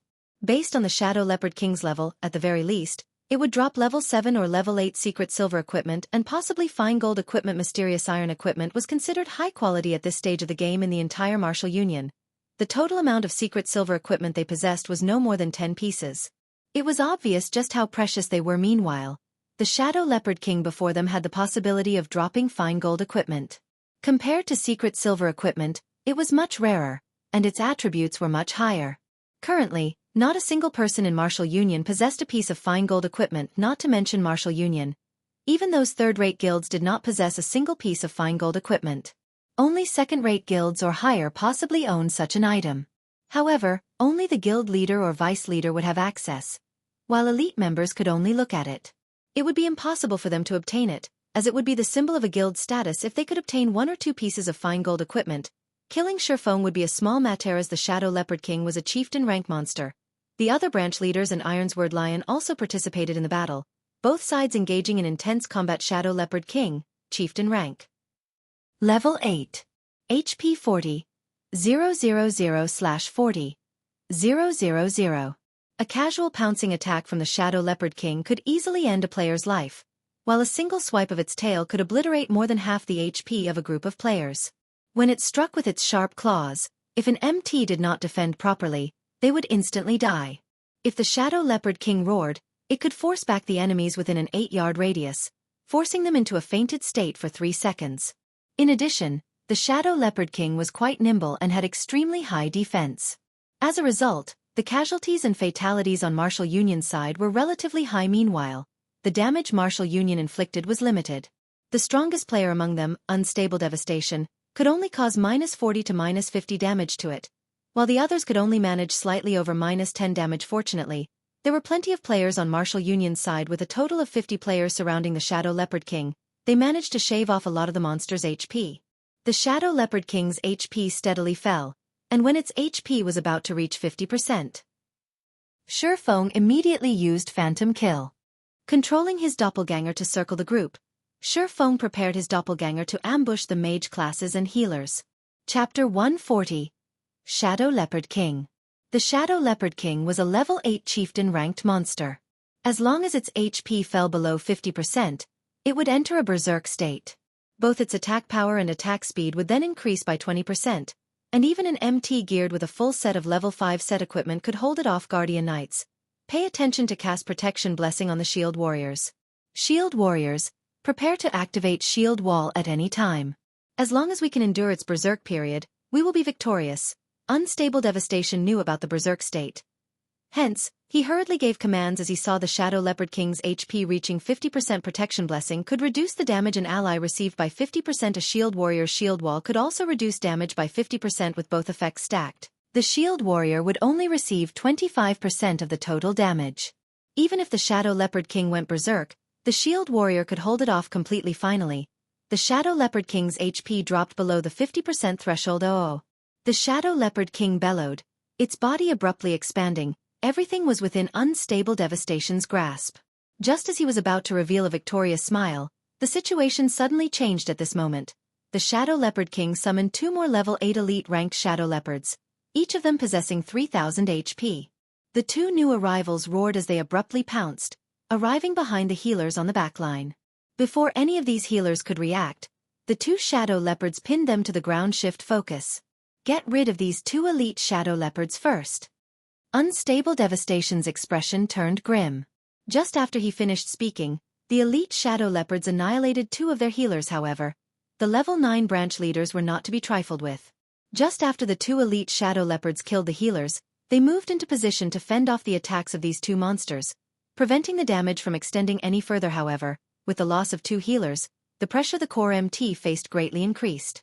Even with Protection Blessing and Shield Wall, every attack he received from the Shadow Leopard King exceeded over -300 points. On the other hand, his own HP did not even exceed 1,200 points. Moreover, the attack speed of the Shadow Leopard King was very quick. If it were not for him constantly dodging its attacks, he might have long since died already. Just with the Shadow Leopard King going berserk, Martial Union had lost over 5 players in the blink of an eye. The Shadow Leopard King's tail swipe took out 3 melee players. All 3 were instantly thrown and died while in mid-air. Hold on for a little longer. Its berserk period will be over soon. Watching his team members die, one after another, Unstable Devastation became very depressed and annoyed. The players he had brought with him were all elites, and every death was a huge loss to Martial Union. Fortunately, they could revive these players, greatly reducing the lost EXP. However, as long as they could kill the Shadow Leopard King, all of the losses would be worth it. Just when everyone from Martial Union thought the situation had stabilized, Feng's doppelganger used Wind Blade. Arriving behind a Cursemancer, the Cursemancer had completely concentrated on the Shadow Leopard King, chanting incantations. He paid no attention to the surrounding situation at all. Due to all of Gale Valley falling under Martial Union's control, the risk of an ambush was non-existent. Hence, the Cursemancer was very much at ease. However, such a way of thinking was a big mistake. After the doppelganger's sword pierced through the Cursemancer's back, it then followed up with a chop to the Cursemancer's head. The doppelganger followed up with another normal attack. Although the doppelganger only possessed 50% of the original body's attributes, just 50% of Feng's attributes was terrifying. It could compare to a level 10 swordsman geared with a complete set of level 10 bronze set equipment. Moreover, the doppelganger's target Cursemancer was only level 7, wearing only level 4 and 5 bronze equipment. The difference between them was like the difference between heaven and earth in the blink of an eye. 3 damages of -189, -468, and -266 appeared above the Cursemancer's head. Feng's doppelganger instantly killed the Cursemancer, whose HP was less than 700 points. The Cursemancer's death quickly alerted the other mage classes someone's kill stealing. An elementalist shouted. Startled, the surrounding mages all felt a heavy pressure weighing down on them. This intruder finished off a level 7 Cursemancer in just 3 moves. If this mysterious swordsman closed in on them, only death awaited without delay. Feng's doppelganger used Thundering Flash. 3 streaks of lightning arced towards the nearest 4 mages, immediately sending all 4 of them into a fright. Among them, 2 elementalists instantly reacted, using Blink to dodge the lightning. Meanwhile, the Cursemancer, who did not possess Blink, threw himself to the ground, barely avoiding the attack. However, the last of the 4 mages, the Summoner, was not as fortunate. As he was closest to the attack, even though he too attempted to dodge, he was late by a breath. Without a hint of suspense, the level 5 Thunderflash instantly fried him to a crisp. Although the doppelganger only managed to kill a Summoner, a smile appeared on its face. The goal of this Thundering Flash was not to kill someone but to open a path. At this moment, there were no obstructions between Feng's doppelganger and Martial Union's healers. The doppelganger activated Windwalk, dashing over. As long as it killed 1 or 2 more healers, Martial Union's entire team would fall into a huge predicament. Don't even think about killing the healers. At this moment, Ironsword Lion used Wind Blade and rushed to block the doppelganger. The swords from both parties collided, and as they attacked, they maintained their extraordinary states, battling with 4 sword images each. The doppelganger could not help but halt its momentum, forced to block the attacks. After exchanging several moves, Ironsword Lion was incomparably shocked. He felt that the swordsman, whose information displayed as unknown, facing him was a powerhouse. This mysterious swordsman actually blocked all of his attacks. Moreover, every time their swords collided, Ironsword Lion could feel an immense weight bearing down on him, causing both his arms to go numb. Occasionally, there were even few sudden stabs aimed at his vitals, forcing him to activate Defensive Blade to block Ironsword. It seems that you have truly fallen. You can't even get rid of an average player trying to kill Steel. A level 9 berserker geared in silver-gray battle armor snidely remarked. Crap. 5 rats, you come try, if you have the ability. Originally, he was already greatly aggrieved due to the constant pressure from Ye Feng's doppelganger, and his HP constantly fell. Now that he received jeers on top of it, he immediately enraged. Since you want me to join, then I'll join. The level 9 berserker, 5 rats, used charge at Ye Feng's doppelganger. Charge carried with it a fainted effect. Moreover, the surrounding mages were already in the midst of chanting incantations for their spells, sending fireballs and frost arrows at the doppelganger. The doppelganger activated Defensive Blade. It dodged the incoming magical attacks while it gradually closed in on Martial Union's healers. The level 2 Defensive Blade aided the doppelganger in mitigating the damage from the attacks it received. However, 5 rats followed up his charge with a break, greatly reducing the doppelganger's speed. You 3, get rid of him. Unstable Devastation commanded the 3 assassins, pointing. He did not have the time to think about an idiot who was attempting to kill, stealing a team with around 40 players remaining. After receiving the command, their assassins immediately rushed at Ye Feng's doppelganger, receiving the focused fire of over a dozen players. Although the doppelganger managed to dodge a majority of the attacks, it still received a relatively significant amount of damage. The doppelganger's HP continuously fell, and within a moment, only 30% remained. Ha ha ha. I didn't think that it would be a fat fish with brain problems. Judging on the exchanges made and damage caused, 5 rats determined that this mysterious swordsman's equipment was exceptional. As long as he could kill the swordsman, he would definitely drop a lot of good equipment. The reason 5 rats thought so was that a single normal attack from the mysterious swordsman dealt him around -100 damage. Meanwhile, his normal attacks also chipped away 100 of the swordsman's HP. However, the problem lay in the fact that the mysterious swordsman used a one-handed sword, while he used a two-handed sword in God's domain. A two-handed weapon's attack power was much higher than that of a one-handed weapon, and the damage a two-handed weapon caused was normally around twice that of a one-handed weapon. Due to the strong power stored within a two-handed weapon, every attack from the weapon could cause a devastating amount of damage. Meanwhile, the damage a one-handed weapon could cause was much less. However, its attack speed was much quicker. As a result, the average amount of damage dealt by both weapons, in the long run, was about the same. However, 5 rats had only managed to deal -100 damage to the mysterious swordsman. It showed just how good the mysterious swordsman's equipment was. Unfortunately, it is still too little. It would be great if they could send more people over. In the distance, hidden within a bush, Ye Feng was slightly depressed as he saw that a dozen or so players attacked his doppelganger. He bitterly thought, forget it. I shouldn't be too greedy. I should reel in the net. Now abruptly, Ye Feng's doppelganger burst with power. It suddenly leaped into the air. The abyssal blade in the doppelganger's hand then started to emit flames and thunder, immediately releasing a blast of elements towards the most crowded location. Chapter 141. You are Ye Feng. The sudden burst of power coming from Ye Feng's doppelganger alarmed the players who were previously behaving indifferently. A vast sea of thunder and flames erupted from the doppelganger's thunderflame explosion. The players present could feel an oppressive feeling that was even more powerful than that of the Shadow Leopard Kingas for the ones who were in direct confrontation with the doppelganger's thunderflame explosion. No! A few players immediately cried out in fear when confronted with the approaching fire and thunder. They all turned around and fled immediately. However, thunderflame explosion had an effective radius of 5 yards. Moreover, the skill descended on the players extremely quickly, and they had no time to run out of the area at all. They were only able to watch helplessly as the power of the skill consumed them. The players who possessed life-saving skills immediately activated them. Assassins used wind steps, swordsmen used parry, berserkers used block. As for those who had their life-saving skills on cooldown, all of them were swallowed by the thunder and fire. Without life-saving skills, those with already low HP immediately died. In the end, 4 members of Martial Union died from the doppelganger's thunderflame explosion, while the remaining survivors all heaved a sigh of relief. Humph. Brat, you're dead now for sure, so just accept your fate. The level 9 berserker, 5 rats, glared at Ye Feng's doppelganger, smiling contemptuously. He abruptly brandished his great sword, casting cleave on the doppelganger. The other survivors also used their explosively powerful skills, launching their attacks towards Ye Feng's doppelganger. Ye Feng's doppelganger suddenly smiled. The doppelganger did not attempt to defend against any of the attacks.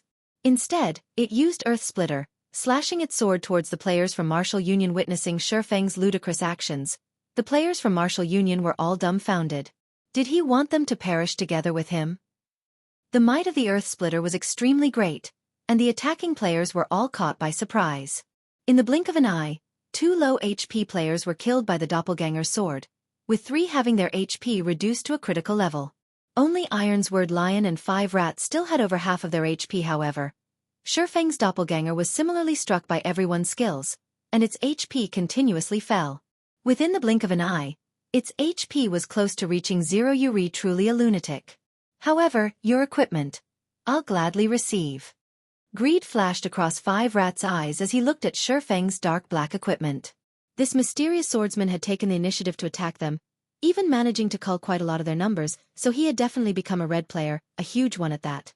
If he were to die, he might even drop every single piece of equipment on his person. Moreover, both swordsmen and berserkers wore plate armor. Also, very little equipment at this stage of the game had class limitations. So, there was a possibility that 5 rats would be able to use some of the equipment that dropped. Ironsword Lion also heaved a sigh of relief. The mysterious swordsman before him was just too powerful. If not for so many players surrounding the mysterious swordsman, Ironsword Lion would have very quickly been killed. However, for reasons unknown, Ironsword Lion had felt a sense of familiarity when he crossed swords with the mysterious swordsman. Yet, he was unable to figure out why at this moment. Ye Feng's doppelganger sent a faint smile at 5 rat swap. At the instant the doppelganger was about to disappear, Ye Feng's original body swapped positions with the doppelganger. However, nobody managed to discover this fact. The abyssal blade and silver lake in Ye Feng's hands transformed into a storm, sweeping across all the surviving melee players. 16 sword images instantly stabbed towards the players who had lowered their guards. 5 rats looked at his own HP rapidly sliding downwards, dumbfounded. His heart filled with both shock and confusion. Wasn't the mysterious swordsman in front of him supposed to be dead? So, why was the mysterious swordsman still able to attack him? Moreover, the mysterious swordsman's speed was so great that not even 5 rats himself was able to react. 2 swords. 16 sword images. Just what sort of speed was this? However, the more shocking matter to 5 rats was the mysterious swordsman's damage. Even 5 rats, whose damage and defense were the highest amongst the players present, had received over -300 points of damage from each sword image, with the highest damage reaching over -500 points. 5 rats' HP was only a measly 840 points, and even under a state of full HP, he would still be instantly killed. You are Ye Feng? Ironsword Lion glared at Ye Feng as he died, both his eyes turning incomparably crimson. His eyes were full of both shock and unwillingness. He truly did not think that he would actually be killed by Ye Feng once again. The reason he felt that the mysterious swordsman was Ye Feng was that he was extremely familiar with this move. He had been killed by this move twice before, and it would be hard for him to forget it even if he wanted to. Originally, he could have become an influential figure in Red Leaf Town, catching up to the influence of a third-rate guild. In the end, however, he was turned into a mess by Ye Feng. He had even lost his most precious pass to Blackwing City after he placed a bounty on Ye Feng and his teammates. He in turn had a bounty placed upon him by Ye Feng, becoming the laughingstock of the entire White River City. Originally, he thought that he would be able to give Ye Feng a crushing defeat with a high bounty. In the end, however, a large majority of his guild members were crushed and ended up leaving the guild. The original member count of Martial Union in Red Leaf Town was quickly reduced from the original 100+ members down to less than 10 players. Martial Union then became the laughingstock of the players in Red Leaf Town. Now, they had prepared to surround Ye Feng, but the results had still turned out as such. Again and again, Ironsword Lion had tried to deal with Ye Feng. Yet, every single time he ended up with failure. Ironsword Lion even believed that Ye Feng was the bane of his life. Otherwise, how could he explain his continuous series of failures? Now that Ye Feng had killed him for the 3rd time, Ironsword Lion's confidence had been thoroughly shattered the first time. He used the excuse that he was ambushed by Ye Feng, being killed in just 2 moves the second time. He used the excuse of not having a full understanding of Ye Feng's strength, being insta-killed in just 1 move. Now, it was the 3rd time. Ye Feng did not even use a skill this time. Yet Ironsword Lion was still instantly killed in just 2 attacks. A deep fear had been instilled into Ironsword Lion.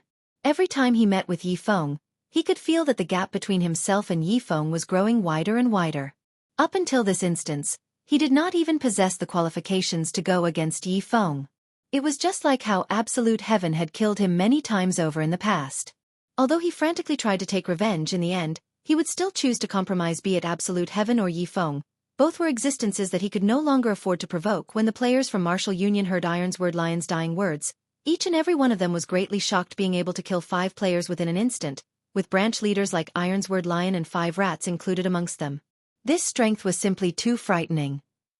So he is Ye Feng. It was the first time Unstable Devastation personally met Ye Feng.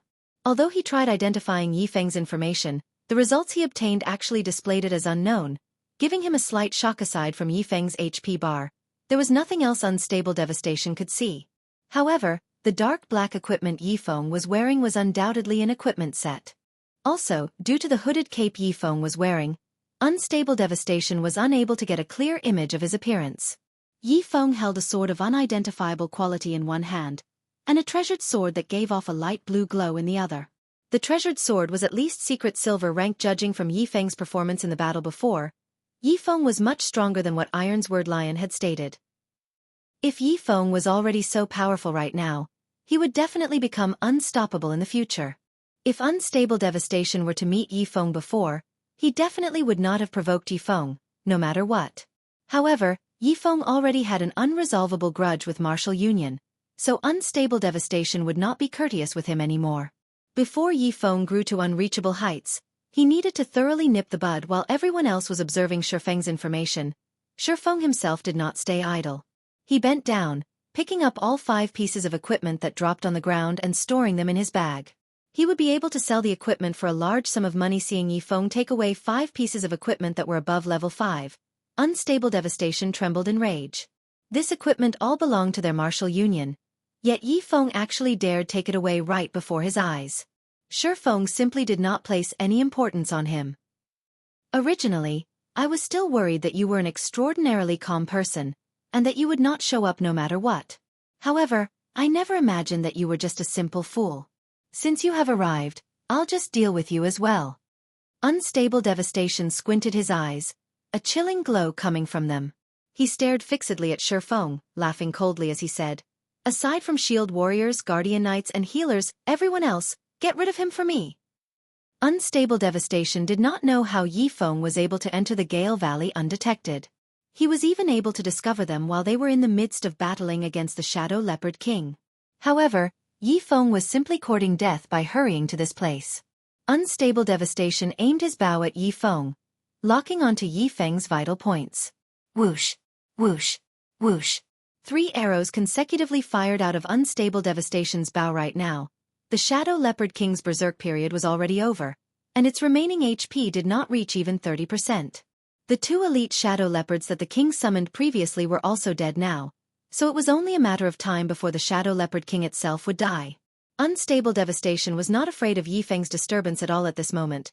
The other players all started sending attacks at Ye Feng: Fireball, Frost Arrow, Dark Arrow, Charge, and many more attacking and restricting skills.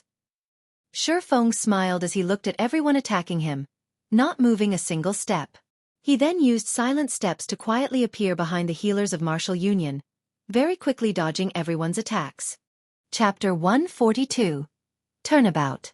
Ye Feng's silent steps allowed him to move behind a target within a 40-yard distance. Although it was not as convenient as an elementalist's blink and had a longer cooldown, its range was much farther than blink. Moreover, there were no activation gestures required for the skill. The skill could be activated wordlessly, making it extremely hard to discover. No.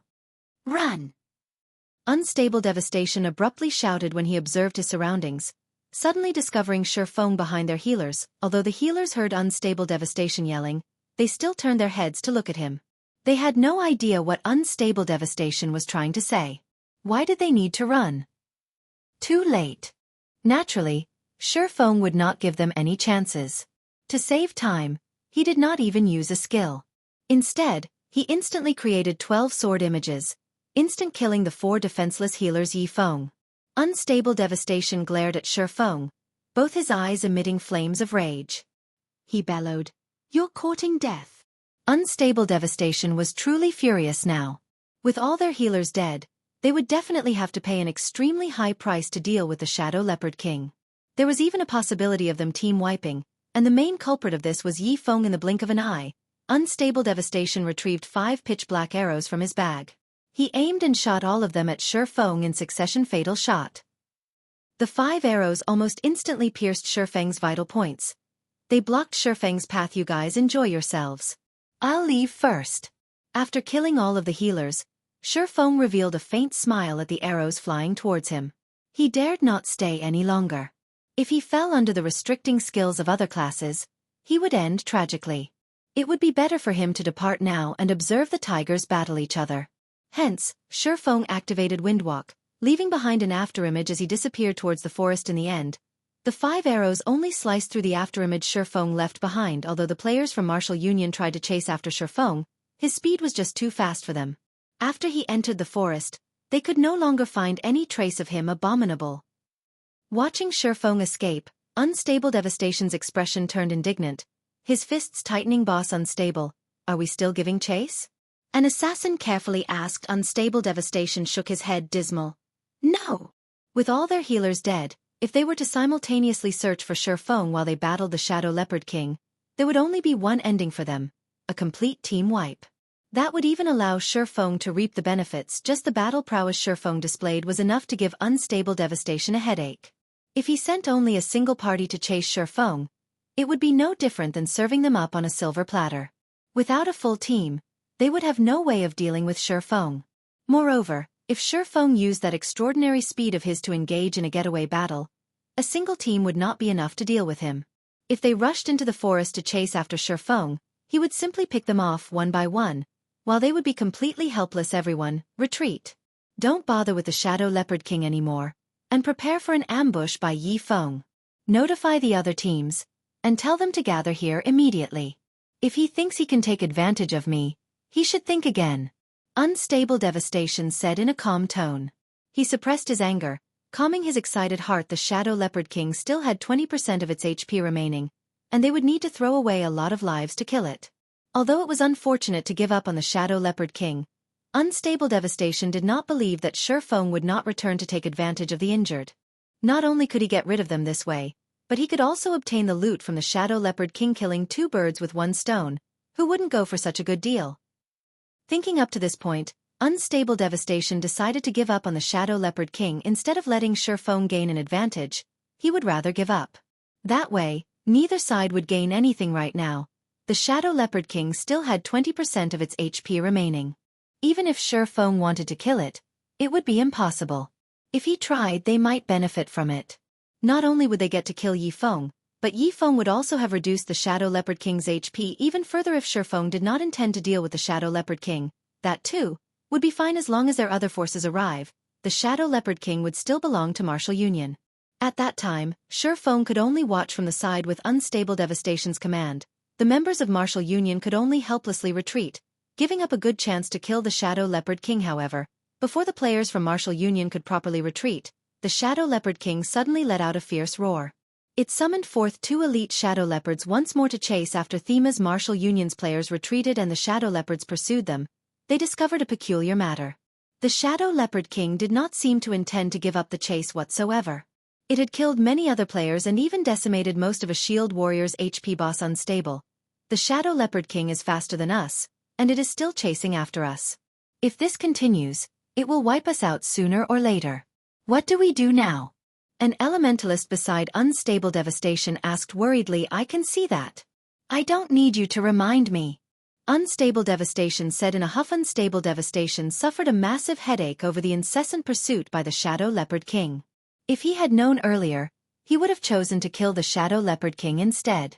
He truly did not think that this Shadow Leopard King would bear a grudge, refusing to give up. They could not escape even if they wanted to now. Moreover, more members were dying in the chase than in the fight. Notify the other teams to hurry. We'll delay the Shadow Leopard King while we move toward the meeting point, and look out for ambushes. Helpless about the situation, Unstable Devastation could only think of this plan. Meanwhile, hidden within the forest, Ye Feng witnessed this scene with perfect clarity. Although Unstable Devastation's decision was an intelligent one, he could not outdo Ye Feng. Ye Feng had long since known that the Shadow Leopard King would ceaselessly chase after Martial Union. Otherwise, he would not have chosen to depart. He was merely awaiting the perfect chance to take action after God's domain evolved. The range of monsters' activity had also greatly increased. For chieftain-ranked monsters such as the Shadow Leopard King, its range of activity might even encompass a large half of the entire Gale Valley. Unless everyone from Martial Union left the Gale Valley, or they entered the core area of the Gale Valley, the Shadow Leopard King would not let them get away. As time slowly passed, the number of players the Shadow Leopard King killed grew higher and higher. However, it only had 10% HP remaining now. Meanwhile, Martial Union's previous 50-man team had only 16 players remaining. One could not help but admit that the losses they suffered were incomparably bitter. Are they still not here? Unstable Devastation paid attention to the surrounding movements as he attacked the Shadow Leopard King, his heart filled with wariness for Ye Feng's ambush. Now that the Shadow Leopard King had less than 10% HP remaining, it was definitely an opportune time for Ye Feng to launch an ambush. Hence, Unstable Devastation's expression turned exceptionally grave. Boss Unstable, they said that they are only 10 minutes away. 10 minutes? Why don't you tell them to go die instead? Unstable Devastation cursed. This was a crucial moment. The Shadow Leopard King in front of them was about to die, and Ye Feng would appear at any given moment. If they waited for another 10 minutes, the Shadow Leopard King would already be dead. He truly regretted not bringing more players with him. Now Ye Feng, who was hiding in a dark corner, possessed the advantage of initiative, while they were completely helpless against him. It was truly depressing. After a period, the Shadow Leopard King's HP fell below 2%. However, there were still no signs of Ye Feng's assault, causing Unstable Devastation to become incomparably excited. Everyone surround the Shadow Leopard King and focus all firepower on it. It is about to die, so look out for Ye Feng. Unstable Devastation said with a loud laugh. If Ye Feng had appeared sometime earlier, there was an 80% chance of them team wiping. Now that the Shadow Leopard King was about to die, however, even if Ye Feng dared to show himself, Unstable Devastation was confident at holding him at bay, allowing his teammates to kill the Shadow Leopard King. Finally, the Shadow Leopard King's HP fell below 200 points. As long as Martial Union sent 2 more rounds of attacks at it, they would kill the Shadow Leopard King. Ha ha ha. The Shadow Leopard King is mine. Unstable Devastation used Power Shot. He had long since accumulated his power to the maximum amount, and a single arrow could deal over -100 damage to the Shadow Leopard King's shoe. The arrow whistled through the air, flying towards the Shadow Leopard King's weak point. At this moment, Ye Feng suddenly appeared, without a sound, behind the Shadow Leopard King. He sent a chop slashing down on the monster, causing -332 damage, killing the Shadow Leopard King. Meanwhile, Unstable Devastation's arrow merely shot the Shadow Leopard King's corpse in God's domain. If players of a different party or team dealt with the same monster, the player who delivered the final strike would obtain 60% of the monster's EXP. Due to the Shadow Leopard King being a level 8 chieftain, the EXP it gave was extremely bountiful. Within an instant, Ye Feng's experience bar greatly rose. Meanwhile, the dozen or so players only shared the remaining 40% EXP amongst themselves. Immediately after the Shadow Leopard King died, it dropped a large pile of items. There were over 10 items, and it was one of the rarely seen mammoth drops. Get rid of him. Unstable Devastation bellowed, his eyes bulging immediately. More than a dozen players surrounded Ye Feng, giving him no chances to escape. Each and every one of them used their restricting skills on Ye Feng. Ye Feng paid no attention to them as he activated Defensive Blade. He then frantically picked up the drop streaks of magic struck Ye Feng's body, one after another, but they were all blocked by Defensive Blade in the blink of an eye. Ye Feng had picked up 9 pieces of the loot. Among them was even an item that gave off a dazzling black glow. A single look and one could immediately tell that the item was nothing ordinary. It was definitely priceless. Seeing that the charges of the Defensive Blade were about to run out completely, he immediately swapped places with his doppelganger located deep within the forest. He instantly escaped from Martial Union's encirclement, while his doppelganger received attacks from all directions. Until the moment the doppelganger died, it managed to kill another 5 members of Martial Union, including a level 9 elementalist branch leader. When Unstable Devastation discovered that the Ye Feng they killed was only a doppelganger, he truly exploded. Ye Feng, just you wait. Unstable Devastation's bellow resounded throughout the forest. He had spent so much effort and had lost so much. Yet, in the end, all he did was pave the way for Ye Feng. Even if Unstable Devastation wanted to calm down, he could not. He swore that he would definitely kill Ye Feng back to level 0. Meanwhile, in a tree a short distance away, both Fire Dance and Water Buffalo had witnessed the entire scene from start to end. After they witnessed a team, composed of 50 elite players, fall into such a state, they were both utterly dumbfounded. Only now did Fire Dance and Water Buffalo know that there was actually such a battle style in God's domain. Chapter 143. Shadow's Blessing. While Fire Dance and Water Buffalo were both inwardly shocked, a deep voice came from behind them. "Why haven't you guys left yet?" The voice startled them both. They hurriedly jumped, spinning around to dodge while unsheathing their weapons. They stared at the figure that had appeared behind them, Big Brother Ye Feng. Fire Dance let out a sigh of relief after identifying the newcomer. She pulled back her dagger and returned it to its sheath at her waist. The men from Martial Union were all over Gale Valley. If a battle were to occur, they would immediately call to their companions, and there would be no end to the enemies that Fire Dance needed to kill. "We came to help. Martial Union has killed so many of our companions. We must take revenge." Fire Dance's eyes turned cold as she spoke about Martial Union. "I wish to form a large team to enter large-scale dungeons in the future. I wonder if you all would be interested in joining?" Ye Feng felt that Fire Dance had great talent. Moreover, Fire Dance and the others were all independent players that did not belong to any guilds. If he could rope them in and form his own team, it would be a great benefit to his Zero-Wing workshop. Fire Dance was slightly hesitant after hearing Ye Feng's proposal. Water Buffalo also turned taciturn. "Do you guys already have your own large team?" Ye Feng inwardly lamented. After entering White River City, there would be many large-scale dungeons. They were the main source of equipment, materials, and many other resources. If an independent player wished to obtain good equipment, they needed to raid these large-scale dungeons. Moreover, if a guild wished to level up, conquering large-scale dungeons was a must. Hence, if one wanted to develop at all in God's domain, conquering large-scale dungeons was one of the necessary conditions. However, it was extremely difficult for independent players to form a large team capable of raiding a large-scale dungeon.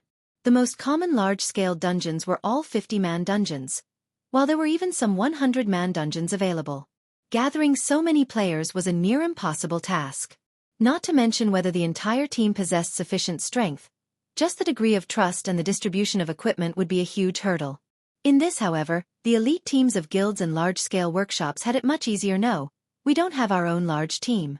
Our team currently only consists of players who prioritizes amusement and don't really care much about other matters. Could you give me some time?" Fire Dance explained. In reality, she too wished to develop in God's domain properly. In spite of that, the majority of the players in her current team were not too keen on raiding dungeons. They only wished to play casually. If they joined a large team, they would definitely experience certain constraints and would not be willing to join. "All right. In any case, there is still time. Let's add each other as friends then. When you've made your decision, you can contact me at any time." Ye Feng knew that such matters could not be decided upon immediately. If one wished to obtain something, they would have to lose something in return. Ye Feng did not wish for just any random person to join him. "That's good. I'll contact you after discussing it with them." Fire Dance nodded.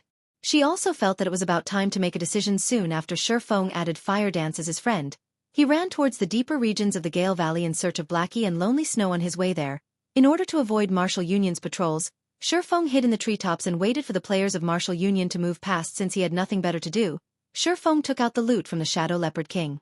He wanted to see just what valuables the monster dropped. "I sent my luck just too good? The profits from a Chieftain monster are impressive." Ye Feng was slightly shocked after looking at the drops. Among the 9 items, there were 2 secret silver weapons, 3 pieces of mysterious iron equipment, 2 rare materials needed to make secret silver equipment, 1 bronze-ranked cooking knife, and 1 secret silver accessory. The 2 secret silver weapons were a level 8 staff and a level 8 two-handed axe. The mysterious iron equipment was also level 8. Moreover, the usefulness of the bronze-ranked cooking knife was also not small. It could increase the speed and success rate of one's cooking. However, the most valuable item among all these items was the secret silver accessory, the Shadow's Blessing. It was one of the most precious items that the Shadow Leopard King could drop. Shadow's Blessing, secret silver rank, necklace. Level 8. All attributes +5. Luck +3. In God's domain, accessories were extremely rare. Even when players reached level 20 or above, they would, at most, possess 1 or 2 bronze accessories. Moreover, these accessories would all be below level 10. Meanwhile, the accessory in Ye Feng's hands was secret silver rank, and it was much more precious than a fine gold weapon of the same level. The luck attribute was extremely rare in God's domain, and it was capable of increasing the drop rate of items when killing monsters. There was once a player who calculated that, with 1 point in luck, the drop rate would nearly double. However, the higher a person's luck was, the less effective every additional point would be. At 3 points in luck, a player's drop rate would only triple. Besides that, the luck attribute also held a great effect for lifestyle classes, so its value would never depreciate. If Ye Feng estimated correctly, the Shadow's Blessing would only be worth 2 to 3 gold coins to the average player. However, to Ye Feng, this item's value was around 10 gold coins immediately. Ye Feng equipped the Shadow's Blessing. That way, when he killed high-level monsters in the future, the amount and quality of the equipment he would obtain would increase. After some time, the team from Martial Union finally left. Ye Feng then continued his journey into the depths of the Gale Valley. Blackie, where are you guys right now? Ye Feng sent a voice call, asking. We seem to be beside a swamp. I don't know where this place is, but the monsters here have very high levels. I'll send you the coordinates. Blackie sighed in relief after learning that nothing had happened to Ye Feng. He then sent his coordinates. Don't go any deeper, and stay where you are. I'll be there soon. Ye Feng immediately knew Blackie's whereabouts after glancing at the coordinates. He truly did not think that Blackie could actually survive in the Silent Swamp. There were 2 entrances to the Gale Valley. One was where Ye Feng entered, and the other was at the Silent Swamp, which led to the high-level monster areas. The Silent Swamp was a level 15 to level 20 monster area. To the players at the current stage of the game, it was a forbidden area. Half an hour later, Ye Feng managed to locate Blackie and Lonely Snow. The 2 of them sat beneath a tree, silently observing their surroundings. They had previously met a level 15 swamp crocodile, frightening them into a run. The swamp crocodile had nearly turned them into its chow, but fortunately, they had speed scrolls and isolation scrolls, allowing them to escape. After this meeting, they no longer dared roam as expected of Brother Feng. You avoided Martial Union's search and arrived here safely. Blackie immediately felt that there was hope for them when he saw Ye Feng walking over. Let's leave this place immediately. This place is simply too dangerous. Lonely Snow nodded in agreement. They were only level 8, and the gap between them and the level 15 swamp crocodiles was just too massive. It was extremely dangerous for them to stay here. No. Let's stay here to level up. Ye Feng shook his head, saying, I've previously killed quite a lot of Martial Union's members, so they should be frantically looking for me right about now. It would be too difficult to get you guys out of here without discovery. Hearing Ye Feng, Blackie and Lonely Snow finally discovered the bright red marker displayed above Ye Feng's head. This mark was deeply crimson, and it was a wonder just how many players Ye Feng had killed in order to turn it into such a state. However, it was only right when one thought about it. Martial Union's men currently filled the Gale Valley, and it would be impossible for Ye Feng to arrive without being seen. Ye Feng would have encountered some players from Martial Union on his way. With Brother Feng's skills, he would have no problems facing 3 to 4 players at a time. He has definitely killed a lot of players on his way here. Thinking up to this point, Blackie and Lonely Snow were extremely moved. Although Ye Feng spoke in a casual manner, they knew that his journey must have been filled with extreme dangers. Alright, I'll party you 2 up. You guys should change into this equipment first. Saying so, Ye Feng passed the staff and 2-handed axe, dropped by the Shadow Leopard King, over to Blackie and Lonely Snow. When the 2 of them received the weapons, they were shocked. Level 8 secret silver weapons were the most top-tier weapons currently available. Though they did not understand just how Ye Feng managed to obtain them, they did not attempt to look into it too deeply. They knew that some questions were not meant to be asked, and such a situation would be beneficial to both parties. After partying up, Blackie was immediately startled when he looked at Ye Feng's level. He asked, voice trembling, Brother Feng, you're level 10 already. They reached level 8 after continuously grinding monsters and leveling up in Gale Valley. Even if their levels were not the highest amongst all the players throughout God's domain, they were still considered close to the top. However, after not meeting for only a few days, Ye Feng had left them behind by 2 levels. Such a leveling speed was simply frightening. Chapter 144. Forming a Party. In regards to Blackie's and Lonely Snow's shock, Ye Feng merely nodded in reply. Brother Feng, your leveling speed is just too fast. The highest leveled player I've previously met was only level 9. Right now, there might not be another who has reached level 10 in the entire White River City. Moreover, since there has not been any information on the official website stating that a player has reached level 10 and entered a city, this means that there are no players who have reached level 10 at all. Brother Feng, now that you've leveled 10, You are definitely the top player in all of Star Moon Kingdom. Blackie was incomparably excited. Only high-level players would know how hard it was to go from level 8 to level 9. Not to mention rising from level 9 to level 10. The difference in EXP required was at least several times higher. Right now, Ye Feng was far ahead of everyone else. If the players from Martial Union found out about this, their intestines would turn green with regret. Every gamer knew that once you got ahead, you stayed ahead. The small gap during the initial period of the game would only grow wider later on. As long as Ye Feng slowly expanded his advantages, little by little, he would sooner or later cause the players from Martial Union to tremble in fear. Meanwhile, Lonely Snow, who stood by his side, was dumbstruck, not knowing what he should say previously. He had been worried that it would not bode well for them to continue entangling themselves with Martial Union. However, after he saw that Ye Feng had already reached level 10 and possessed a pile of secret silver equipment, confidence filled his heart. If this continued, he could, sooner or later, step on Martial Union, becoming a future tyrant of White River City. Alright, quickly swap out your equipment. We'll look for a place to level up.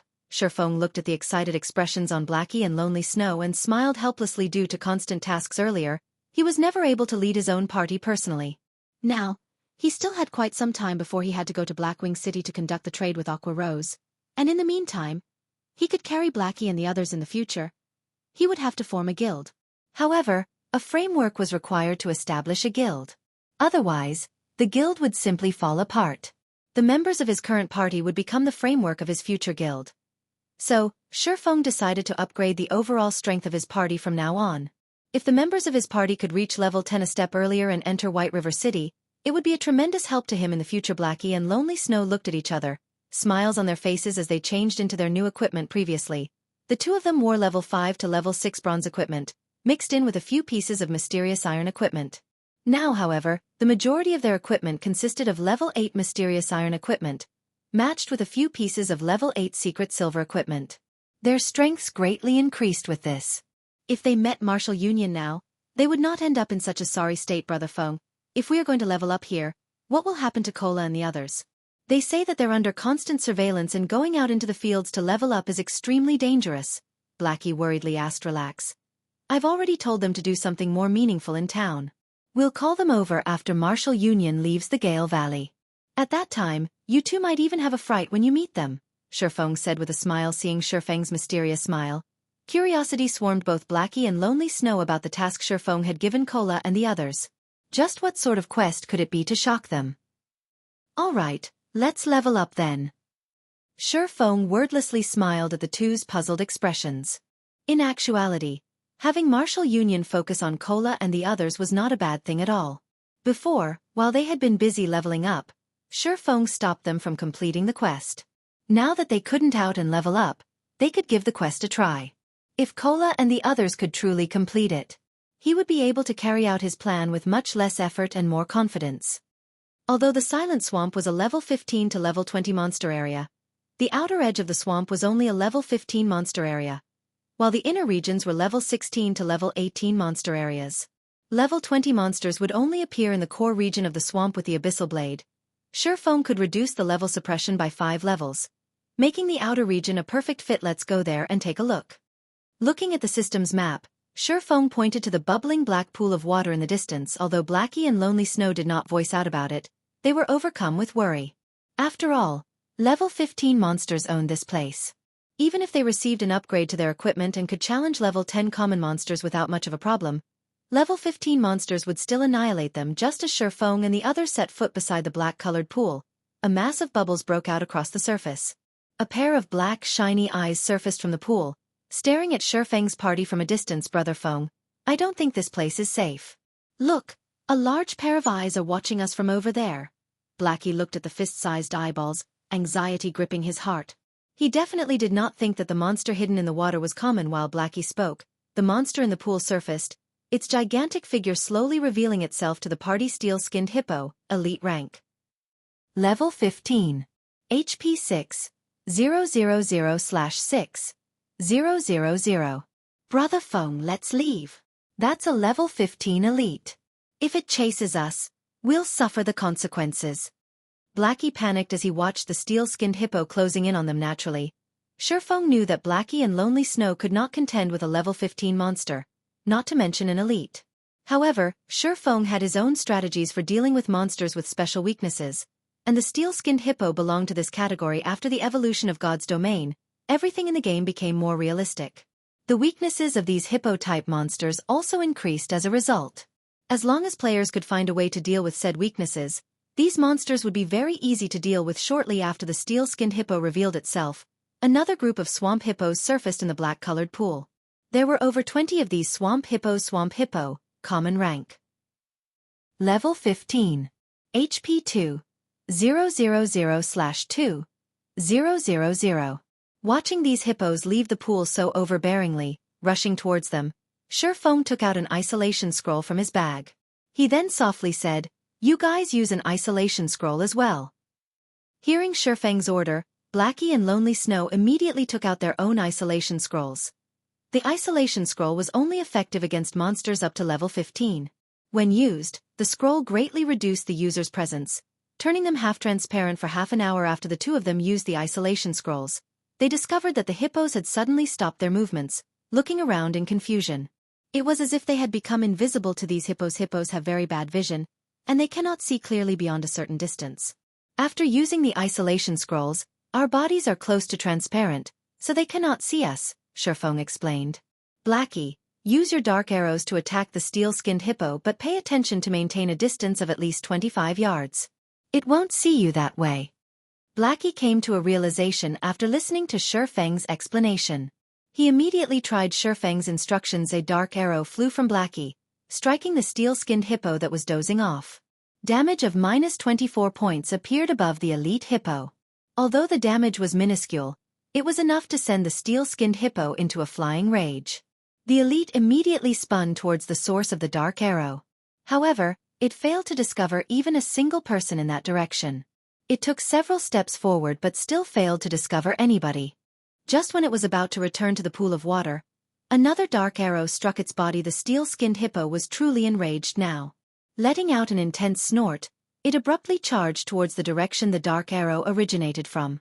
However, after rushing forward over 10 yards, it still could not find the enemy who attacked it.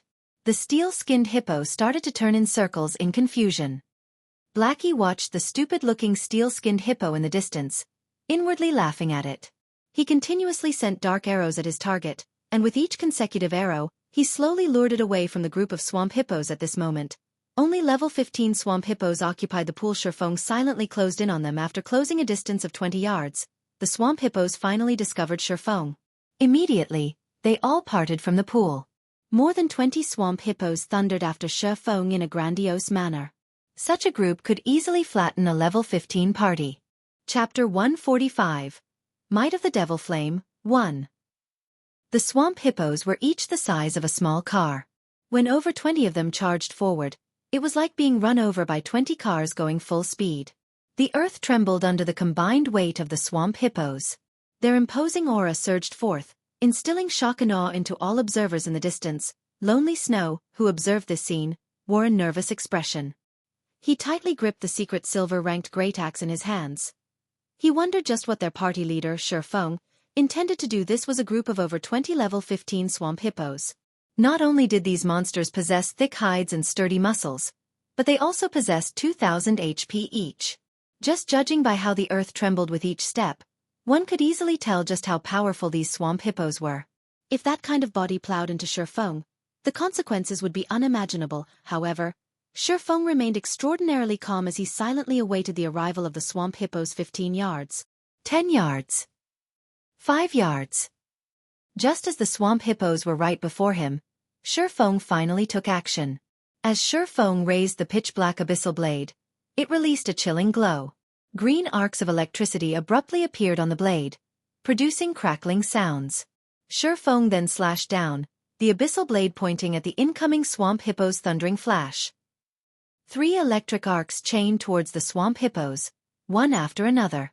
When the swamp hippos leading the charge noticed these arcs of electricity moving towards them, their bodies instinctively trembled. Though they tried to halt their feet to dodge these electric arcs, the swamp hippos at the back crashed into them. As a result, none of them managed to dodge the incoming attack. In the end, they received all 3 hits after the electric arcs flashed by. The squealing of pigs at slaughter filled the surrounding space. The smell of something burning also filled the air. A series of damages appeared above the 20-plus swamp hippos, creating a dazzling sight. Every swamp hippo received frightening damages of -356, -481, and -648. Some even received critical hits, suffering damages of over -1,000 points, their HPs immediately falling to zero. The remaining dozen or so swamp hippos were burnt black. Their HP bars also dropped to dangerous levels, turning a bloody red color. Moreover, a debuff icon appeared beside their HP bars. Damage amplification. All damage received increased by 20% for 20 seconds immediately. Fear surfaced on the faces of all the surviving swamp hippos. They all wished to scatter, and escape. Ye Feng gave them no chance whatsoever.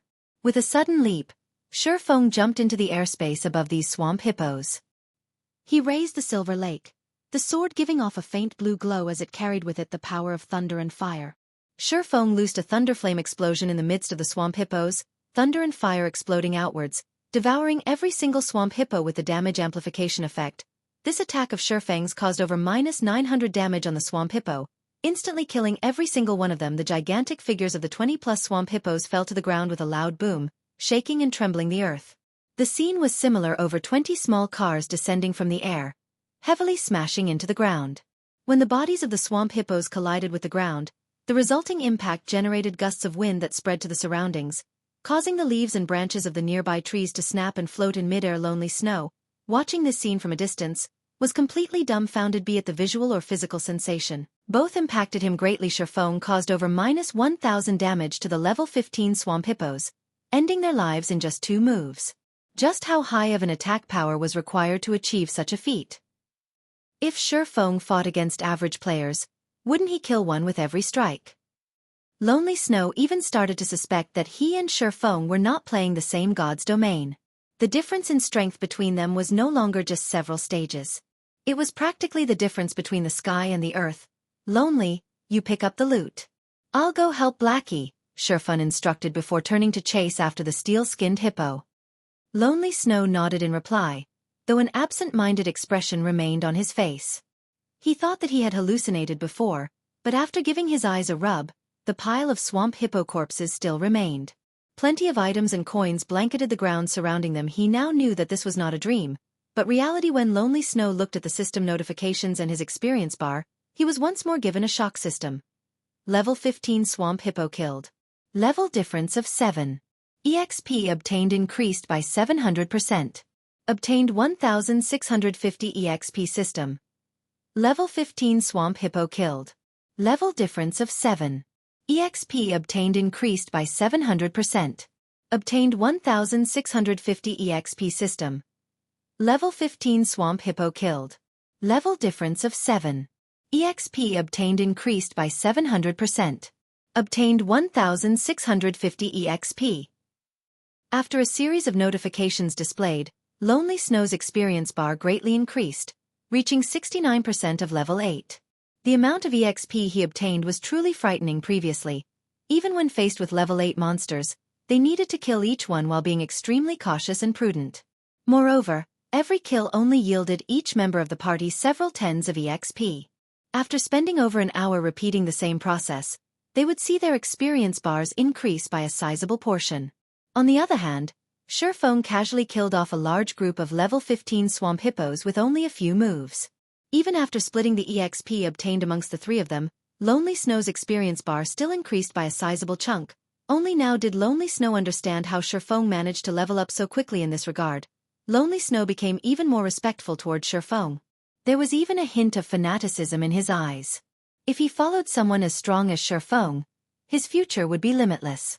Even if he could not become Ye Feng's equal, as long as he continued struggling forward, he could still become a true expert one day. On the other side, Blackie was still toying around with the steel-skinned hippo, continuously decreasing the elite hippo's HP. However, not only did the steel-skinned hippo had a very high recovery rate, but its HP was also very high.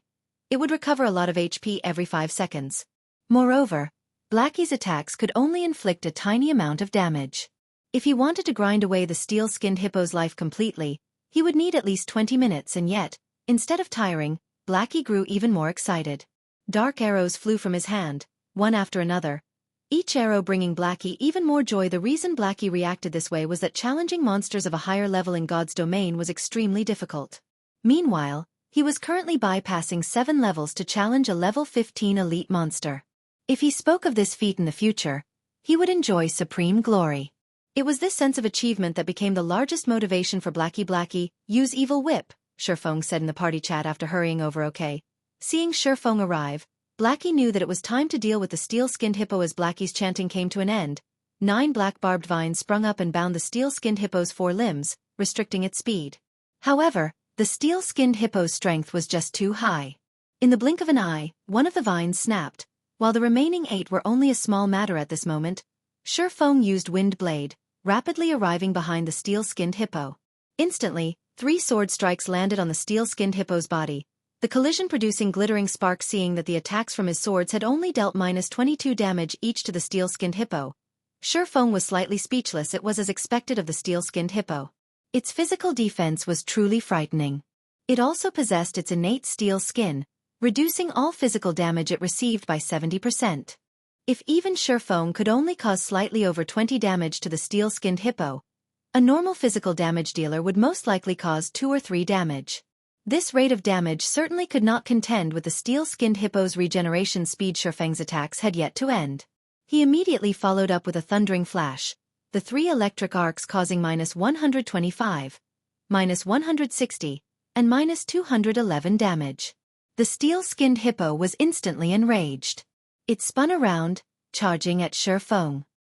However, with the thorny vines restricting it, the steel-skinned hippo's turning speed was slowed.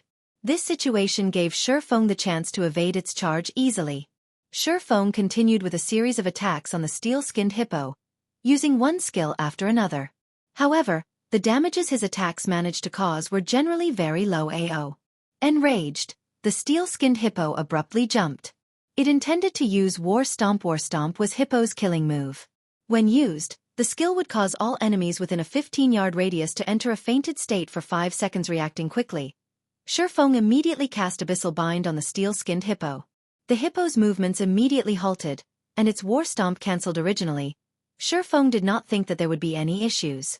However, a chilling sensation pervaded his entire body, preventing him from moving a muscle. All of his skills were unusable. This is the Tier 1 magic, Death's Lock. Ye Feng was astonished. With his many years of experience, he immediately knew what sort of attack struck him. This was definitely not a move of the steel-skinned hippo. Not bad. This is something that I specifically prepared just for you. You can be at ease and be on your way. A black figure suddenly appeared behind Ye Feng. This figure was precisely the Absolute Heaven, the expert assassin Ye Feng had met before. In the same moment Absolute Heaven revealed himself, the silver dagger in his hand sunk into Ye Feng's back. Absolute Heaven's ambush instantly caused -357 damage. Chapter 146. Might of the Devil Flame, 2. A single ambush instantly devoured 1/4 of Ye Feng's HP. Blackie, who stood at a distance, was dumbfounded by this scene. He did not understand why an assassin suddenly appeared here and attacked Ye Feng. Although he wished to help Ye Feng, time was needed to cast his spells. Moreover, all his restricting skills were already in use on the steel-skinned hippo. He could only helplessly watch as the scene unfolded. The only thing Blackie could do now was to chant and attack with his dark arrows. Such high damage! Watching his HP abruptly decrease by a large portion, Ye Feng was inwardly shocked. Previously, when Ye Feng faced the level 9 berserker, 5 rats, the maximum damage Ye Feng received was only slightly over -100 damage. Yet, one of Absolute Heaven's ambushes caused over -300 damage. Compared to 5 rats, Absolute Heaven's attack power was much stronger. Assassins had very fast attack speeds, so generally, their attack damage could not compete with that of a berserker's. However, they could complement their low attack damage with the number of attacks they could dish out. To say nothing of Absolute Heaven's attack damage, which far exceeded that of the berserker 5 rats, if an assassin could deal the same amount of damage as a berserker with each attack, their total output would be at least double or triple that of a berserker's. In the case of Absolute Heaven, his total output would be 3 to 4 times that of 5 rats. Although Ye Feng was shocked, Absolute Heaven was similarly shocked. When he had used his ambush on an MT who possessed a complete bronze set equipment and was the same level, the attack stole at least 2/3 of the MT's HP. Now however, he only managed to remove 1/4 of Shi Feng's HP compared to those well-equipped MTs. Shi Feng's defense and HP far exceeded them. Absolute Heaven's hands twisted, a streak of silver swiping across Shi Feng's neck. Simultaneously, his other dagger stabbed into Shi Feng's back once more. Garrote. Backstab. Although Absolute Heaven was shocked, an assassin's explosive power did not lie in just the first strike, but a burst of continuous skills from the moment Shi Feng appeared in the Gale Valley to the moment Shi Feng began kill-stealing the Shadow Leopard King. He had constantly trailed after Shi Feng. He had silently waited for the best moment to attack Shi Feng. He knew that Shi Feng was extremely powerful, so he needed to wait for the moment when Shi Feng was the most vulnerable. Only when Shi Feng did not possess any skills would he have a chance at getting rid of him. However, he never found the perfect time to strike. However, his patience had finally paid off. While battling the steel-skinned hippo, Shi Feng finally revealed a weak point. However, in order to guard against the unexpected, he unhesitatingly decided to use the Death's Lock scroll he had bought at an extremely high price. He bought this scroll precisely for this sort of situation. Death's Lock disables all skills of the target, temporarily preventing the target from using any skills. Target's movement will also be disabled. Duration of 6 seconds. Although Shi Feng had high defense and HP, a 6-second burst was enough to kill Shi Feng in such close quarters. Shi Feng could clearly feel the 2 incoming daggers. If he received the burst of Absolute Heaven's attacks, he would definitely die at the moment of life and death. Shi Feng activated Phantom Kill, immediately swapping positions with his doppelganger. The Death's Lock could only seal the skills a player had learned. However, it would not affect the skills attached to equipment. Just after swapping positions, Absolute Heaven's 2 daggers immediately sliced into the doppelganger's body. Bleeding damage of -212 points and a skill damage of -257 points appeared above the doppelganger's head. Absolute Heaven continued with a flurry of attacks. The 2 daggers in his hands assaulted the doppelganger, and 10 streaks of silver light stabbed the doppelganger's vital points. The series of normal attacks coupled with an assassinate and the poison damage on his daggers instantly decimated the doppelganger's HP. A doppelganger. Originally, Absolute Heaven drowned in ecstasy at the thought of having killed Shi Feng. However, he did not expect that, after all of his effort, what he had killed was only a doppelganger. Absolute Heaven's expression turned grim. He squinted his eyes as he observed his surroundings. Very quickly, he discovered Shi Feng a distance away, behind him. He immediately spun, charging towards Shi Feng. The Death's Lock had a duration of 6 seconds. Right now, there were 4 seconds remaining, so how could he so easily allow Shi Feng to break free from the Death's Lock that he had spent a fortune on? Just as Absolute Heaven arrived before Shi Feng, a dark arrow came flying at him. Garbage, I don't have time to deal with you right now. Absolute Heaven ignored Blackie's dark arrow, his dagger aimed straight for Shi Feng. Regarding Shi Feng's teammates, Absolute Heaven did not place any importance on them at all. As long as he dealt with Shi Feng, killing Blackie would be a simple task. Boom. The dark arrow exploded on Absolute Heaven's body. Damage of -221 points appeared above Absolute Heaven's head, removing 1/4 of his HP. Why is this garbage's damage so high? Absolute Heaven's brows slightly wrinkled, inwardly shocked. Absolute Heaven had not the slightest knowledge that the staff in Blackie's hands was actually a level 8 secret silver-ranked staff. Moreover, Blackie wore a few pieces of level 7 and level 8 mysterious iron equipment. He also used the mysterious iron accessory, the Interpreter's Pendant, that Shi Feng had given him. Blackie's magical damage had long since reached the apex. If it were not for Absolute Heaven's equipment being of excellent quality, he might have lost more than half of his HP from just one of Blackie's dark arrows. However, Blackie's high magical damage could not stop Absolute Heaven. Absolute Heaven still accurately slid his daggers into Shi Feng's vital points. The moment Absolute Heaven's dagger was about to stab Shi Feng used silent steps, instantly appearing behind Blackie. Crap. Seeing Shi Feng vanish before him, rage and dismay filled the assassin. Shi Feng was clearly unable to use any of his learned skills, yet he still possessed so many skills to avoid the ambush. There were over 25 yards between Absolute Heaven and Blackie. If Absolute Heaven ran towards Blackie, he would waste a lot of time. The seal on Shi Feng would definitely dissipate, and it would become incomparably harder for him to kill Shi Feng. Brother Feng, you're too awesome. You still managed to escape under such conditions, Blackie said with a smile. Watching the previous exchange, shock overwhelmed Blackie. The assassin's speed was impressive. If Shi Feng had reacted a bit slower, he would definitely have lost his life. Blackie couldn't help but break out in cold sweat as he had watched the scene unfold. However, now that the distance between them was sizable, that assassin would be at his wits' end. Stop fooling around and be more careful. That assassin is not someone simple, Ye Feng warned as Blackie still seemed to be in a joking mood. Got it. Leave it to me. The cooldown on my skills have already finished, Blackie confidently said. However, just as Blackie turned to look at Absolute Heaven, he discovered that Absolute Heaven was missing. He could only see an enraged steel-skinned hippo, bellowing as it searched for its enemy brother Feng. That person's gone missing. Did he just choose to run away since he failed his ambush? Blackie said with a laugh just as Blackie turned to look at Ye Feng. His expression immediately turned grim. The assassin from before stood right behind Ye Feng, causing me so much trouble.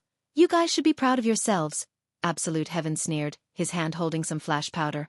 He tossed the powder at Blackie. Blackie instantly shrieked as both his eyes lost their vision, causing Blackie to lose his battle prowess after restricting Blackie. Absolute Heaven's dagger immediately stabbed Ye Feng. Ye Feng did not think that Absolute Heaven could actually learn a high-tier skill like Shadow Steps. Assassin's Shadow Steps allowed them to instantly appear behind an enemy and increase the damage of their next attack by 15%. However, Ye Feng still could not move. Moreover, he did not have any skills left to avoid Absolute Heaven's attack. He could only grit his teeth as he activated the Silver Moon set equipment's second set effect, the Tier 2 Life Shield. The Tier 2 Life Shield would absorb 60% of the damage Ye Feng received, up to a maximum of -500 points. It could delay Absolute Heaven for some time. When Absolute Heaven saw the Life Shield appear on Ye Feng, he was momentarily speechless. He did not understand just how Ye Feng came to possess so many life-saving skills. Using them one after another, however, a single life shield was still not enough to extinguish his determination to kill Ye Feng. Immediately, Absolute Heaven brandished his daggers, sending a flurry of attacks at Ye Feng like a fierce gale. He used normal attacks, coupled with assassinate, backstab, and many other damaging skills. Ye Feng's life shield quickly shattered and disappeared. Ye Feng had less than 500 HP remaining. Die. Absolute Heaven excitedly shouted. Immediately, he placed all 5 skill points that he had held onto into his finishing skill, Eviscerate. With all his might, he prepared to use his most powerful damaging skill. Soon after, Absolute Heaven's dagger swiveled, accurately sailing towards Ye Feng's back finishing skill, Eviscerate. A plume of blue flame suddenly appeared above Ye Feng's palm. Chapter 147. Might of the Devil Flame, 3. Absolute Heaven suddenly convulsed in shock when he saw the clear blue flame floating above Ye Feng's palm. Although this flame looked minuscule, the heat it gave off was extraordinarily hot. Within an instant, he could already feel his mouth drying up. However, since the arrow was knocked, he had no choice but to let it loose. Within an instant, the ice-blue devil flame covered Ye Feng's entire body, turning him into a man on fire. The ice-cold dagger suddenly stabbed into Ye Feng's back. You can move already? Absolute Heaven was greatly shocked. To a top-tier expert like himself, he had a very precise grasp on time. At worst, there was only an error of 0.1 seconds. Absolute Heaven clearly felt that the 6-second duration for the Death's Lock had yet to pass. Yet, Ye Feng was still able to use Defensive Blade to block his finishing move. Eviscerate. Didn't you have a fun time beating me up just now? Ye Feng revealed a faint smile, coldly saying, "It's my turn now." Wielding the Abyssal Blade, which was covered by a layer of clear blue flames, Ye Feng used Chop, and the Abyssal Blade transformed into a blazing streak of light as it struck towards Absolute Heaven. You have less than 500 HP remaining right now. Do you think you can defeat me? Absolute Heaven sneered, retaliating the instant the two weapons collided. A trace of shock immediately appeared on Absolute Heaven's frosty expression. It was as if the opponent he was facing against right now was not Ye Feng, but a humongous bear. Ye Feng's strength had thoroughly numbed his arm, and he was forced to retreat several steps before stabilizing his body. How can he have such great strength? When Absolute Heaven had exchanged moves with Ye Feng the previous time, Ye Feng's strength was not yet quite so terrifying. However, now that he had changed and upgraded most of his equipment, increasing his attributes by a large leap, he not only surpassed Ye Feng, but the gap between them had somehow grown even wider. Now that he had failed at ambushing Ye Feng, it was already impossible for him to kill Ye Feng in a direct confrontation. He could only patiently wait for his next chance. After forcing Absolute Heaven into a retreat, Ye Feng quickly took out a basic regeneration potion and drank it. Very quickly, Ye Feng's HP recovered more than 700 points. Absolute Heaven, it seems you only amount to this much. You failed to kill me in both of your ambushes, so now it's my turn to get revenge. Don't even think of getting away from me today, Ye Feng revealed a calm smile as he looked at Absolute Heaven, who was currently filled with killing intent. He could not help but admire, and admit, that Absolute Heaven's assassination abilities were very powerful. Not only did Absolute Heaven manage to persevere and track Ye Feng to this place, he had even managed to set up an ambush the instant Ye Feng relaxed his guard during his battle against the steel-skinned hippo. As a result, Absolute Heaven nearly managed to kill him. Unfortunately, Absolute Heaven did not know that the ice-blue devil flame had strengthened Ye Feng's body, slightly reducing the duration of the death's lock on him. Otherwise, he would truly be finished now that he was back to normal. He used the ice-blue devil flame to aid him. A 20% increase in damage was no laughing matter. What a joke. You've only managed to live this time due to luck. I will definitely kill you the next time we meet. As for you wanting to keep me here, you couldn't do it the last time, and you similarly won't be able to do it this time. Absolute Heaven felt that Ye Feng was simply too conceited, daring to declare that he could kill him. The rage in his heart burned from Ye Feng's words. He inwardly vowed to form a more thorough plan to utterly vanquish Ye Feng the next time. Brother Feng, I'll help. At that moment, Blackie's vision was finally restored. He angrily glared at Absolute Heaven, prepared to use his evil whip. Ye Feng waved his hand, saying with a laugh, "No need. Against him, I alone am enough. Brother Feng, he is an assassin. He definitely has a lot of life-saving skills. His speed is also very fast. If he manages to escape, what should we do if he comes back to ambush us again?" Blackie had seen before an assassin's myriad of escaping skills. If not properly countered, one would be completely helpless against an assassin. Relax, he can't get away. All right then. Since Ye Feng insisted, Blackie could only resolve himself to watch. The reason why Ye Feng voiced out those words was to agitate and provoke Absolute Heaven. When dealing with experts like Absolute Heaven, it was not easy to kill them. Dealing with such experts, one first needed to attack them emotionally, provoking them and sending their state of mind into a mess. Before looking for a chink or weak point. Brat, you sure have a big mouth. I want to see just how you intend to block my path, Absolute Heaven said with a sneer, rage clouding over his expression. We'll know once we try. Ye Feng revealed a calm smile. He activated Wind Blade, his body piercing towards Absolute Heaven. Originally, Ye Feng's speed was already very fast. Now with Wind Blade activated, Ye Feng's speed was on a whole nother level.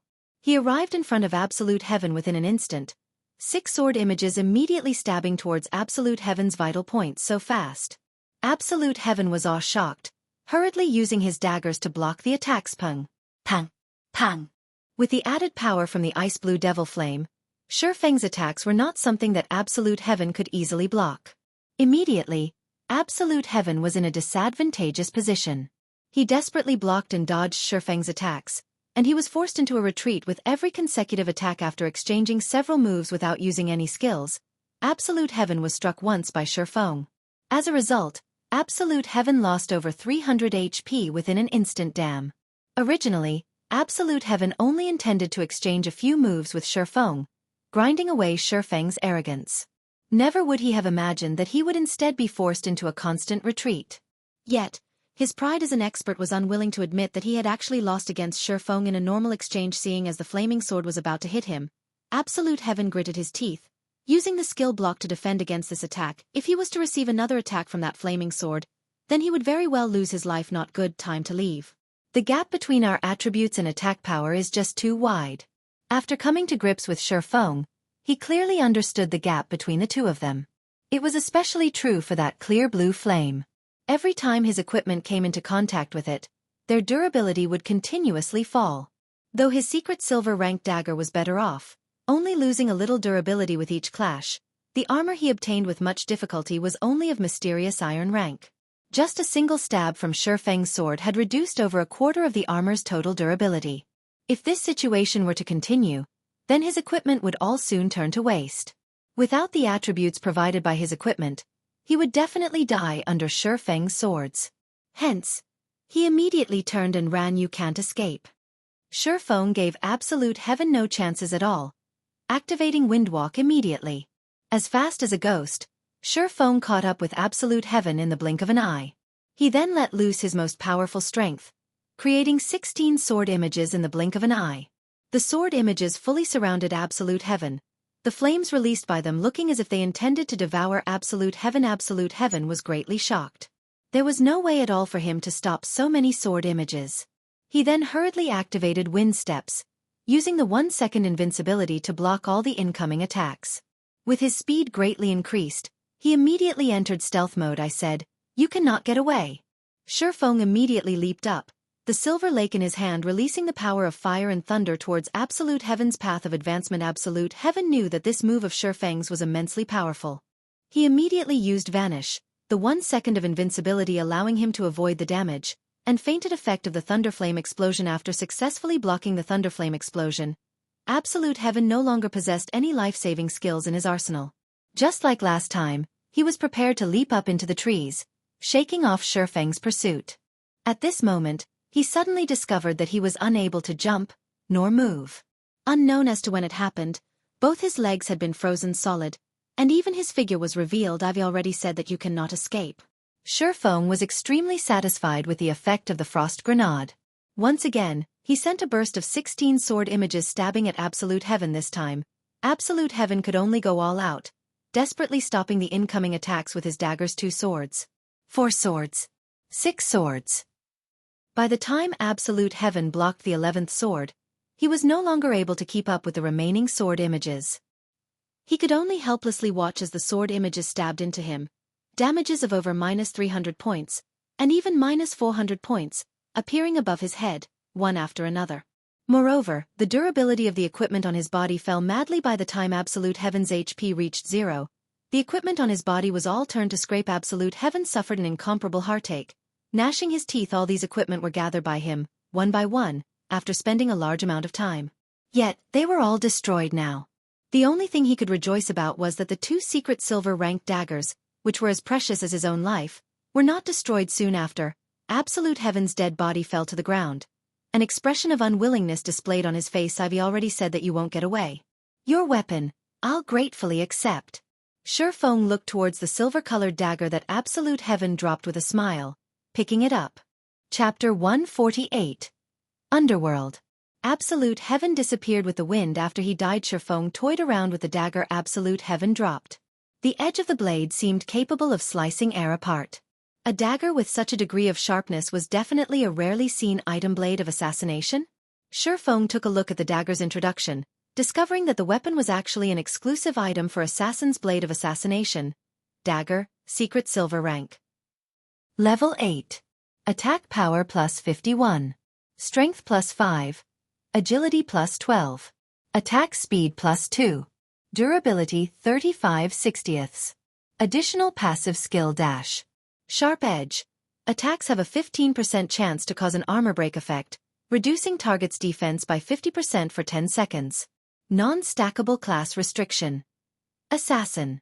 With such a high attack power and agility, it was no wonder Absolute Heaven was able to deal such massive damage to Shi Feng. This blade of assassination was an assassination weapon completely made to increase the user's attack power and speed.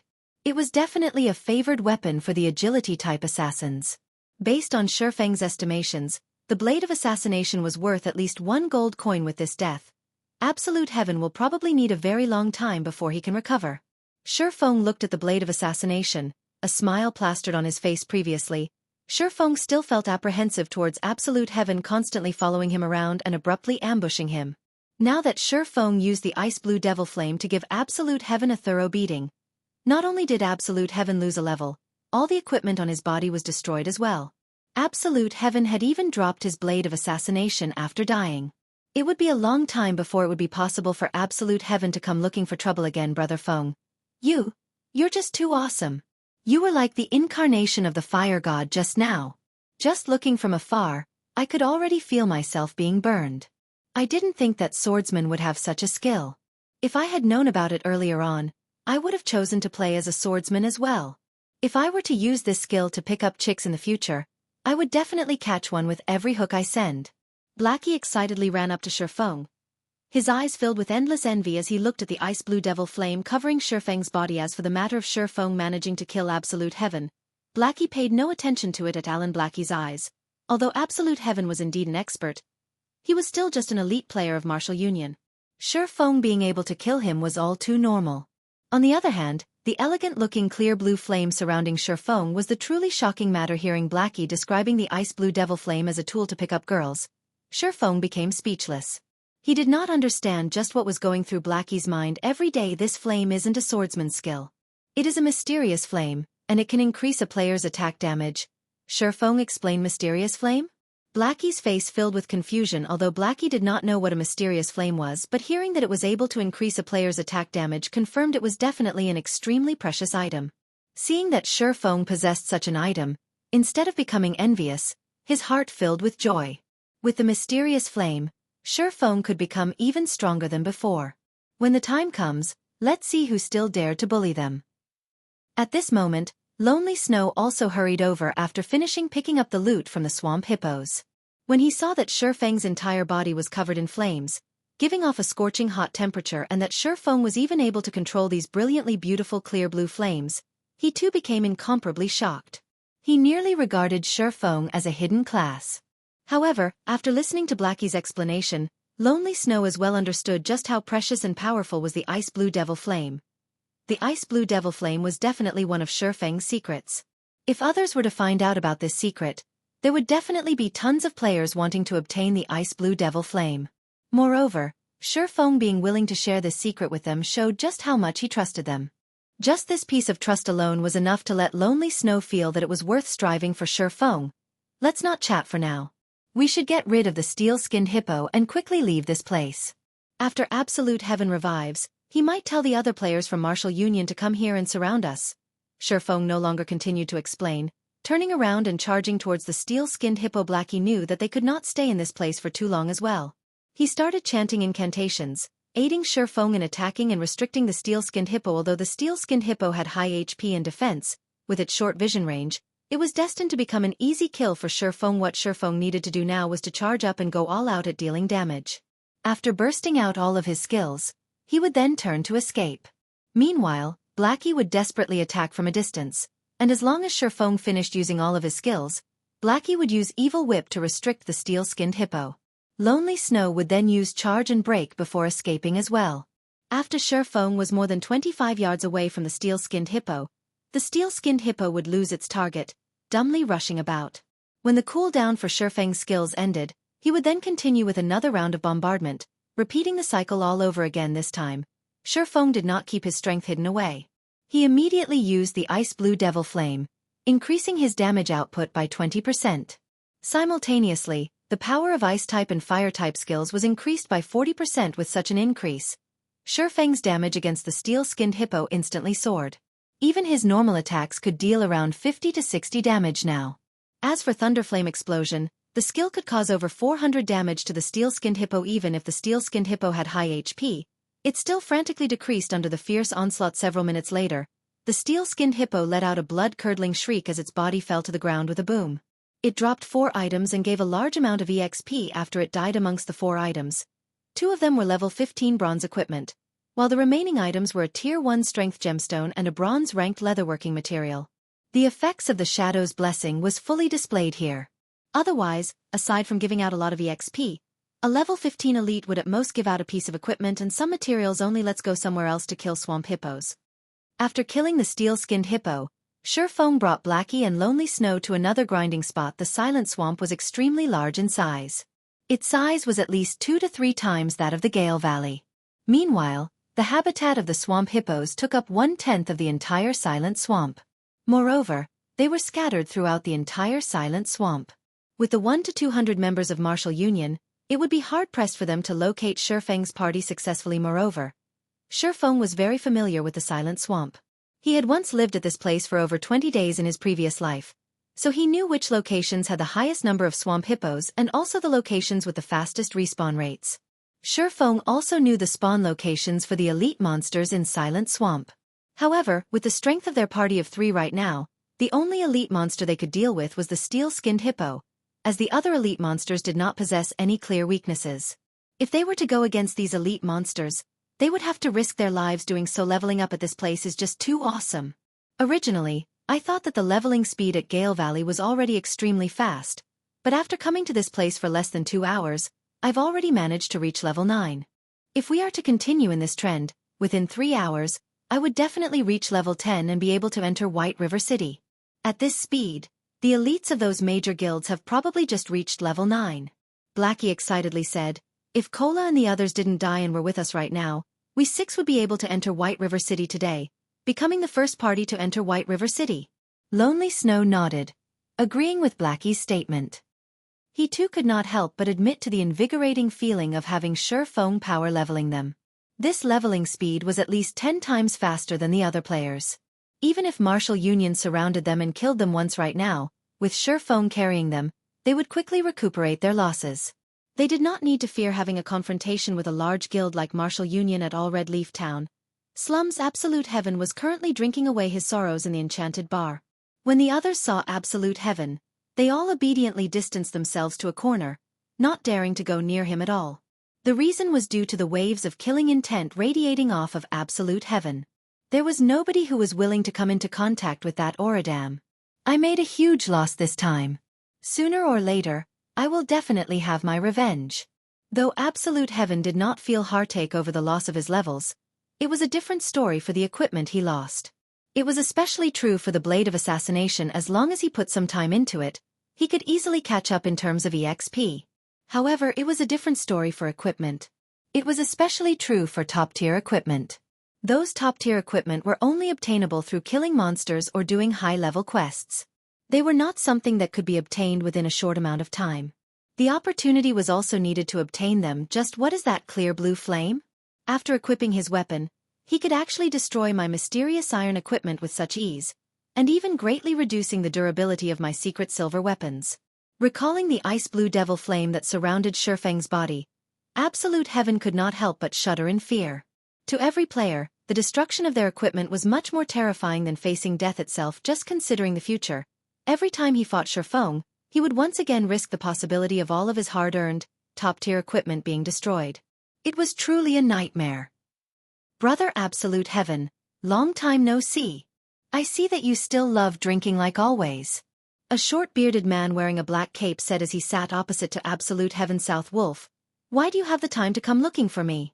When Absolute Heaven looked at the person speaking to him, his previous indifferent attitude was completely gone. Of course. It is to congratulate you. The man named South Wolf said with a laugh. Didn't you always want to join Underworld? Right now, the higher-ups have already recognized your potential, and you already have the rights to become an outer member of Underworld. In the future, you too will be one of Underworld's members. I think you should know what this means, right? What? I passed the test? Absolute Heaven nearly jumped up from excitement. The frustration and depression Absolute Heaven felt from being killed by Ye Feng before were immediately swept clean. He no longer minded even the loss of the Blade of Assassination, as there was nothing more joyous than being able to join Underworld. In order to join Underworld, Absolute Heaven had spent 3 full years undergoing over a dozen assessments and tests. Now, he finally obtained Underworld's recognition, officially becoming one of Underworld's outer members. Underworld was a very mysterious organization. Its strength in the real world was extremely terrifying. The resources, influence and information it possessed was not something any outsider could imagine. Just based on some of the identities of the outer members of Underworld that Absolute Heaven knew of was enough to astonish him greatly. However, for reasons unknown, Underworld started investing into virtual reality games some 10 years ago.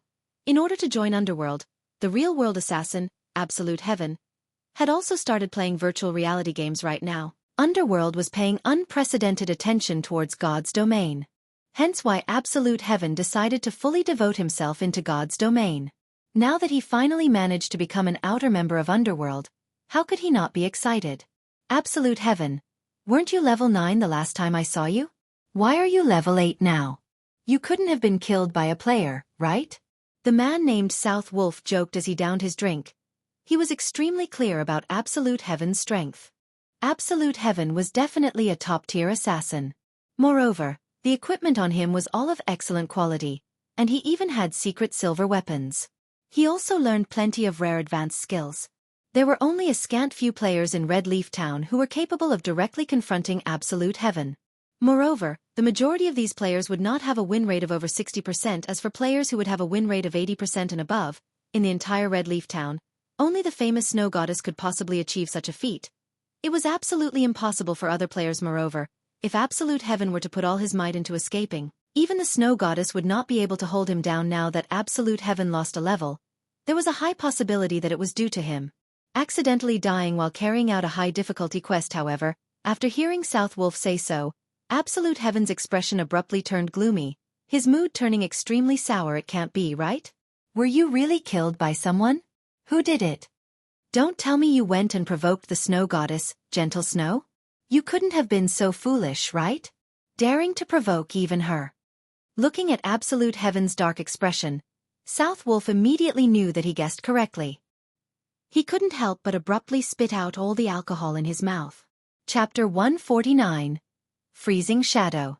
I'm no fool. Why would I dig my own grave by provoking Gentle Snow? Absolute Heaven shook his head. If you didn't provoke Gentle Snow, then who killed you?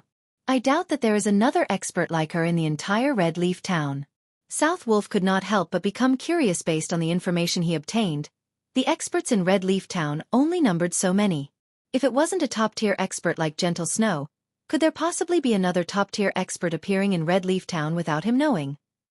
South Wolf's curiosity deeply pierced Absolute Heaven's pride. He tightly gripped his fist to the point where blood almost came out. He had spent such a long time planning and preparing so many measures. Originally, he had a 100% possibility to kill Ye Feng. However, the rate at which Ye Feng increased his strength had far surpassed Absolute Heaven's estimations. Looking at Absolute Heaven's silence, South Wolf could not help but let loose a smile. He was now even more interested in the expert that managed to kill Absolute Heaven. Absolute Heaven, you know what my job entails, right? Now that such an expert has appeared in Red Leaf Town, I need to know just who that person is. South Wolf looked at Absolute Heaven, asking in a low tone. Absolute Heaven's expression turned sullen. He did not wish to tell anybody of this embarrassing matter at all, not to mention telling it to the South Wolf before him. Absolute Heaven had maintained a no-loss record for 3 whole years. Yet, today that record was ripped apart by the unknown Ye Feng. Moreover, today was even the big day where he got to join Underworld. With such an incident happening, it would definitely affect his standing in Underworld in the future. I can understand how you are feeling right now. You've managed to join Underworld after much difficulty, yet, you were immediately met with such an incident. It would definitely have a huge impact on your mood. However, this is my job.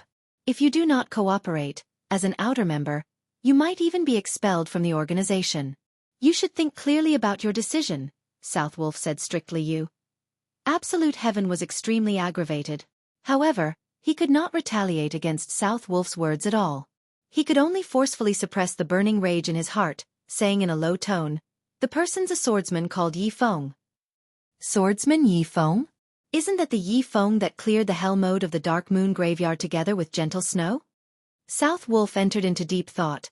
I've seen his battle recording before, and I've also analyzed his strength. He is indeed an expert, but it is only up to a normal standard. He has no qualifications to join Underworld at all.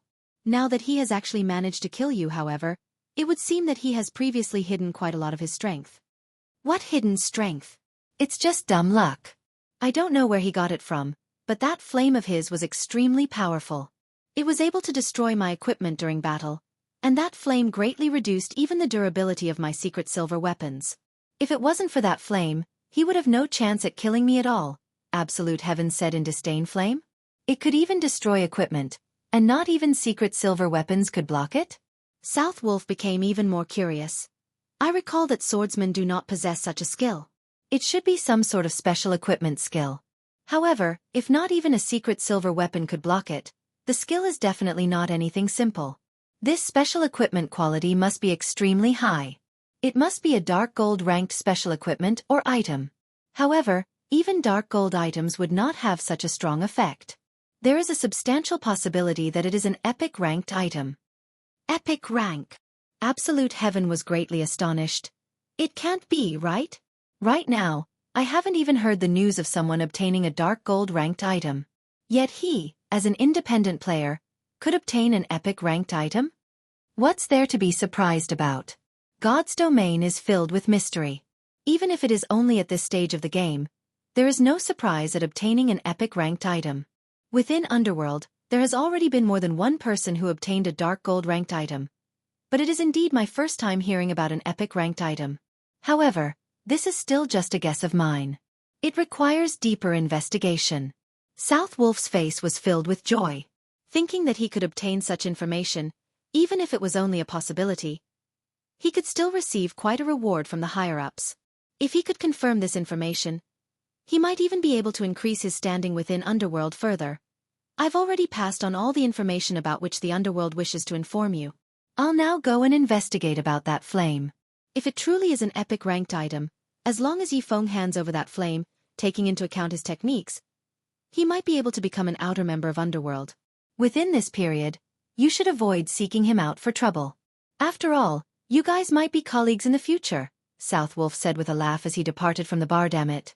Looking at South Wolf's unconcerned attitude as he departed, Absolute Heaven abruptly punched his fist onto the table. The beer bottles on the table all fell to the ground, breaking apart into fragments. Silent Swamp. Stream Fall. Ye Feng was currently leading Blackie and Lonely Snow to attack a jade green, three-headed snake demon, rare elite. Level 16. HP 15, 000/15, 000. A rare elite was not much stronger when compared to a normal elite monster of the same level. It was extremely rare for players to meet one, hence why it was called a rare elite. However, even these rare elites had specified respawn points. Only, they had many locations they could spawn from, so it was not easy to locate them at all. The loot of rare elites was much better than that of normal elites. Hence why many players loved rare elites. There were only a total of 5 rare elites in the Silent Swamp. Amongst them, the weakest one was the three-headed snake demon. Also, when a rare elite died, they would only respawn 2 days later. After carrying both Blackie and Lonely Snow to level 10, Ye Feng himself reached level 11 as well. He felt that they should roughly be able to kill the three-headed snake demon, hence why they had spent a lot of time looking for it. Brother Feng, this rare elite's movement speed is simply too fast. I can't land a hit on it at all. Blackie continuously used Dark Arrow to attack the three-headed snake demon.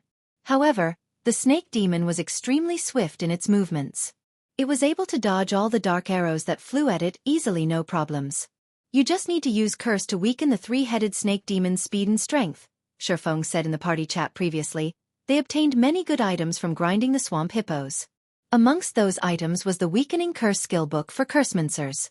The skill was able to reduce all the attributes of the target by 15%, damage dealt by 15%, and increase the darkness damage the target received by 10%. It was one of the signature skills of Cursemancers in addition to the evil whip binding and restricting the three-headed snake demon, and also Lonely Snow's charge and break. Ye Feng could easily deal with this monster. The three-headed snake demon's main form of attack was a long-range venom attack. This venom was extremely terrifying, and even a level 15 MT would not be able to withstand the sustained damage caused by the venom.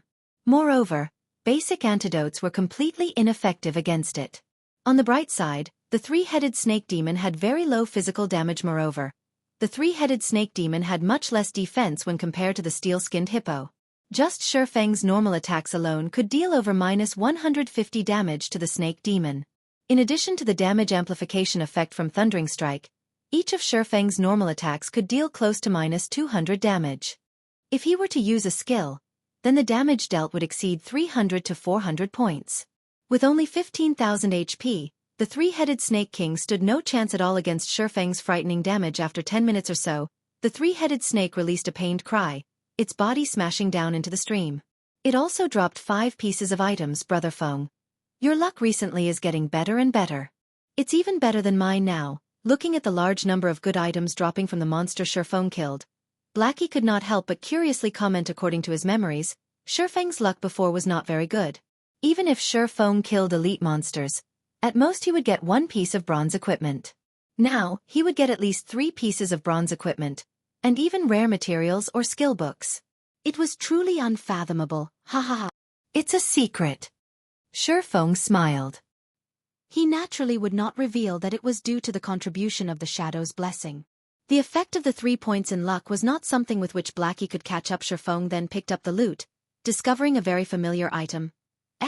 Isn't this the freezing shadow? This thing really brings back memories. Brother Feng, what dropped? Blackie asked. Lonely Snow was also very curious. We got quite the good harvest. We got 2 level 15 bronze equipment, 1 level 15 mysterious iron equipment, 1 rare dungeon teleport scroll, and 1 consumable item, the freezing shadow. We definitely hit the jackpot with this. Ye Feng displayed the attributes on all the items for the two to see. Now that the three-headed snake is dead, it will take another 2 days before another respawns. Let's continue grinding swamp hippos, then. Just as Shi Feng and the others were about to continue grinding swamp hippos, Shi Feng suddenly received a communication request. Who's South Wolf? Shi Feng looked at the caller ID, discovering that it was a stranger.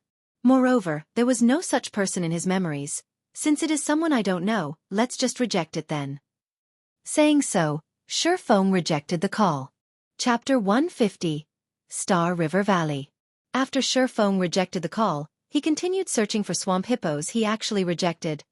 South Wolf looked at the rejection notification, feeling a sense of discomfort in his heart. Normally, those with social standings would earnestly wish to converse with him in order to form friendly ties. Now, however, he was actually met with a situation like this. It was definitely a first for him. However, the ones above had already given him the command to make contact with Shi Feng. Hence, he could only endure it and continue attempting to contact Shi Feng. After he reported the information about Shi Feng and the flame, Underworld carried out an analysis on the effects of the flame. They immediately discovered that the flame was definitely extremely precious, and there was over a 70% chance that it could possibly be an epic ranked item. Hence, South Wolf was tasked with negotiating with Shi Feng to obtain the flame for Underworld. South Wolf sucked in a few deep breaths, calming down his mood. He then sent another communication request to Shi Feng. However, every single request for communication was met with rejection. Crap. I can't believe this. Let's see how long you can keep on rejecting my calls. South Wolf sent a communication request once more. This is getting irritating. Shi Feng rejected the request once again. He then adjusted the system settings to stop receiving calls from strangers. After turning off the system interface, Shi Feng suddenly felt that the world became much more peaceful and serene than before. Leader, I discovered a very special place here. The rivers are actually flowing in mid-air. There are also lots of golden-colored fish swimming in the silver-colored river. Moreover, these fish are all level 20 special elites. Lonely Snow suddenly said in the party chat, his voice containing great excitement. A group of level 20 special elite fish? Isn't this too much of an exaggeration? Lonely Snow, are you sure you saw right? Blackie did not believe Lonely Snow's words at all. Special elites. They were much stronger than ordinary elite monsters. The reason being, special elites were very outstanding in a particular field. If it were not in terms of speed, then it would either be in terms of strength, magic, or something else. There were extremely few special elites in God's domain, and their rarity was comparable to rare elites. Not to mention finding a group of special elites. Even meeting with a single one was extremely difficult. It's true. If you don't believe me, I'll send you a picture of it. After taking a look at the picture, it was indeed as Lonely Snow said. The location in the picture was like a wonderland on Earth. Dazzlingly beautiful. It was truly hard to imagine that the dark and damp silent swamp would have such a location in it. There were hundreds of big golden fish in the Silver River, and they all shone brilliantly, creating a dazzling sight. Golden-colored fish? Shi Feng entered deep thought as he looked at the golden fish in the river. Suddenly, he thought of a possibility. What are the coordinates? I'll come over immediately. When Shi Feng and Blackie arrived at the silver-colored river, they discovered that this river was actually moving in position, though it moved at an extremely slow speed. Shi Feng and Blackie only managed to locate this river due to Lonely Snow continuously following it as expected. It is the Star River Valley. Shi Feng smiled. Star River Valley was one of the rarely seen marvels in God's domain. These marvels would usually appear at maps that were below level 50. Any players that were able to meet such marvels were all extremely lucky. As this meeting represented an opportunity, Shi Feng had once heard of a player obtaining a fine gold-ranked item from the Star River Valley. There was even a player who obtained an epic-ranked item, causing others to feel envious. However, there were also rumors that the person was just lying. Brother Feng, how do we deal with these big golden fish? Blackie felt a headache coming on just from looking at all the big golden fishes swimming in the silver-colored river. Golden fish, special elite. Level 20. HP 100. 000/100. 000. Ignoring the level suppression, attack and defense of the golden fishes, just their 100,000 HP was enough to bring a person to despair. These golden fish are swimming in a river that's floating in mid-air. I've previously tested it out before, and I couldn't land an attack at all. However, if we solely depended on Blackie's magical attacks, the damage dealt might not even match up with the golden fish's recovery speed. Lonely Snow said, "Leader, do you have any good ideas? Let's take a look at the surroundings first, then. We might be able to discover some clues." Shi Feng said. It was also Shi Feng's first time meeting the Star River Valley. If their luck was good, they might receive a huge harvest, possibly even obtaining 1 or 2 pieces of fine gold-ranked items. And Blackie and Lonely Snow started searching through the entire region of the Star River Valley. After searching for over 10 minutes, Blackie discovered an elderly man floating in mid-air. The elder was holding onto a fishing rod. Fishing Brother Feng, I found an NPC over here. Blackie excitedly said. I'll be there immediately, Shi Feng said, also becoming excited. The NPC elder was called Faust, and he was a level 100 NPC that was capable of easily suppressing Shi Feng and the others. Respected elder, can we help you with anything? Shi Feng respectfully said. The elder, Faust, seemed not to have heard Shi Feng speaking. His eyelids remained shut as he quietly fished. He can't be deaf, right? Blackie said. He can't be a deaf person, right? I'm guessing that his hearing is impaired. After all, that NPC's setting is that of an old man, so his hearing should have deteriorated. He should be able to hear us if we speak louder. Lonely Snow shook his head. This old man is the great Faust. You adventurers are truly ill-mannered, daring to actually speak about this old man in such a way. This old man is going to give you 2 a punishment. Faust abruptly opened his eyes. Floating in mid-air, he looked at both Blackie and Lonely Snow as he spoke in a furious tone. Holy crap. This NPC doesn't react to praises, but immediately reacts when we talk bad about him? Isn't his IQ too high? Blackie was shocked. Lonely Snow was also incomparably shocked. However, before the 2 of them could recover from their shock, Faust casually pointed a finger at them. The 2 of them suddenly floated high up into the air, before plunging down to the ground, nearly dying from the fall. After teaching the 2 a lesson, Faust started fishing once again. You too? Shi Feng laughed as he spoke in the party chat. The NPCs in God's domain possess extremely high intelligence. This is especially true for almost all high-level NPCs. They are totally different from the average Joe. You guys should treat powerful NPCs with respect in the future. This time, Faust could be considered to have given you a light lesson. If he were to become truly angry, there is the possibility that he might even kill you. In Shi Feng's previous life, many players who paid little respect to NPCs. In the end, they were killed off by said NPCs. Shi Feng had even seen more severe cases where NPCs would kill off a player whenever they met Brother Feng. Why didn't you say so early? Blackie complained. I wanted to say it, but you guys spoke before I had a chance to say anything. Shi Feng shrugged, shoving away the blame. Just as Shi Feng was about to reveal his strategy, the system's message notification constantly rang out. One after another, the message notifications created a symphony of beeps. Shi Feng became speechless. Just where did so many messages come from? Why is it South Wolf again? Shi Feng did not think that this person called South Wolf would be so persistent. The person had actually sent several hundred messages over. He was truly insane. Do you dare accept a voice call? Do you know who I am? Are you reading this? I know you're reading this. There is a big opportunity awaiting you right now. You best contact me immediately.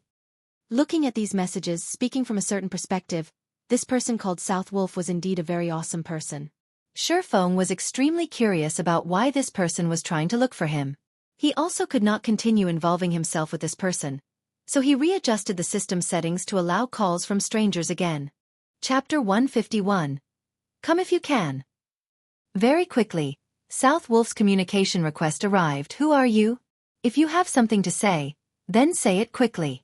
I'm very busy, Shi Feng said in an annoyed tone after picking up the call. Do you know who I? Shi Feng's words nearly caused South Wolf to lose it. However, in the end, he still endured it. After all, this was a task handed down to him from above, so he needed to carry out the job properly.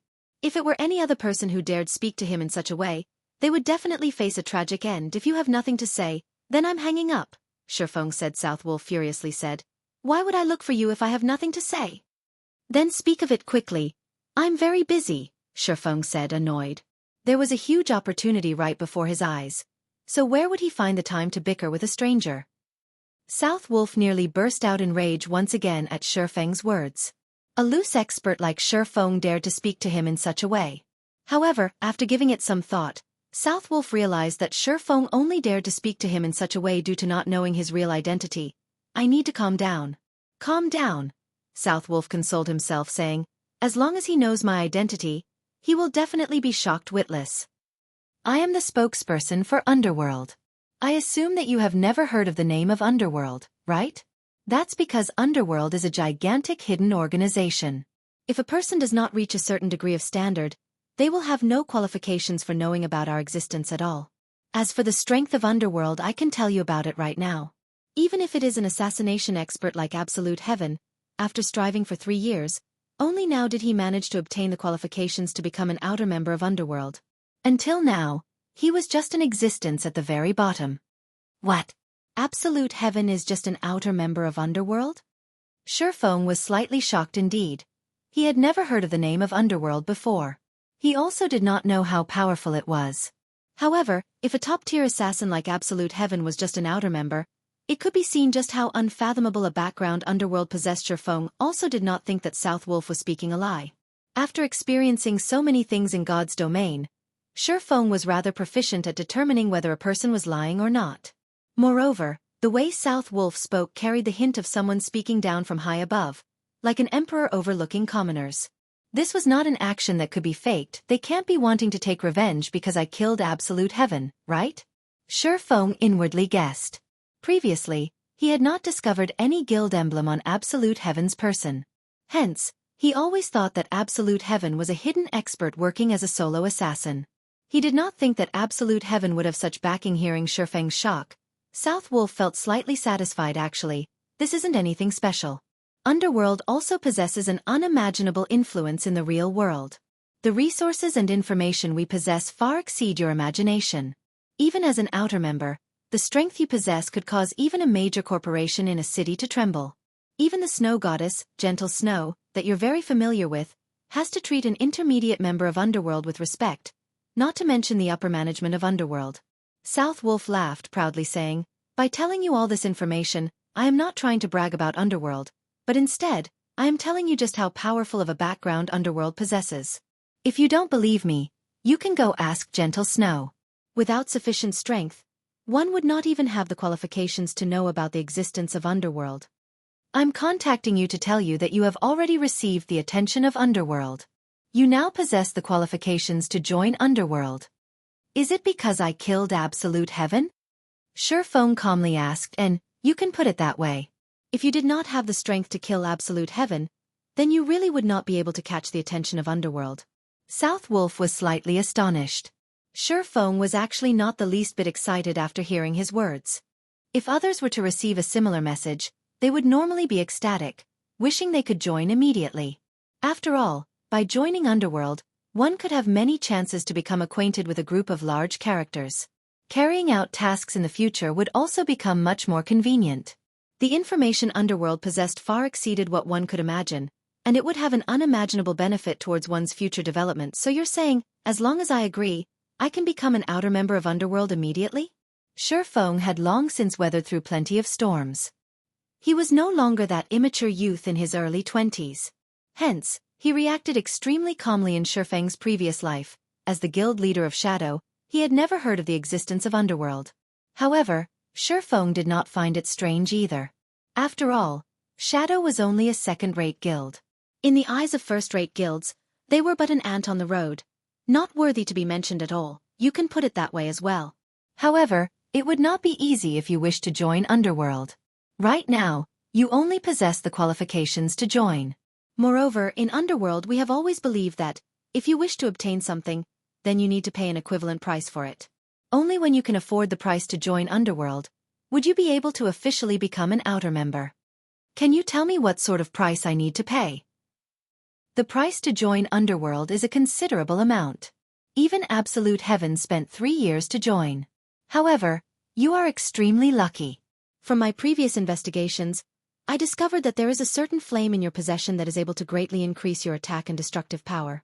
As long as you hand over that flame, and pay a monthly membership fee of 10 gold coins, you will officially become an outer member of Underworld. I see. Realization structure. Feng. The organization, Underworld, was similar to a grand chamber of commerce in real life. If one wanted to join the organization, then they needed to pay the membership fee. However, not just anybody possessed the qualifications to join the organization. Within the organization, members would be able to form platforms for mutual assistance, information sharing, and resource sharing. With this, Members would be able to obtain many more business opportunities to develop their own enterprises further. Since you understand, when are you prepared to pay the price? I can't stay too long in Red Leaf Town. I still have many other things that I need to do, South Wolf said with a laugh. As long as he could obtain the epic ranked flame in Feng's hands, coupling it with several years of accumulated contributions, he would be able to officially become an intermediate member of Underworld. At that time, he would be able to call the wind and rain as he pleased. Sorry, but I refuse to join. You should look for someone else, Feng said in a stern tone. After his experience with Shadow, he no longer wished to join someone else's organization. Moreover, he did not need to join someone else's organization. With his advantage as a reincarnated person, he had knowledge of tons of information of which others were unaware. He also knew the trends in which the future would develop toward. If Underworld was seeking him out to cooperate as equals, then he could put some consideration into the matter. However, for him to become a member of Underworld, it would only be a different form of slaving off for someone else. Fortunately, he did not possess such a hobby right now. He could already start establishing a large workshop. The goal of establishing a large guild was also within close sight, so he truly did not see any need to join Underworld. The most valuable thing one could obtain within Underworld was information about God's domain. In the eyes of others, although such information was extremely precious, to Feng it was common knowledge. The reason he spoke so much was simply to find out more about Underworld. What did you say? South Wolf thought he had heard incorrectly. After speaking for such a long time, Feng had simply rejected him. I'm not interested in joining Underworld. You should look for someone else, Feng reiterated once more. After speaking so much, in the end, you are just toying with me? South Wolf angrily said. Do you know what kind of consequences your actions will bring? It is you who contacted me first. Now that I don't wish to join Underworld, are you going to threaten me to join? Feng sneered. Since you dare to toy around with us, Underworld, you naturally have to pay the price. Hand over the flame, and I'll consider it as if this matter never happened. Otherwise, prepare to suffer Underworld's wrath. South Wolf threatened in a cold tone. Ha ha ha. You finally revealed your fox's tail. Since the beginning, your goal has always been the flame, right? You found out from absolute heaven that my flame is not anything simple, so you wish to have it for yourselves now, is it? Feng calmly said. I only have one sentence to say to you. If you guys have the ability, then come. Chapter 152. Legendary Character. South Wolf fell silent at Feng's calm reply. He clearly informed Feng of Underworld's background and its frightening might. Yet, Feng still resolutely chose to oppose Underworld, refusing to hand over the flame. This was the first time South Wolf encountered such a case. If you think that, just by being acquainted with and backing of a gentle snow, Underworld will not dare target you, you couldn't be more wrong. South Wolf sneered. Even the currently famous Ouroboros does not dare possess enmity against Underworld, not to mention a measly first vice leader. I'll give you one last chance to hand over the flame. That way, you can still play in God's domain comfortably. Otherwise, there will be no place to accommodate you in all of God's domain. It looks like you really don't understand human words. Or is there a problem with your intelligence? Feng laughed disdainfully. You wish to take something that belongs to me just with just a few words? Do you think that your family runs God's domain or something? I'll tell you one more time. If you have the ability, then come. I'm eager to see just what you can do to me. If it were his last life, Feng might have yielded. However, it was a different story altogether now. In this life, he possessed both the capital and confidence to challenge a gigantic existence like Underworld. After reincarnating, Feng's goal in life was to complete the dream he never accomplished in his previous life, establishing his own virtual empire. On this path, he was destined to make enemies of the many major powers of God's domain. If he lowered his head to Underworld now, how could he challenge the tyrants of God's domain in the future? How could he compete over the resources, territory, equipment, and such in God's domain? Although Underworld's influence was massive, and its influence in reality similarly great, when faced with God's domain, the globally acknowledged second world, nary a power in the world could interfere with the main God system, not to mention a measly Underworld. Even if Underworld wished to investigate Feng's identity in real life, it was an impossible task to achieve. After over 100 years of operation and improvements, the privacy of players in virtual reality games was nigh perfect. It was also impossible to uncover a person's identity through virtual trades. Very good. Since it seems that you have truly steeled your heart to oppose Underworld, you better make your preparations to enter hell. South Wolf was so angry he smiled. He truly did not think that there would be a person who did not fear death. Ye Feng was but a single independent player, and he only dared speak those conceited words because he did not know the terror of Underworld at all. In South Wolf's view, Ye Feng was just an arrogant and presumptuous fool who did not know fear. Underworld's main influence covered 2 empires and several kingdoms, Star Moon Kingdom included. As long as he reported this matter to the higher-ups, within a few days, an independent player like Ye Feng would no longer remain mingling in God's domain. At that time, Ye Feng would have no choice but to offer up that epic ranked flame hell, is it? I've enjoyed its atmosphere plenty of times before, and entering yours won't make any difference. Ye Feng shrugged, smiling insolently as he spoke. Ye Feng now possessed the ice-blue devil flame. With his current battle prowess, he did not fear any player in the least. If they wished to gang up on him, he would use guerrilla warfare to deal with them. His leveling speed was extremely rapid, so he could afford to face off against them. He did not believe that there was any guild or power that could afford to waste that much manpower and resources to continuously battle him in Red Leaf Town. After speaking his piece, Ye Feng disconnected the call. Brother Feng, what happened? Blackie could feel Ye Feng's rage from the conversation he just had. Nothing much. It was just someone trying to rob me. Ye Feng shook his head, casually describing Underworld as a bandit. We're better off thinking of a way to get information off of that elderly NPC. Okay, Blackie nodded, agreeing. Although Ye Feng spoke lightly, Blackie knew that the matter was not as simple as Ye Feng described. Blackie inwardly hated himself for not being any help to Ye Feng. If he could become more powerful, he might be of help to Ye Feng in the future. In actuality, Blackie was not alone in this train of thought.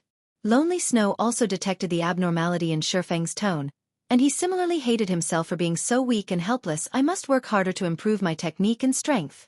At the very least, I can't remain as deadweight to Brother Feng. Suddenly, the two of them held an eager desire to increase their own strength. Meanwhile, after Ye Feng hung up on him, South Wolf immediately contacted the upper echelons of Underworld. South Wolf, how is the matter regarding the epic ranked item coming along? Young Master Feng, I've already tried my best, but that brat Ye Feng still refused. He also looked down on Underworld, telling us to come at him if we have the ability. Ha ha ha. He's truly an interesting fellow. It is no wonder Snow is paying attention to him. I haven't met such an arrogant person for a very long time now. Since he has rejected my good intentions, let him disappear from God's domain. I'll give you the authority to mobilize all of Underworld in White River City, so quickly fetch me that item. Yes, this subordinate will definitely succeed. After the call ended, South Wolf released a sigh of relief. Listening to that person's tone, they were definitely angry. Otherwise, that person would not have given him the authority to mobilize the full strength of Underworld in White River City just to deal with a single Ye Feng. Ye Feng, let's see how long you continue acting freely. Very soon, I'll show what kind of place hell really is. Just thinking of Ye Feng was enough to cause South Wolf's belly to fill with rage. However, when he thought about how he could operate all the power of Underworld in the White River City region, he could not help his excitement. Although Underworld had a very low member count, each and every one of them were elite experts. Some were even the upper echelons of major guilds. If he gathered all of the members within the White River City region, the total power might even surpass that of a third-rate guild in White River City. Being able to mobilize such a power, just thinking of it gave him an invigorating feeling. Moreover, a majority of Underworld's members were players who walked the path of darkness. What they loved most was murder, and they were the best at dealing with independent players like Ye Feng. Meanwhile, as South Wolf thought of ways to deal with Ye Feng, the person himself was in the process of having a conversation with the NPC named Faust. Albeit a one-sided one according to Ye Feng's understanding, Faust was a strange old man. Although Faust was a strange old man, he was also a legendary character. He was once known as the Elemental Dominator. During his youth, Faust had once killed a mighty dragon and had even sealed the Great Demon King. A Great Demon King was the human equivalent of a Tier 5 class. Moreover, Faust was once a teacher to the Emperor of the Black Dragon Empire. Rumor had it that Faust had once fought against a god and survived the encounter. However, when he reached the age of 100, he suddenly started wandering all over God's domain. Right now, Faust was already an old monster that exceeded the age of 300. As to how powerful Faust was right now, Ye Feng was unable to properly discern that. In short, Faust's strength was immeasurably deep. Hence, it was extremely difficult to start a conversation with Faust. The first condition to do so was to have sufficient strength to attract Faust's attention. The second condition was to have delicious cooking. Only when both of these conditions were fulfilled would Faust give out a rare quest called Delicious Golden Fish. When this quest was completed, one could obtain a reward. In reality, displaying sufficient strength to Faust was a simple task. To do so, one merely needed to deal over 100 damage to the golden fish. However, it was an extremely difficult challenge for players below level 20 to cause over 100 damage. At the very minimum, one needed to be level 20 and possess a complete set of bronze set equipment and a mysterious iron weapon to achieve such damage. Moreover, before one displayed their strength, they needed to initiate a conversation with Faust. On the surface, Faust appeared to not take notice of players. In reality, he secretly paid attention. Yet, just when Ye Feng was about to inform Blackie and Lonely Snow about these conditions, the two of them started cursing at Faust. However, this could also attract Faust's attention. Having the backing of? Chapter 153. Legendary Item. After attracting Faust's attention, Ye Feng's remaining task was to deal damage to the golden fish. These level 20 golden fish currently swam within the bright silver river suspended in mid-air. The river was around 25 to 30 yards above the ground, making it impossible for any normal melee class to attack the golden fish.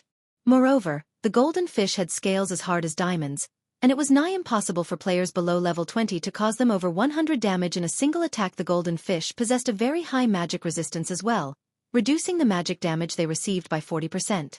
Also, the golden fish swam at exceptionally fast speeds in the Silver River, making them extremely hard to hit. As a result, there were many players who gained nothing despite having found the Star River Valley. One thing that greatly differed God's Domain from other virtual reality games was that, in God's Domain, there were many fortuitous encounters available out in the field.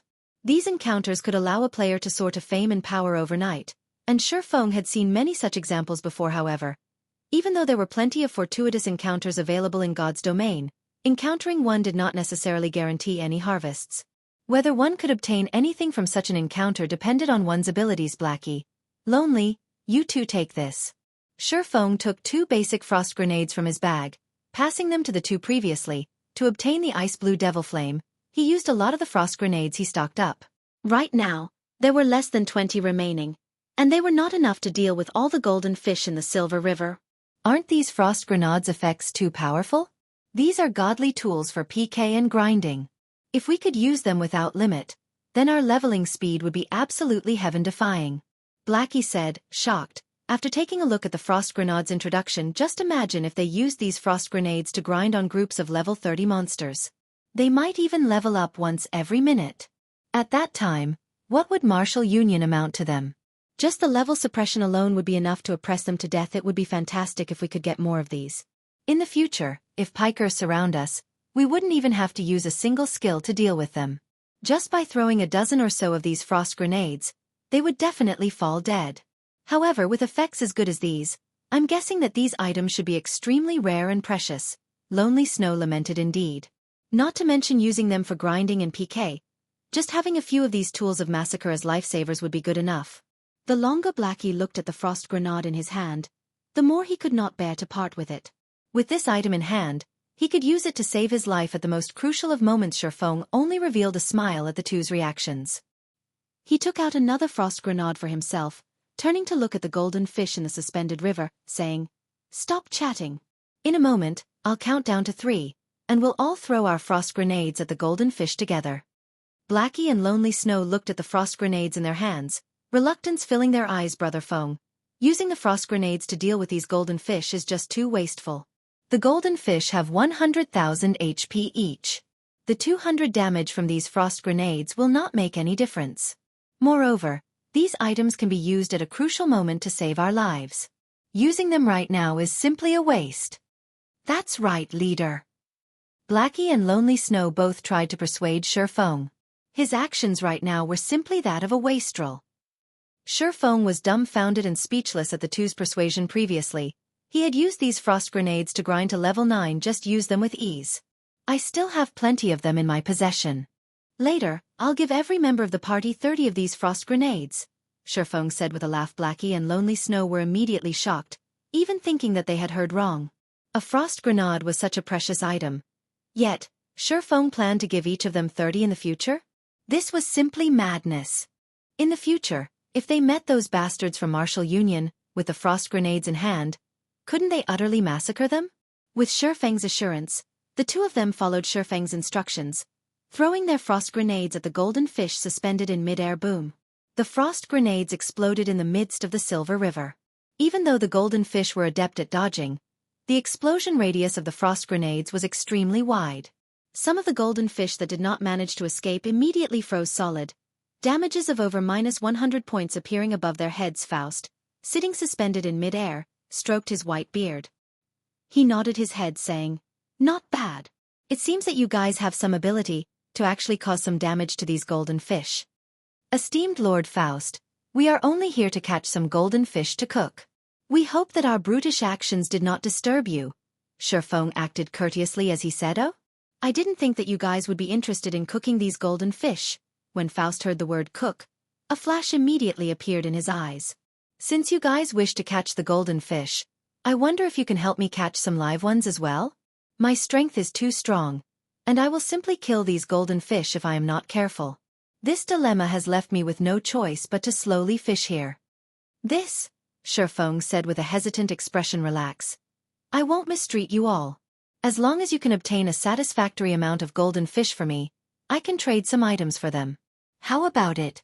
Faust casually waved his hand, and immediately, tens of items with pleasing appearances appeared and floated in mid. Every single one of these tens of items was extremely valuable. Moreover, beside the item's introduction, the amount of golden fish required to trade for the item was displayed as well. "Brother Feng, look. That's a level 15 secret silver ranked staff. There. That's a mysterious iron ranked mage robe. Wah. That's a fine gold ranked cloth armor guard." Blackie instantly drooled at the sight of these items. Lonely Snow also discovered a level 15 fine gold ranked two-handed axe, his eyes sparkling at the sight of the weapon. Moreover, the attributes of the weapon were simply mind-blowing. If he equipped that weapon, his attack power would instantly soar by several times. He could get rid of an MT of the same level with just 2 to 3 attacks. However, amongst the many items, an item with a faint orange glow attracted Ye Feng's attention. That was the glowing effect only found on legendary ranked items. A legendary ranked item? Ye Feng was shocked previously. He had only heard of players obtaining an epic item at most from the Star River Valley. Ye Feng had even doubted the reliability of the information. Now, however, it seemed that the information was indeed true. The rarity of a legendary item was several tens of times greater than that of an epic item. If a legendary item were already present among the rewards, it would not be strange for there to be an epic item as well in Ye Feng's previous life. Even after he reached level 200 and became a top-tier Sword King, he did not possess a single legendary ranked item. To Ye Feng, a legendary ranked item was but a fleeting dream. Only the extremely few Tier 4 Apex experts would possess 1 or 2 legendary items.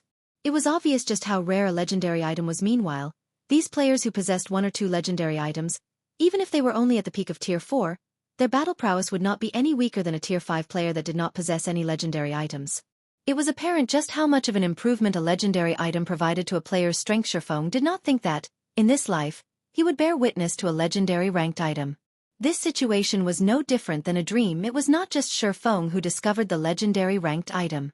Even Blackie and Lonely Snow noticed it, as the orange glow that the item gave off was simply too eye-catching. "Brother Feng, I'm not dreaming, right? That's a legendary ranked item, right?" Blackie pinched his own cheeks, saying. Meanwhile, Lonely Snow was speechless from excitement. He kept clapping Blackie's shoulders as he pointed towards the legendary item. "You guys are not hallucinating. That is indeed a legendary ranked item. It is also something that I chanced upon. However, this item is useless to me. Although it is possible to obtain this item if you want it, it won't be so easy." Faust stroked his beard as he said with self-satisfaction. He felt extremely satisfied by the shocked expressions of Ye Feng and the others at this time. Ye Feng had calmed down. Although a legendary item was right before his eyes, obtaining it was an entirely different matter. As for snatching the item away from Faust, that would be no different than suicide. They could only follow the rules to obtain it. Ye Feng then clicked to look at the legendary item's introduction. Heavenly Dragon's Sacred Breath. Fragmented legendary rank. Chapter 154. A quest that is impossible to complete. Fragmented legendary rank?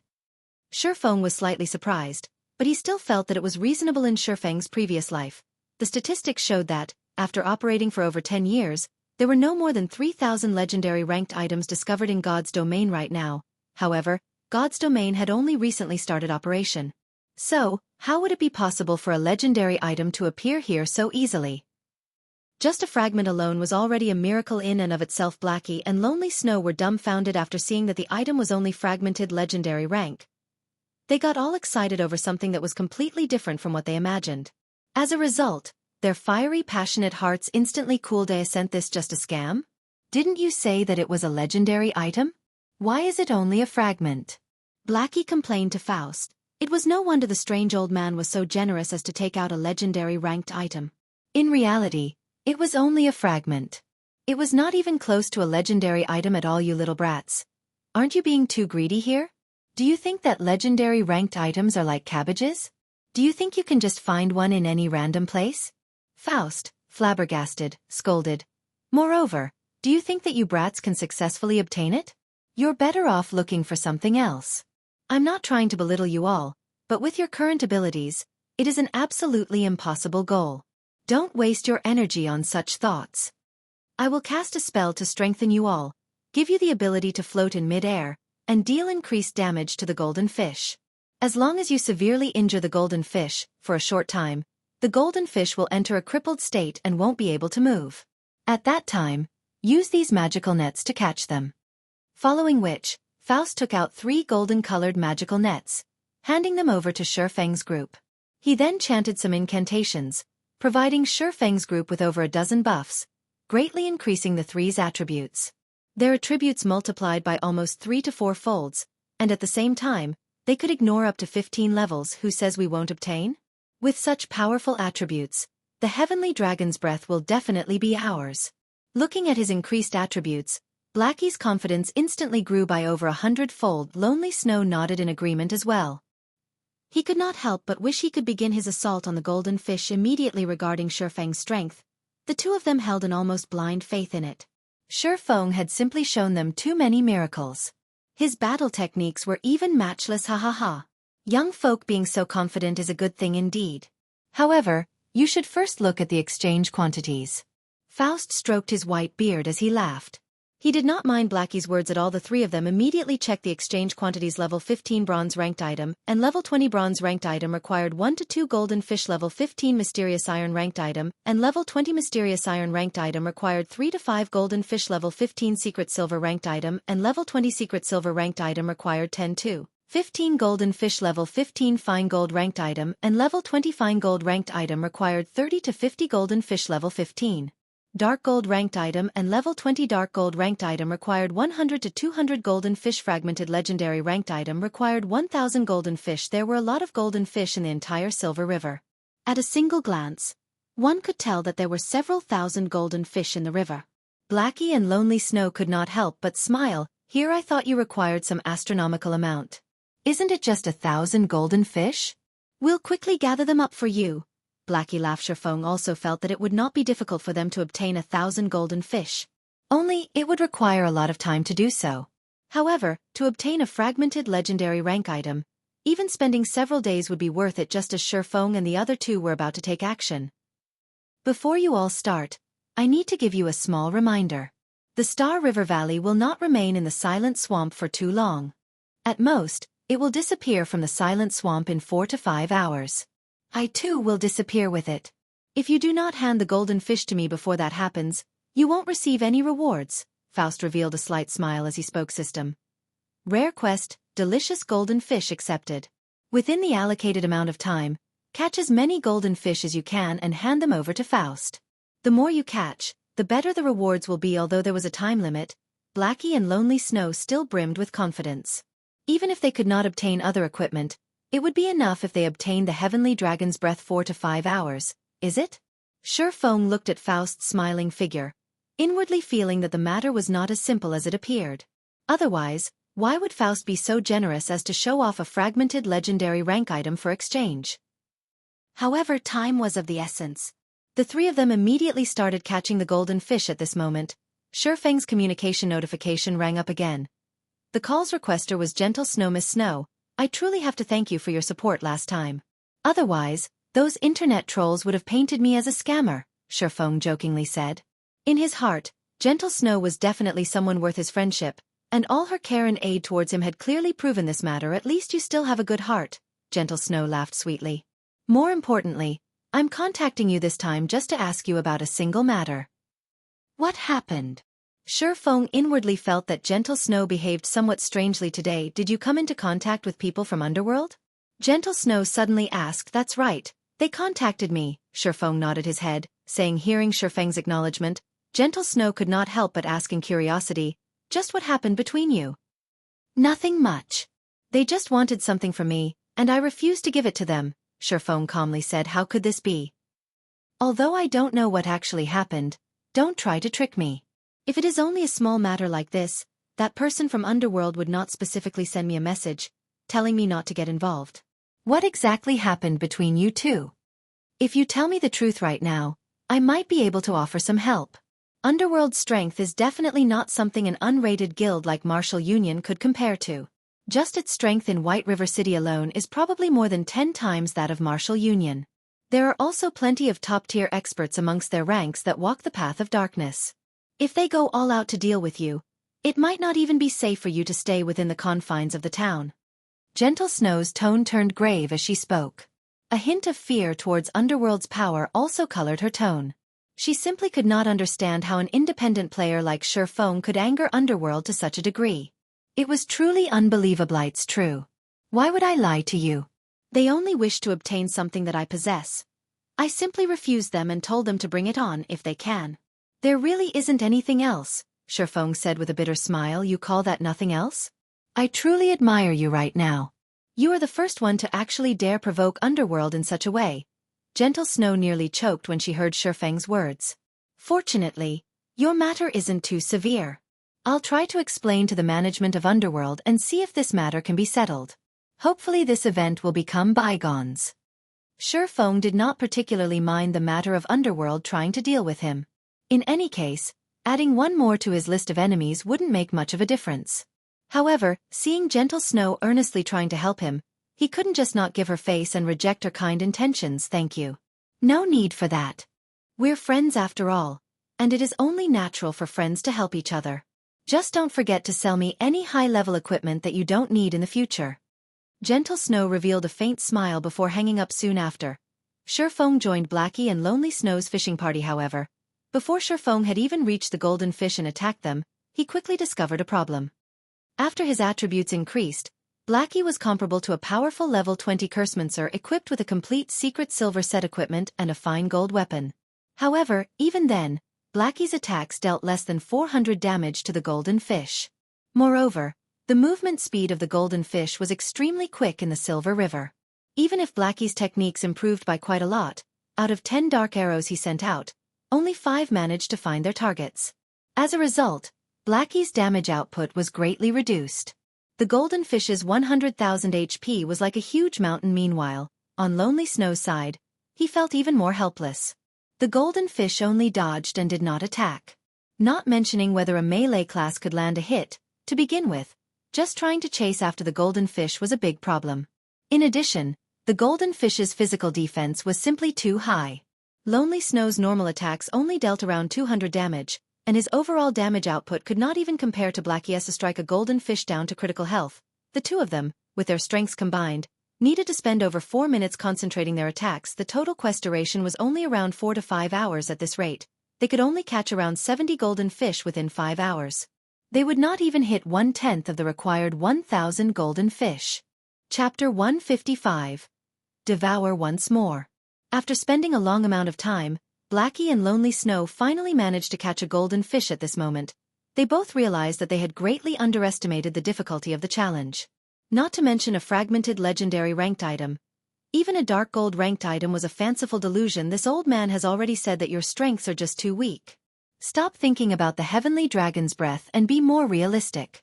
Otherwise, you all might not get anything in the end. Faust, who floated in the air, smiled. In reality, Faust only teased Shi Feng's group for fun by taking out the fragmented legendary rank item in God's domain.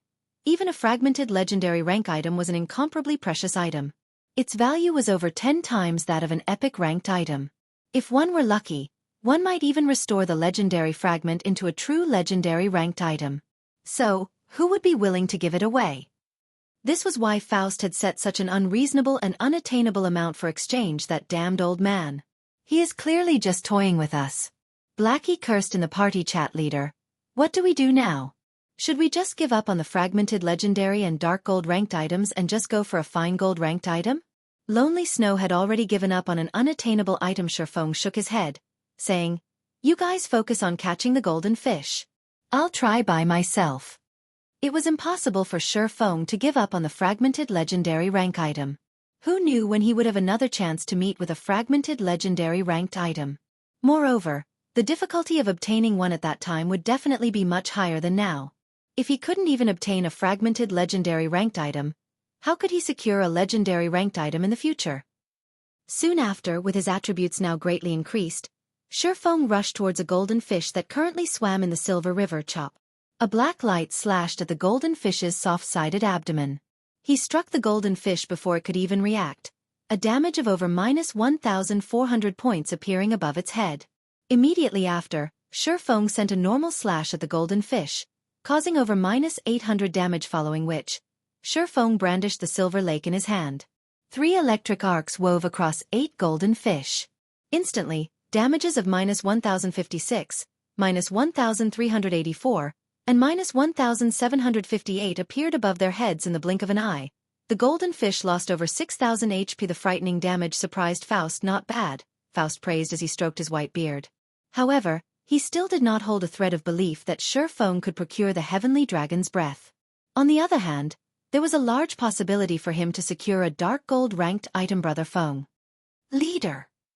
Looking at the damage Shi Feng had caused, Blackie and Lonely Snow forgot to continue attacking the golden fish as their eyes filled with fanaticism and excitement. With such frightening damage, there might really be a hope of completing the quest. "Don't just stare at me. Continue your attacks," Shi Feng said in the party chat, his hands not halting their actions as he spoke. Shi Feng's intense attacks quickly caused the golden fish's HP to fall at flying speeds. In the end, Shi Feng had only spent about 100 seconds to capture a golden fish, using around 2/5 of Blackie and Lonely Snow's. "To me, as expected, it's still not enough." Shi Feng wrinkled his brows at this rate. Even if Shi Feng continuously attacked and captured the golden fish without stop, he would, at most, capture 172. 190 golden fish. There would still be an immense gap from the targeted 1,000 golden fish. Ha ha ha. Young man, you have truly given me a shock. However, I've already said this before, you all should not try to obtain the fragmented legendary ranked item. With all 3 of you combined, it would be good enough to trade for 1 or 2 dark gold ranked items. Faust laughed with confidence naturally. Shi Feng did not give up at Faust's words. Suddenly, a clear blue flame appeared floating above Shi Feng's palm. This flame was the ice blue devil flame. The ice blue devil flame wrapped around Shi Feng's entire body, increasing Shi Feng's damage by 20%. "I've truly underestimated you. You can even control a mysterious flame." When Faust saw the ice blue devil flame, he was once more given a shock. Looking at the mysterious flame's power, it should be a Tier 2 mysterious flame. Mastering a Tier 2 mysterious flame at such a young age, you are truly not a simple fellow. Unfortunately, it is still not enough. With the support of the ice blue devil flame, Shi Feng's damage soared once more. He then attacked zealously, filling the sky with sword images. Now, his normal slashes alone could deal over 1,000 damage, while his chop dealt over -1,700 damage. The most frightening was the thunderflame explosion, dealing over -3,000 damage in the end. Shi Feng only spent around 1 minute to successfully catch a golden fish. Moreover, Thundering Flash, Earth Splitter, and Thunderflame Explosion also dealt some damage to the other golden fish. Only, the cooldowns for these skills were too long. In addition to the golden fish constantly swimming about, never staying in a single place, the effects of these AoE skills were extremely limited. Continuing at this pace, Shi Feng could catch somewhere over 300 golden fish in 5 hours. However, it was still a great distance from 1,000. Am I really not able to attain the fragmented legendary ranked item? Shi Feng felt very reluctant. No matter what was said, a fragmented legendary ranked item was simply too rare. Finding one now was only due to heaven-defying luck. Ha ha ha. Don't be discouraged, young man. You have already performed quite well. If you all can capture 400 golden fish, I can trade you an epic ranked item. Consider it as a reward for your efforts, Faust smiled, consoling. It had been very long since he had seen a youth with such a fighting spirit. However, with Shi Feng and the others' current standards, there was not a great likelihood they could earn even an epic ranked item, that damned old man. He only knows how to toy with us. Even if we have a full 5 hours right now, our chances of catching 400 golden fish are less than 40%, Blackie cursed in the party chat. Having learned his lesson, he no longer cursed out directly. My attack power is still too low. My attack speed is also too slow. I need an increase to my damage and speed. Shi Feng entered deep thought as he tried to think of a way to increase his abilities. If he used the intermediate frost grenades, with all 3 of them bombarding a wide area of the Silver River, they might capture over 400 golden fish. The problem was, however, that he simply did not have that many intermediate frost grenades. Moreover, each intermediate frost grenade cost 10 silver coins. A single intermediate frost grenade could deal around -500 damage to the golden fish. Then, killing a golden fish would require 200 intermediate frost grenades, which would cost up to 20 gold coins. Taking into account the effective area of the frost grenades, every 200 frost grenades would kill around 20 golden fish, making the value of each golden fish the equivalent of 1 gold coin. Meanwhile, 1,000 golden fish would equal to 1,000 gold coins, although purchasing a fragmented legendary ranked item for 1,000 gold coins was no different than daylight robbery. To begin with, Shi Feng did not possess nearly that much money. Hence, this method was not feasible. What should I do? How can I increase my attack power? Shi Feng flipped through his bag. He managed to think of over a dozen methods, but not one of them were feasible at this moment. Shi Feng discovered the level 10 fine gold ranked great sword that he collected from the Sun Temple. This great sword was something he had prepared for the Abyssal Blades level up. He had completely forgotten about it due to being too busy. Now that he collected 10 silver dawns, he could level up the Abyssal Blade. That's right. If I can raise the Abyssal Blade to level 10, its attributes will massively increase. Maybe it would be possible at that time. Inspiration struck Shi Feng. There would be a checkpoint for weapons at every 10 levels, and there would be a big improvement when these checkpoints were reached. Right now, the level 5 Abyssal Blade could rival a level 10 secret silver weapon. If it devoured a fine gold weapon and 10 secret silver weapons, it would undergo an impressive growth. Let's start devouring, then. Shi Feng immediately chose to level up the Abyssal Blade, starting the devouring process. Chapter 156. Black Dragon coming into being.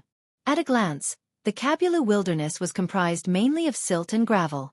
There were also plenty of abandoned pastures and farmland. From time to time, sounds of crows cawing reverberated throughout the land. Level 10 monsters, such as white-tusked boars, large bisons, and vultures, roamed this land, and they were all extremely ferocious at this stage of the game. A level 10 monster area was an extremely dangerous place for players.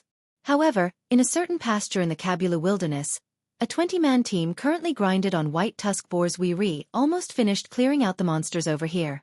Little Shadow, go lure some more monsters over, a handsome youth commanded. This youth wore a set of golden armor and wielded a great sword. Yes. The level 9 assassin called Little Shadow very respectfully answered. He then turned to lure more monsters. If an average player witnessed this scene, they would probably be incomparably shocked. A level 9 assassin wearing mysterious iron set equipment was definitely an expert of God's domain. No matter which large guild such an expert joined, he would be one of the upper echelons of the guild. However, such an expert was unexpectedly willing to take on the role of an errand boy, and there was not even a hint of resentment or rage in his eyes when treated as such. On the contrary, there was even a hint of pride in them. What? Snow. The golden-armored youth was slightly surprised when he received a communication request from this person. He picked up the call and spoke in a soft tone. Snow, it's been a while since you've contacted me. How have you been recently? I really don't know why you insist on staying in a guild like Ouroboros. Won't you develop further if you join me in Underworld? Feng Xianyang, I've already said it before. I will not join Underworld. I will depend on myself to create my own legacy. I'm only looking for you today to ask for your help on a matter. Gentle Snow calmly said. Say it then. As long as it's a request from you, Snow, I will strive to fulfill it. The golden-armored youth immediately said with a smile. This was the first time Gentle Snow had came to him asking for help. Previously, Gentle Snow had constantly tried to put distance between them, so this was a golden opportunity for him to show off. It's nothing big. It's about the message that you sent me before, telling me to stay out of that matter. I understand the crux of the problem. And isn't it just a small conflict? Moreover, Ye Feng is a friend of mine. So, I hope that you can give me some face and let this matter go. Gentle Snow said. Ye Feng, is it? Feng Xianyang wrinkled his brows. He did not think that Gentle Snow would ask him about this matter. That's right. It's Ye Feng. What are your thoughts? Gentle Snow asked. Since you've already spoken, naturally, there will be no problems. You can rest assured, I'll talk to my subordinates about it. Feng Xianyang smiled soon after. Gentle Snow disconnected the call. Snow, why would you care so much about that, Ye Feng? You don't usually pay much attention to anyone else. Don't tell me you've taken a liking to that brat? Zhao Yueru, who stood beside Gentle Snow, giggled, the expression she revealed suggesting the two must be involved with each other. Yuri overthinking things. Gentle Snow rolled her eyes at Zhao Yueru. She then said in a soft tone, moreover, don't forget who it was that gave us the potion-making recipe. Not only did it allow you to become an intermediate potion-making apprentice, but you are also earning a lot of money with it. Aren't you happily counting your silver coins all day right now? Fine. I admit that he was indeed a great help, so we ought to help him in return this time. Hearing Gentle Snow saying so, Zhao Yueru was like a kitten that had its sore spot poked, acting pitifully. Moreover, Ye Feng's help isn't limited to just that one time. It was only thanks to him that we managed to clear the hell mode of the Dark Moon Graveyard, allowing my position in Ouroboros to rise rapidly. Many elders in the guild have also changed their initial attitudes towards me, choosing to stand on my side instead. This result has saved me from many troubles, and I haven't even gotten the chance to thank Ye Feng for this yet. Helping him with a small matter like this is nothing. Gentle Snow then continued, if Underworld still doesn't give up and still wishes to deal with Ye Feng, I can only use that move. However, since Feng Xianyang has already agreed, there should be no problems. On the other side, after Feng Xianyang ended the call, his face paled with anger. Feng Xianyang could not understand just what sort of relationship Gentle Snow had with that Ye Feng for her to actually speak up for him. Feng Xianyang had been trying to woo Gentle Snow for so long, yet, she had paid him no attention from the start. Right now, Underworld was just teaching Ye Feng a lesson. Yet Gentle Snow immediately came calling. The degree of care that she gave Ye Feng was abnormally high, had even reached a degree that caused Feng Xianyang jealousy. Feng Xianyang had both money and power. He was also incomparably handsome. He was hundreds of times better than that Ye Feng in every way. Yet, Gentle Snow chose to pay attention to Ye Feng instead. There must be a problem here, however. Feng Xianyang was extremely clear about Gentle Snow's daily lifestyle. There was no chance that a minor character like Ye Feng could meet her in real life. The only possibility was in God's domain. There must be something that he had here that led to Gentle Snow treating him so well. If Ye Feng remained in God's domain, the two of them might have a deeper development. The more Feng Xianyang thought about it, the more plausible it seemed. Feng Xianyang's eyes gleamed with a cold glint. He had no intentions of watching his years of effort go to waste. I absolutely cannot let that Ye Feng remain in God's domain. He would not tolerate Ye Feng's continued contact with Gentle Snow. He needed to get rid of Ye Feng immediately. Only with Ye Feng gone would there be no possibility of any development occurring between him and Gentle Snow. Young Master Feng, do you have any commands? South Wolf respectfully asked. I want you to break apart the relationship between Ye Feng and Gentle Snow. Think of a way to turn them against each other. Then make Ye Feng disappear from God's domain. However, you cannot let others know that Underworld is involved in this matter. Do you understand? Feng Xianyang coldly said. Understood. This subordinate will carry out your orders. However, I hope that young Master Feng can allot me some more helpers. That way, I can do things more easily. South Wolf smiled as he spoke. Fine. I'll send a party from the Underworld guards to assist you. However, you have to carry things out more beautifully, Feng Xianyang said. Hearing the name Underworld guards, South Wolf was shocked into a jump. He simply did not know how Ye Feng had provoked young Master Feng to unleash the Underworld guards, the core strength of Underworld. Moreover, it was not tasking just an individual, but a full party. Young Master Feng, rest assured, this subordinate will carry out your orders without fail, South Wolf assured. Star River Valley. The abyssal blade in Feng's hand suddenly emitted pitch-black flames. These black flames instantly wrapped around the fine gold-ranked greatsword and the 10 silver dawns. The flames radiated a scorchingly hot temperature as they melted these weapons. The temperature of the black flames was on an entirely different level compared to the ice-blue devil flame. In the blink of an eye, even the fine gold-ranked greatsword melted into a lump of metal, the abyssal blade continuously absorbing the essence of the weapon. After the devouring process completed, the abyssal blade flared with a gigantic black flame. The black flame was like a living being, transforming into a black dragon. The size of the dragon was like a great mountain with a height of around 200 to 300 meters, and pitch-black scales that were even harder than steel covered its entire body. Soon after, the black dragon released a heaven-shaking roar, instantly scattering the dark clouds in the sky. The roar of the dragon shocked the entire Star River Valley, and even the golden fish in the Silver River were shocked still, not moving at all. Magic weapon. Faust, who floated in mid-air, instantly knew what was happening when he saw the black dragon's appearance from the abyssal blade.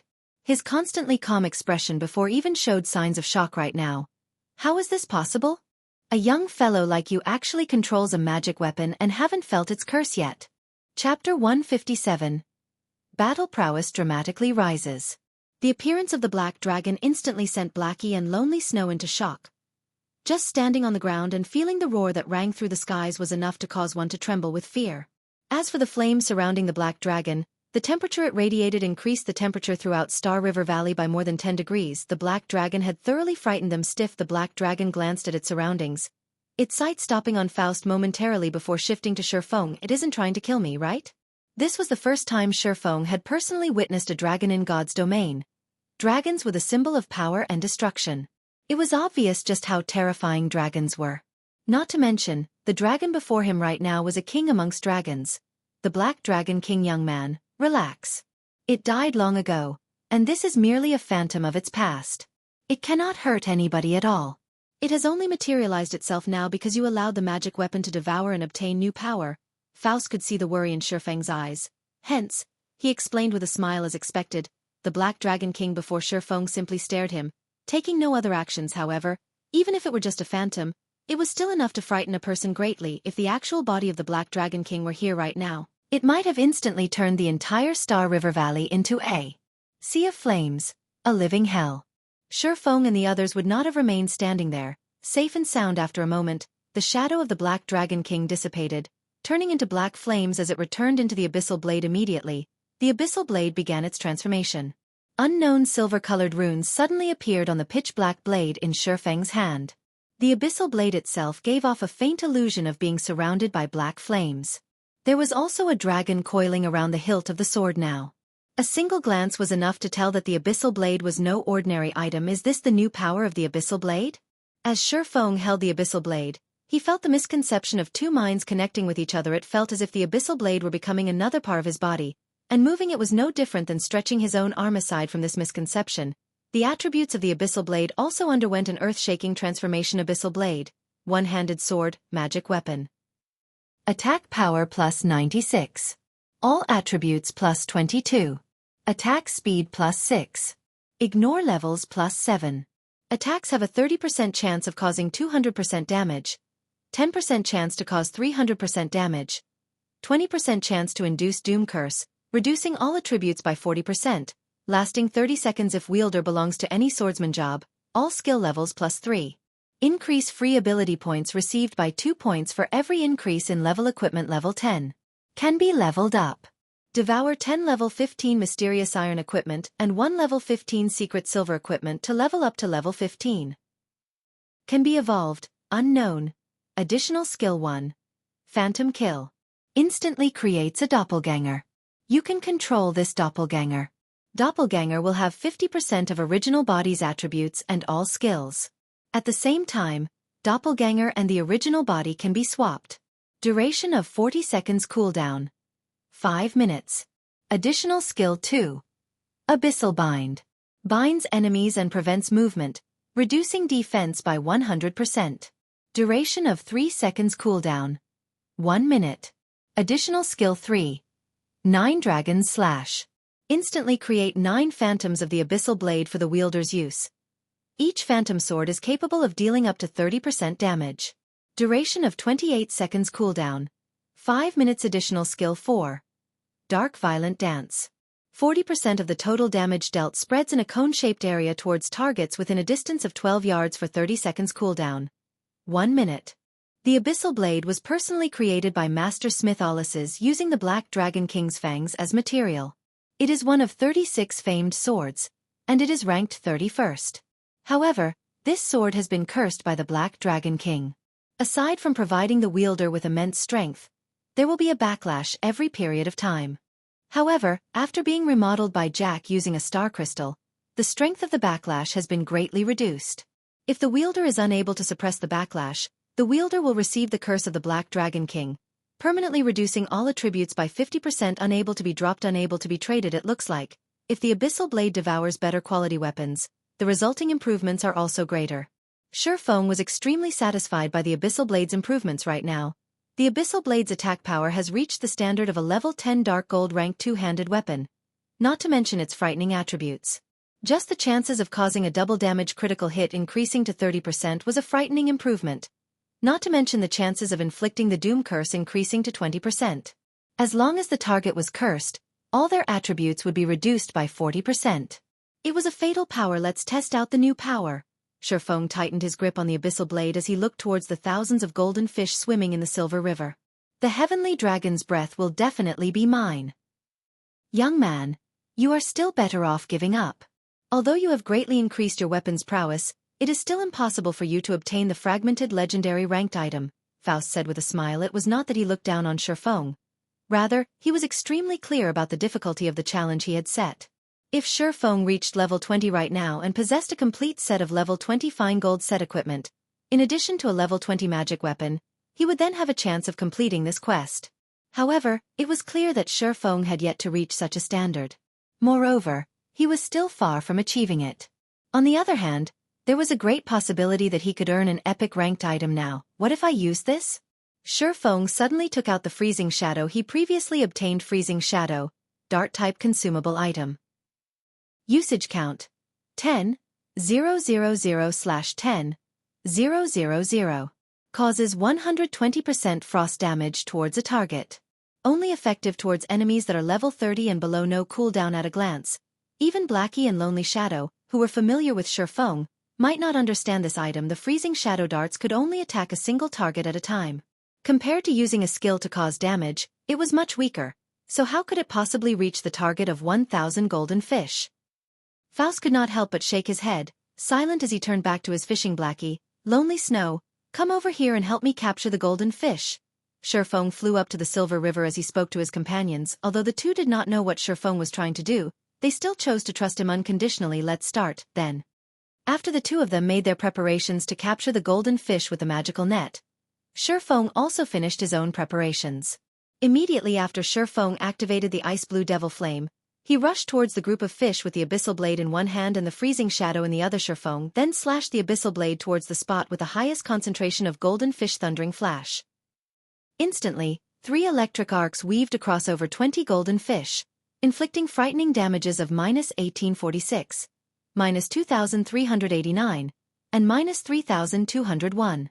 There were also some golden fish that received critical hits, doubling the damage they received to -3692, -4778, and -6402. There were even some that felt the Doom Curse upon them, immediately reducing their attributes by 40% and their maximum HP to 60,000 points. Earth Splitter. Thunder Flame Explosion. After the 3 massive AoE skills, every golden fish Ye Feng struck lost at least 20,000 HP.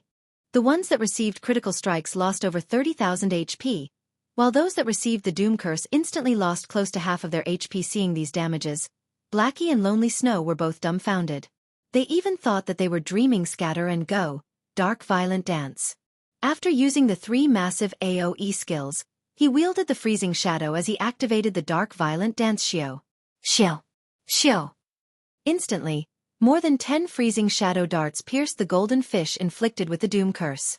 Every dart caused over -1,700 damage.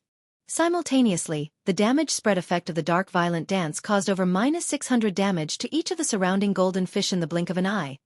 Over 100 golden fish had their HP reduced. Unlike the frost grenades, the Freezing Shadows did not have a cooldown. The number of darts a player could toss out within a fixed period of time depended solely on their attack speed. Due to the attribute improvement of the Abyssal Blade, Ye Feng's attack speed had become much faster. In addition to Faust's buff, Ye Feng could easily throw out 20 Freezing Shadow darts simultaneously.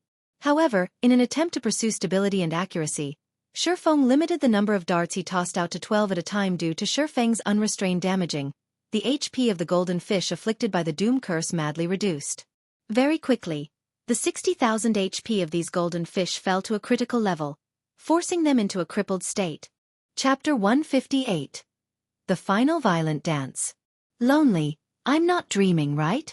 Blackie slapped Lonely Snow's shoulders, his finger pointing towards the group of crippled golden fish. Lonely Snow's gaze turned sluggish as he shook his head in a daze compared to the rapid decrease of the golden fish's HP. Lonely Snow was more shocked by Feng's techniques. He only managed to see the countless shadows left behind by Feng's hands. Before Lonely Snow could even get a clear view of Feng's hands, more than 10 freezing shadow darts already flew out. Such speed could practically rival an assault rifle. Aside from Feng's frightening speed, his accuracy also caused others to submit. Every dart he shot out had accurately landed on the golden fish afflicted with the doom curse. Moreover, they even landed on the softer side abdomens of the golden fish. If Lonely Snow were in Feng's shoes, it would be fortunate if he could toss out one freezing shadow dart at a time and land the hit. Not to mention tossing out more than 10 darts at a time and land every single one on the side abdomens of the golden fish. I'll be satisfied when I can achieve such a level of technique. Lonely Snow was completely trapped in the fantasy of Feng's dart-throwing technique. Stop daydreaming, and quickly capture the crippled golden fish. Feng hurriedly commanded. At this time, Blackie and Lonely Snow were finally aroused from their thoughts. They immediately used the magical nets to capture the crippled golden fish. 1 fish. 2 fish. 3 fish. Feng only spent a short 30 seconds to force 3 golden fish into a crippled state. Feng's violent speed had shocked even Faust himself, and he could not help but feel a slight ache in his heart. However, when the effects of the damage amplification, doom curse, and dark violent dance dissipated, the capturing speed of the golden fish immediately slowed. Feng could only wait until the cooldown for Thundering Flash, Earth Splitter, Thunderflame Explosion, and Dark Violent Dance to finish before renewing his assault. Overall, Feng's group captured an average of 5 golden fish per minute. Within 1 hour, they could capture around 300 golden fish, and within 4 hours, they could collect the required 1,000 golden fish and complete the quest. Time passed. Little by little, unknowingly, over 4 hours passed by. Already we're rich. We're rich. Lonely, how many fish did you catch? I got 618. You? Ha ha ha. I have more than you. I have 645. We'll have 1,263 if we add them together.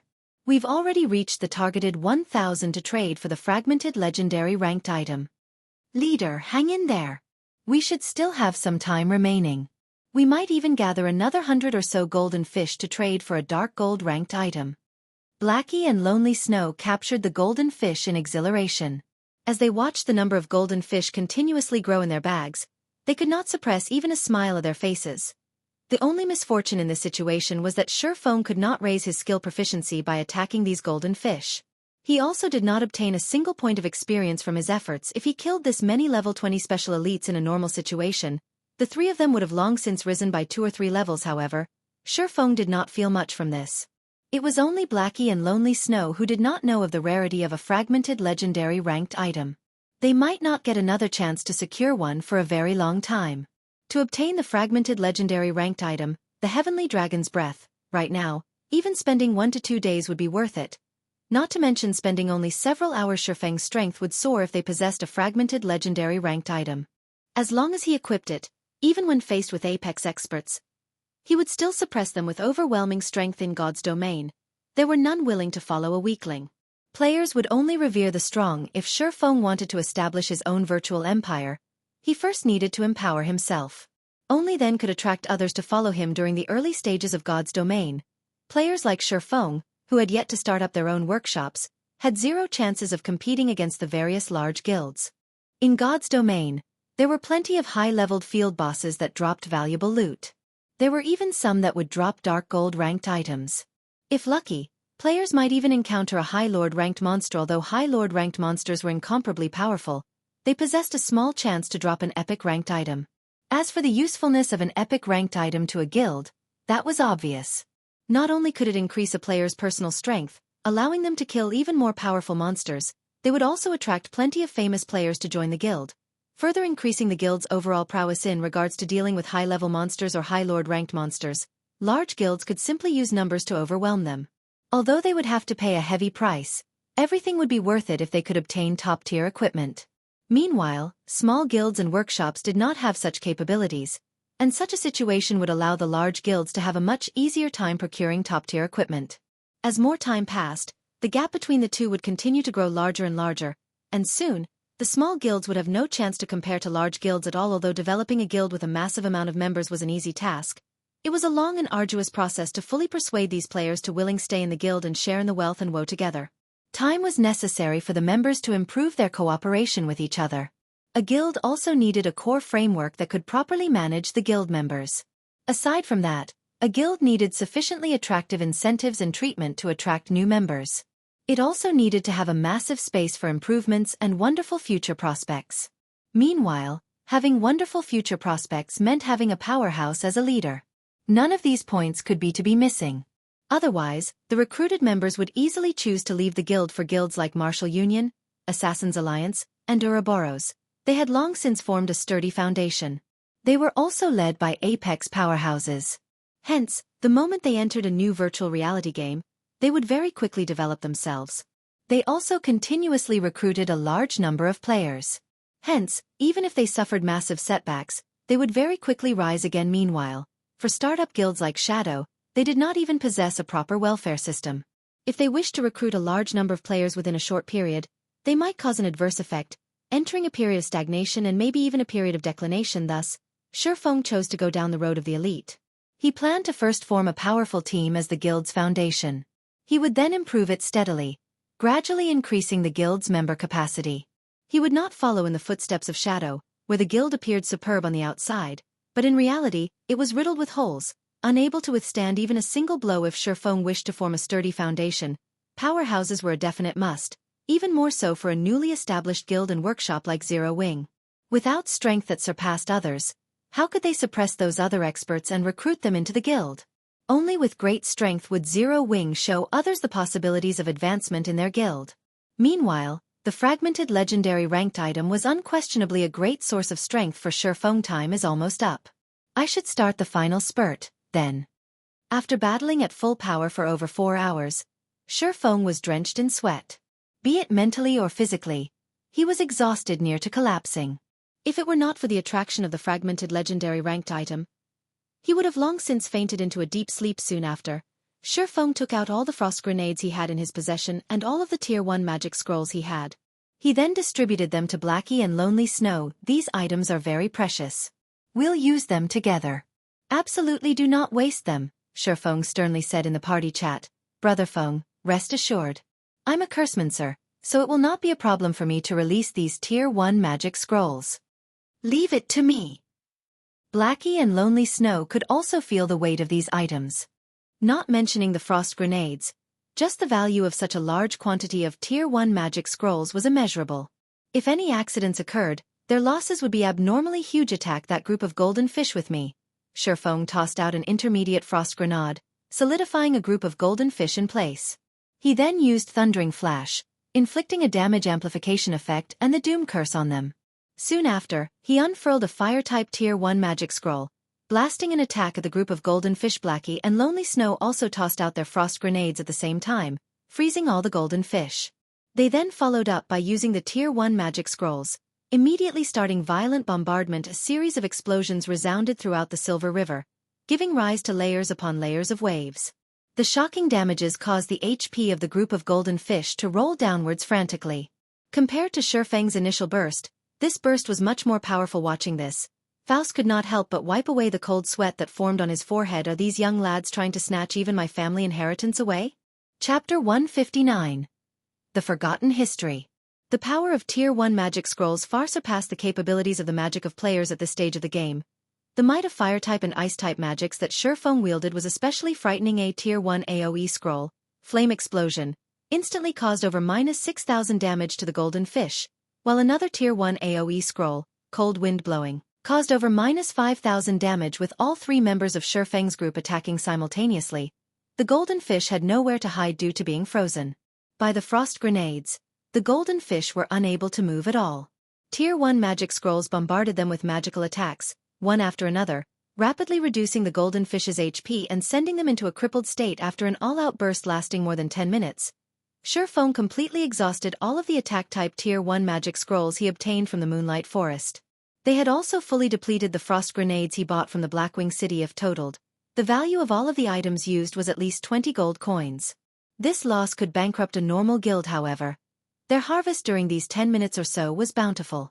They captured a total of 247 golden fish during this time, increasing their total accumulated number to 1510 golden fish, far exceeding Ye Feng's initial estimation. They had perfectly achieved the quest's targeted number. Brother Feng, here's the golden fish I collected. Here's mine as well. Blackie and Lonely Snow excitedly handed over all the golden fish they captured to Ye Feng. Anticipation filled their eyes as they waited for Ye Feng to trade for the heavenly dragon's breath. They wanted to see just how powerful the attributes of fragmented legendary ranked item were. Just as Ye Feng received all the golden fish, hesitation appeared on his face. Originally, his goal from the beginning had been the heavenly dragon's breath. Now, however, he had an additional 500 or so golden fish in his possession, far exceeding his initial estimates. He did not know just what sort of items he should trade for with these extras. Brother Feng, what's wrong? Blackie curiously asked as he noticed Ye Feng's thoughtful expression. Nothing much. I want to ask you guys for your opinions. Right now, we have over 500 extra golden fish, so we can gain plenty more items with them.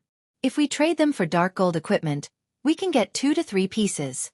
If we convert them to level 15 fine gold equipment, we have enough for more than 10 pieces. If we trade them for secret silver ranked items, we can outfit the entire party with them, greatly increasing the party's strength. However, we can also exchange 500 golden fish for an epic ranked item, Ye Feng said. When everyone reaches level 15, the entire party can be fully equipped with level 15 secret silver equipment? Blackie trembled with excitement just from the thought of it. Although they still needed some time before they reached level 15, and by the time they reached that level, the scarcity of equipment would have decreased. An entire party fully geared with secret silver equipment was not a feat that even a first-rate guild could achieve. Even the elites amongst the elites of these first-rate guilds would, at most, have 1 to 2 pieces of secret silver equipment. Moreover, the equipment would be level 10, not level 15 possibly. Only those very few apex experts that reached level 15 could gather a full set of secret silver equipment. However, it would still be impossible for them to gather a complete set of level 15 secret silver equipment. This meant that the moment all the members of the Zero Wing party reached level 15, they would instantly soar to become an apex party in God's domain. None of the elite parties of the major guilds would be their equal. We could surpass all the elite parties of first-rate guilds and become the topmost level 15 elite party in God's domain? Lonely Snow grew excited as well. What do you guys think? Ye Feng asked. Blackie and Lonely Snow entered deep thought. This was an extremely grave matter, as it was a problem related to the future development of the Zero Wing workshop. After the three of them gave the matter some thought, Blackie suddenly said, Brother Feng, my suggestion is to trade for the epic ranked item. Although it would be awesome for our party fully equipped secret silver equipment the moment we reached level 15, it isn't exactly impossible for us to get more secret silver equipment in the future. Meanwhile, an epic ranked item is definitely something we won't encounter again. We also don't know when we'll get another chance like this. This is an extremely rare opportunity, so we need to grab it without hesitation. Although an epic ranked item can only raise a single person's strength, its benefits to the party not that great. However, with a single powerhouse in the party, we will have a much easier time obtaining secret silver ranked items. On the other hand, even if we had a party fully geared with secret silver equipment, we won't obtain even a single epic ranked item. When considering the future, level 15 secret silver equipment will sooner or later be worthless. However, it is a different matter for an epic ranked item. It can bring us longer-lasting benefits. I also agree. To a large guild, the improvements brought about by an epic ranked item might not compare to over 100 pieces of secret silver ranked items. However, these large guilds are still willing to use hundreds of secret silver ranked items to trade for just a single epic ranked item. The reason being, although having 100 or more secret silver ranked items could temporarily increase our strength, what about the future? Leader, I think we should exchange for an epic ranked item instead. Blackie and Lonely Snow exchanged looks with each other. They had both given Ye Feng their most earnest opinions. They both believed that, once Ye Feng grew stronger, by the time they reached level 15, he could outfit them with a pile of good equipment. So, why should they carry out an action that was the equivalent of killing the chicken to get the egg? I get it. I'll take a look and see whether or not the epic ranked items available for trade will be of any help to us in the future. If they are useless, then I'll exchange for a dozen or so fine gold ranked items. Feng nodded his head in reality. Feng had thought of this matter as well. However, he couldn't be too selfish either. Compared to a fragmented legendary ranked item, an epic ranked item was not as important. Hence, when trading for other items, he needed to consider everyone else's opinions. After all, this was a result that was only possible through everyone's joint efforts. Young adventurer, here is the list of items. Have a look, and simply tell me whichever items you wish to trade, Faust said with a stiff expression. He truly did not expect the young fellow before him to be so powerful. To actually obtain the heavenly dragon's breath that he had treasured for so many years. He had not been willing to sell it in the past, even when someone offered 30,000 gold coins. Yet today, he was trading it away for only 1,000 golden fish. Feng looked at the list of items, discovering that there were 3 additional epic ranked items available for trade. There was a necklace called Heart of Light, a longbow called Star Chaser, and a staff called Mavis's Guardas for the dark gold ranked items and fine gold ranked items. There were a ton of them available. Almost every kind of item was available. However, the item that aroused the most attention was still the fragmented legendary ranked item. The Heavenly Dragon's Breath. It was needless to be mentioned that the Heavenly Dragon's Breath had to be purchased. As for the remaining 3 epic ranked items, one of them was a longbow, a weapon for rangers, and it was useless to their current party. Hence, only the necklace and staff remained as options. However, when Feng looked at both the attributes of these items, he was instantly speechless. He could not decide which item would bring the greatest personal improvement to his party. Which one should I choose? Feng's gaze kept switching between the 2 epic ranked items before him. Indecisive Faust only revealed a smile at this sight. What he loved watching the most was the distressed appearance of young people after hesitating for a long time. Feng suddenly recalled a name in his memories from long ago. This name had once resounded throughout God's domain. However, after going through the ravages of time, this name slowly became unknown and forgotten. Esteemed Lord Faust, I wish to exchange for the Heavenly Dragon's Breath, Mavis's Guard, and this level 15 secret silver ranked ring, the Ring of Glory, Feng said. How do you know about this matter? Listening to the items that Feng wanted to exchange, Faust was instantly dumbfounded. He fixedly stared at Feng, asking in disbelief. Chapter 160, Shocking Attributes. Great. The gamble paid off. It really is a treasure left behind by that great existence. Feng inwardly felt immense excitement. However, he did not reveal it on his face. Maintaining a calm outward expression to Faust's shock and questioning, Feng did not give out an answer. He only revealed a mysterious smile at Faust. Esteemed Lord Faust, I wonder if I can purchase these items? Feng asked once more. Maybe this too is fate, Faust sighed. He then said, since you've already made your choice, you have to use this strength properly. The total is 1,510 golden fish for all 3 items. Esteemed Lord Faust, here are 1,510 golden fish. Feng handed over the golden fish. Receiving 3 items in return, he had made a huge profit from this trade. Actually, Feng did not think that his luck would be so heaven-defying after his reincarnation in Feng's previous life. 6 years after God's domain began, Shadow accidentally discovered a level 150 lost ruin. Moreover, to fully explore the lost ruin, they had sacrificed a disastrous amount of resources. However, they did not obtain anything significant from this exploration, only managing to find a golden book on a goddess statue. There was nothing special about this book. It was simply a book made of pure gold, so it did not rot easily. Recorded in the book was a segment about a long-forgotten history. Meanwhile, one of the phrases within the book contained the name, Mavis. During that ancient era, Mavis was likened to a god, and she was referred to as the god of light. Compared to the strange old man, Faust, Mavis was much stronger. Aside from that, Feng had not a clue about who Mavis was. Even so, an item left behind by a legendary existence much stronger than Faust would not be an ordinary item. Meanwhile, Blackie and Lonely Snow stood silently in confusion as they watched Feng. They did not understand why Feng was so joyful.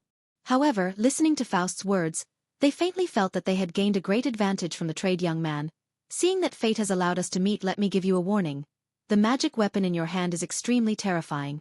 Sealed within the magic weapon is the curse of the Black Dragon King, which even I will not face. This curse is extremely formidable, and even if the lucky stone suppresses it, sooner or later, you will have to face it.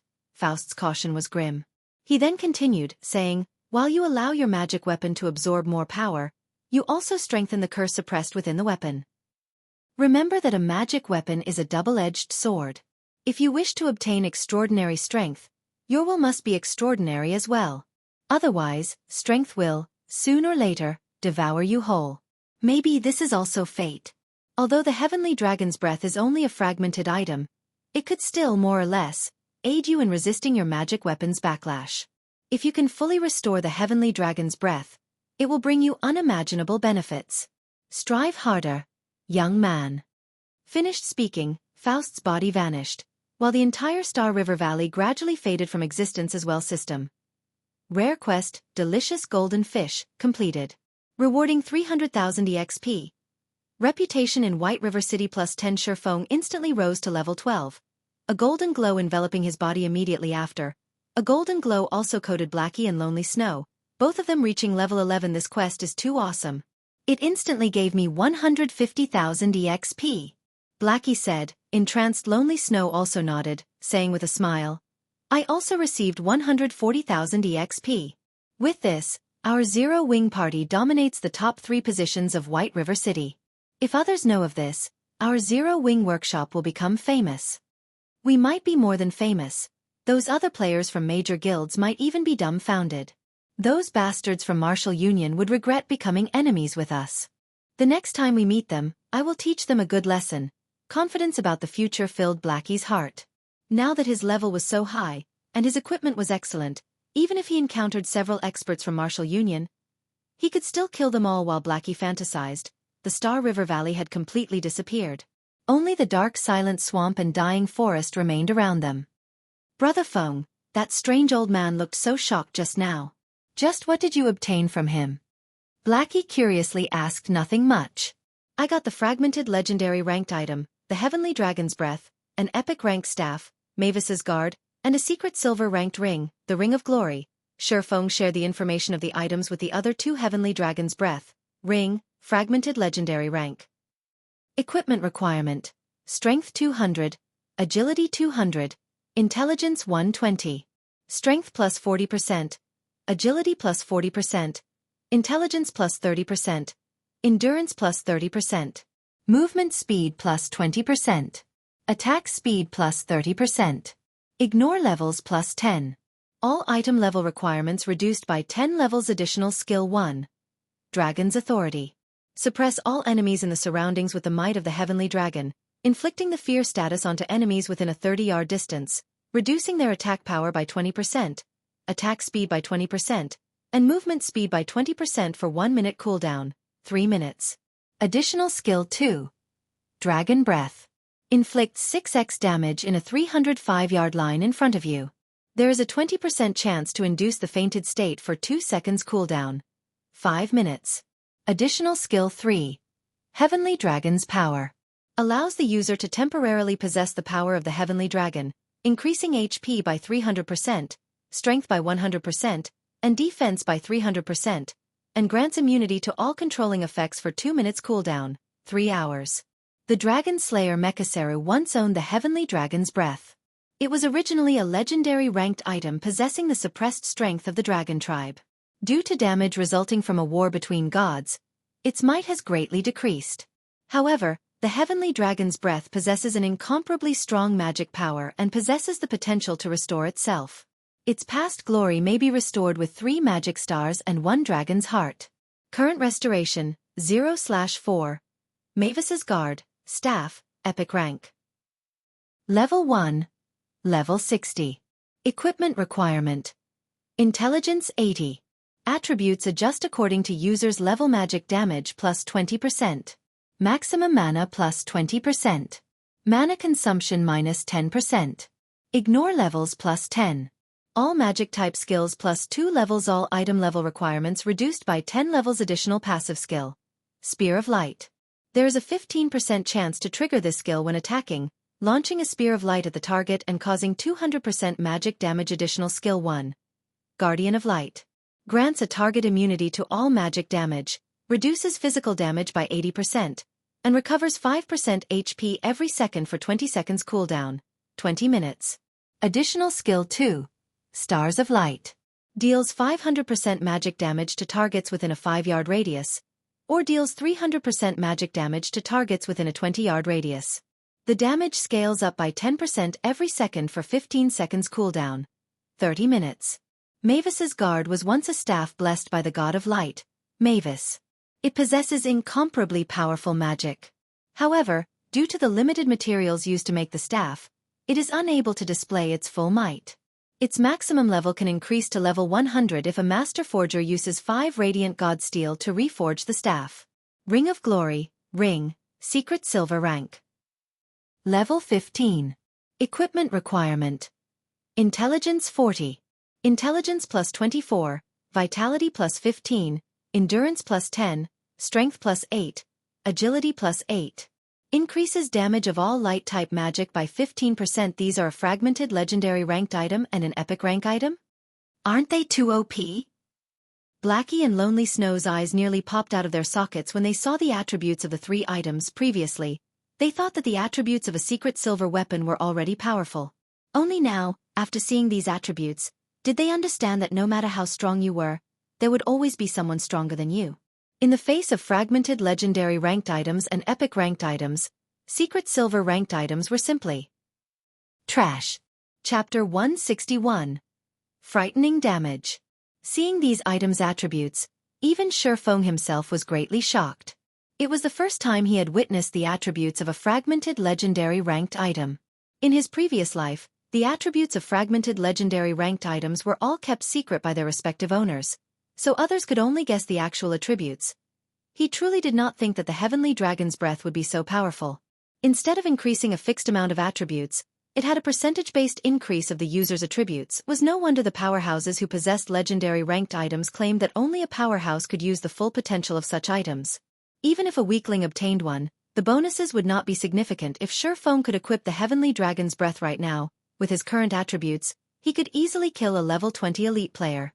Unfortunately, with the equipment requirements of 200 strength, 200 agility, and 120 intelligence, Ye Feng could only helplessly stare at it. Right now, his strength was only at 111 points, with only 123 points in agility, and a measly 50 points in intelligence. He was still far from possessing the required attributes with the magic weapon he possessed. He would obtain 2 more free attribute points than other players for each level up. Even so, if he wished to equip the Heavenly Dragon's Breath, he needed to be level 20, at the very least, and own a full set of level 20 fine gold equipment. Blackie, see if you can equip Mavis's Guard and the Ring of Glory. Ye Feng handed the 2 pieces of equipment to Blackie. Ye Feng had made considerations when he chose these 2 pieces of equipment. He could not always carry everyone in the party, as he still had many things he needed to tend to. However, if he wanted his party to level up quickly, the party needed a powerhouse to lead it. Meanwhile, the matter regarding an epic weapon was extremely important. The person he could trust the most was Blackie, so he could feel secure passing both the Mavis's Guard and Ring of Glory to Blackie. With the improvement brought about by these 2 pieces of equipment, Blackie's damage output might even surpass his own. After all, his magic weapon was currently only the equivalent of a dark gold weapon. It was still a distance away from rivaling an epic weapon. Moreover, Blackie was a mage class, and Blackie's grinding speed was originally faster than his. In addition, the skills Mavis's Guard granted were extremely powerful.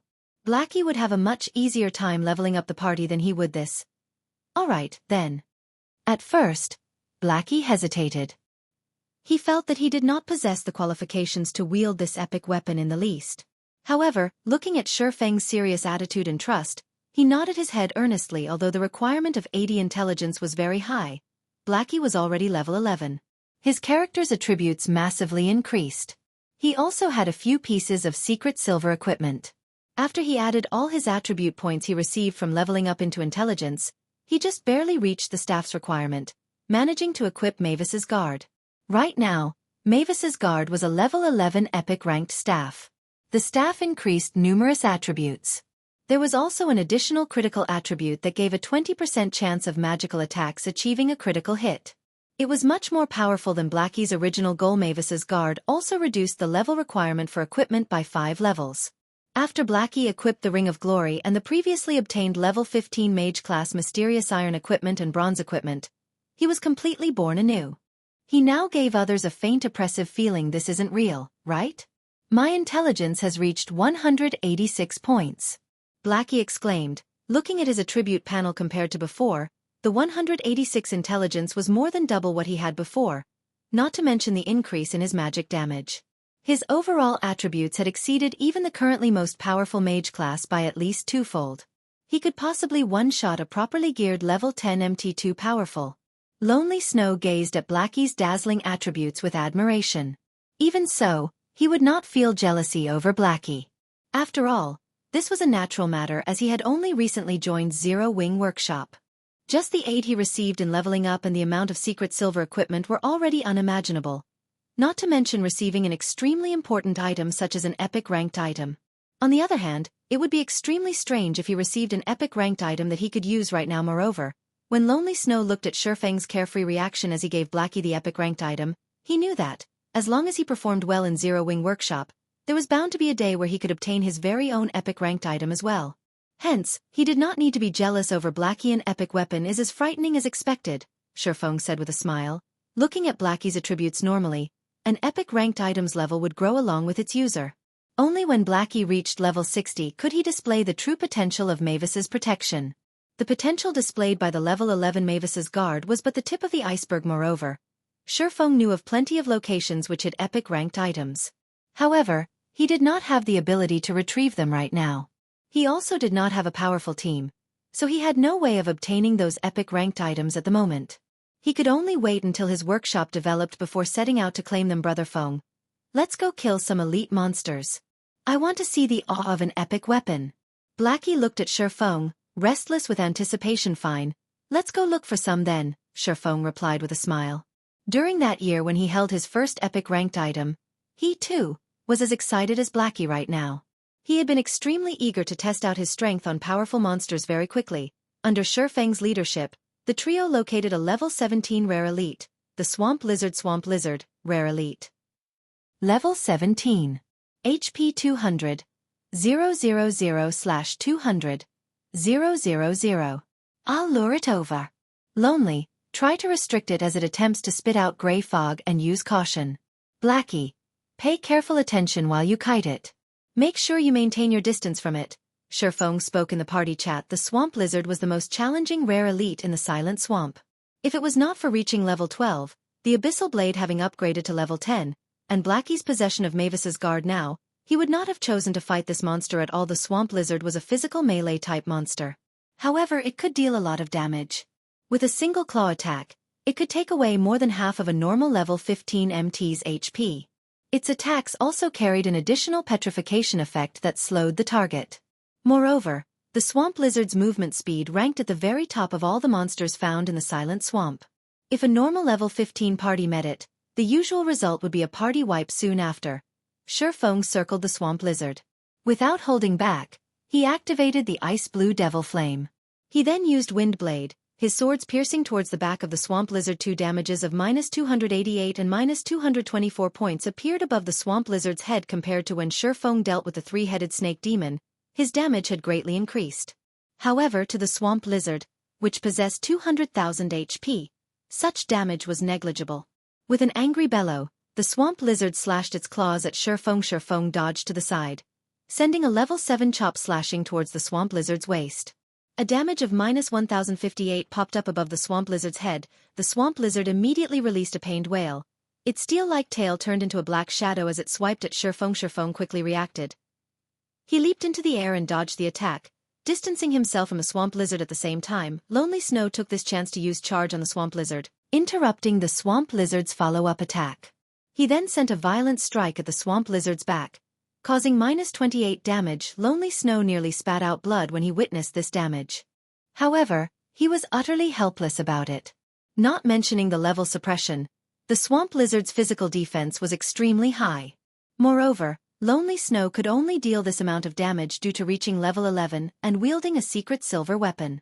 Otherwise, he wouldn't even deal over 10 damage. Let me see just how amazing you are, Mavis's guard. Blackie had waited in frustration. He shot out a level 7 dark arrow strengthened by the Mavis's guard. When the skill blasted the Swamp Lizard's body, a damage of -712 points appeared above its head. Immediately after, Blackie's attack triggered the passive skill on Mavis's guard, the Spear of Light. A silver-colored Spear of Light struck the Swamp Lizard once more, landing a critical hit of minus 1,354 damage. The damage was far more powerful than Ye Feng's attacks immediately after. Blackie used Evil Whip. 9 thick chains constricted the swamp lizard. When the swamp lizard broke free from one of the chains with much difficulty, a damage of minus 116 points appeared above its head. By the time it broke free from all the chains, Evil Whip had caused close to minus 1,000 damage due to Blackie's intelligence reaching over 100 points. He activated the intermediate hidden passive skill for intelligence, Quick Chant. The passive greatly reduced the time required for chanting spells, increasing Blackie's rate of attack. As a result, damages in the hundreds continuously appeared above the swamp lizard's head in quick succession, its HP decreasing like water flowing from an open tap. This is too powerful. This is an epic weapon? Lonely Snow was tongue-tied from watching the scene. Blackie was similarly dumbfounded. In addition to Ye Feng controlling and damaging the swamp lizard, before even a minute had passed, the swamp lizard fell dead. It dropped 4 items in total, a level 15 mysterious iron equipment and 3 rare materials. Come on. Let's look for a place with plenty of monsters to release the stars of light. Seeing that even normal spells were so powerful, Ye Feng highly anticipated witnessing the staff's additional AoE spell. Chapter 162. Chieftain One Eye. Level 15 Monster Area. Silent Swamp Leader. Where are we headed? Brother Feng, wasn't there a herd of swamp hippos just now? Blackie and Lonely Snow followed after Ye Feng all this time, moving deeper into the silent swamp. They could not figure out just what kind of monster Ye Feng intended to test the Stars of Light on. The Stars of Light has a cooldown of half an hour. It would be a huge waste to use it on just a group of level 15 common monsters. Right now, we're going to a place with monsters that are much stronger and more numerous. Ye Feng explained. Even the level 17 rare elite swamp lizard died with ease. It was obvious just how high Blackie's damage had become, not to mention a skill like the Stars of Light. The skill could possibly one-shot the level 15 swamp hippos with only 2,000 HP each. That would not properly display the true might of the Stars of Light. By seeing the skill's full potential, could Ye Feng make an accurate judgment. He could then let Blackie lead the others to the most suitable high-level monster area to level up.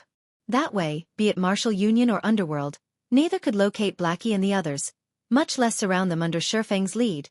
After the trio reached the core area of the silent swamp, they discovered a large, naturally occurring marsh. All around, there were a total of 5 groups of level 20 swamp rhinos. Occasionally, they spotted a few level 20 elite twin-horned rhinos. There was also a small island situated in the middle of this large marsh, and a gigantic figure laid flat on this island. This gigantic figure was a 2-story tall rhino. From a distance, the trio could vaguely see the information of this large rhino. It was a monster named Rhino Chieftain One Eye. Brother Feng, isn't this a little too dangerous? Witnessing so many level 20 rhinos gathered together, Blackie felt his confidence waver. Swamp Rhino, common monster. Level 20. HP 3. 200/3. 200. Twin-horned rhino, elite monster. Level 20. HP 17. 500/17. 5000. Rhino Chieftain One Eye, special elite. Level 20. HP 50. 000/50. 000. Common monsters were still fine. However, it would be extremely dangerous to tangle with elite monsters, not to mention special elites. Even if Ye Feng were very powerful, and his movements extremely agile, when surrounded by so many monsters, he would still meet his end. Here can the Stars of Light display its true might. I'll think of a way to lure even more monsters, so choose when you cast the spell carefully. Ye Feng surveyed his surroundings, his mind planning his route. Leader, this is too dangerous. On the off chance that we die, it would be a huge loss. Lonely Snow opposed. The monsters here were not numbered in the 20s or 30s, but in the hundreds. Every one of them could trample a level 15 player with ease, not to mention the elite monsters or the special elite monster. Moreover, with their currently low levels, the monsters would have an easier time discovering them. They could easily be surrounded, and at that time, only death awaited them. If I activate a speed scroll, my speed will be faster than theirs. However, when I lure all of them over, Blackie, I need you to use Guardian of Light on me, then use Stars of Light. You don't need to panic. Just maintain a calm heart, and you will be fine. Seeing Blackie's nervous expression, Ye Feng spoke with a smile. I get it. Blackie nodded, suppressing the panic in his heart. Soon after, Ye Feng sent Blackie and Lonely Snow to a slightly elevated location. On his own, Ye Feng activated a speed scroll before rushing towards the rhinos. The rhinos immersed in the marsh quickly discovered the intruder. After all, Ye Feng's level was simply too low. He was only level 12, and there was a huge distance from level 20. In addition, Ye Feng did not attempt to hide his movements in the least, making it even easier for the monsters to discover him within moments. Over 20 rhinos stood and rushed towards Ye Feng. Although the marsh did not reduce movement speed by half, it still reduced it by 30%. Fortunately, this movement speed reduction was also effective against the rhinos. Now that Ye Feng had used a speed scroll, catching up to him was impossible. Ye Feng followed along the route he had planned before and circled the central island. He intended to lure all the rhinos in the marsh, aside from the one atop the central island. The rhino chieftain One Eye on the central island was extremely difficult to deal with, and it would be a huge loss if he lost his life as a result of an accident. Hence, Ye Feng had no intentions of luring it. Brother Feng. Leader's movement technique is truly powerful. If I were in his place, those rhinos would have already turned me into meat paste. Standing on high ground, Blackie and Lonely Snow watched Ye Feng use various movements and methods to dodge the attacks from the group of rhinos. They could not help but wipe away the sweat permeating their foreheads. The number of rhinos Ye Feng lured grew larger and larger. He had only run half the distance, yet he lured over 100 rhinos. Every time he dodged an attack, the rhinos would dangerously scrap past his body. However, after witnessing this scene repeat itself over and over, Blackie and Lonely Snow discovered that Ye Feng successfully dodged every single time. He would always dodge the attack at the very last millisecond. He relied purely on technique to do so, and there was not a hint of luck or coincidence at all. Blackie and Lonely Snow both engraved this scene deeply into their minds, resolving themselves to learn from Ye Feng in the future. With an expert like Ye Feng demonstrating the moves, they would not have to spend time slowly exploring these techniques. After watching for only a moment, the two of them had benefited greatly. They could not help but wish they could try out these dodging techniques right this instant. Just when Ye Feng thought that all was within his control, an elite twin-horned rhino suddenly appeared in front of Ye Feng, charging at him. Although Ye Feng used parry to block this attack, his entire person was still sent flying. By rotten luck, he landed on the edges of the central island, alarming the rhino chieftain One Eye. Discovering that a human had disturbed its rest, One Eye abruptly stood up. It glared at Ye Feng with its blood-red eye, its front hoofs gouging the solid ground as it released an angry roar. Suddenly, it charged at Ye Feng with its steel-like horn. Compared to the other rhinos, this rhino chieftain One Eye possessed an extremely fast speed, and not even the marsh could impede its immense charging power. This was the rhino chieftain One Eye's skill. Violent charge. Even a level 20 MT would instantly die if One Eye's horn smashed into them. Knowing that he wouldn't be able to dodge, Ye Feng activated Defensive Blade. He then used Chop, the abyssal blade, slashing at One Eye's horn. Due to the Defensive Blade's absolute defense effect, Ye Feng did not retreat by even an inch. Instead, a damage of -367 points appeared above the rhino chieftain One Eye's head. Such a tough defense. Ye Feng was slightly shocked. However, Ye Feng did not intend to continue entangling with the rhino chieftain One Eye. The moment One Eye used War Trample, Ye Feng used silent steps to appear behind a swamp rhino that was 30 yards away, successfully evading One Eye's attack. One Eye became further enraged when it saw that its target had evaded. It immediately charged at Ye Feng. However, it did not use violent charge this time, so its speed was only slightly faster than the other rhinos. Blackie used the skill. After arriving at the appointed location, Ye Feng stopped and spoke into the party chat. Although his plan did not include luring the rhino chieftain One Eye, the plan still had to proceed.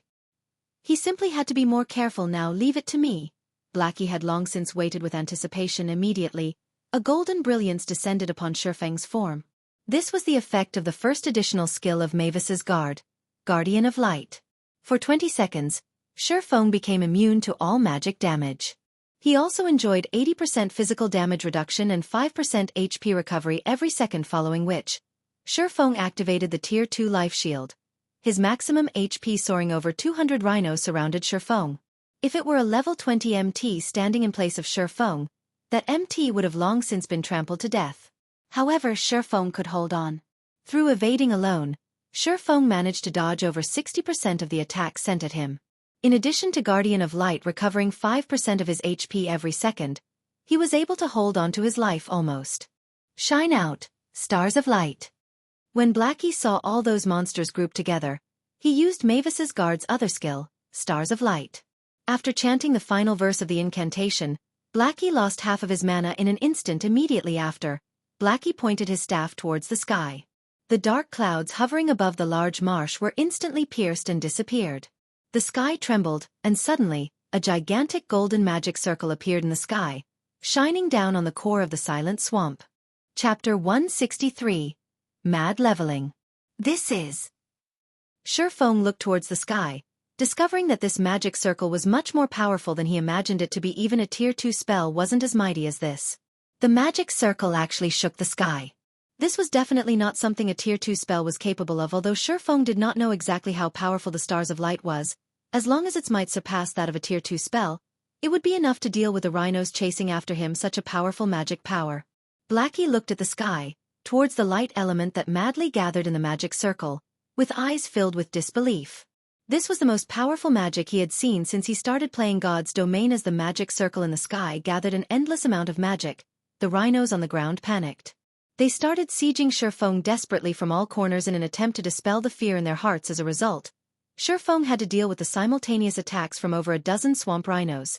The space available for him to evade was extremely limited.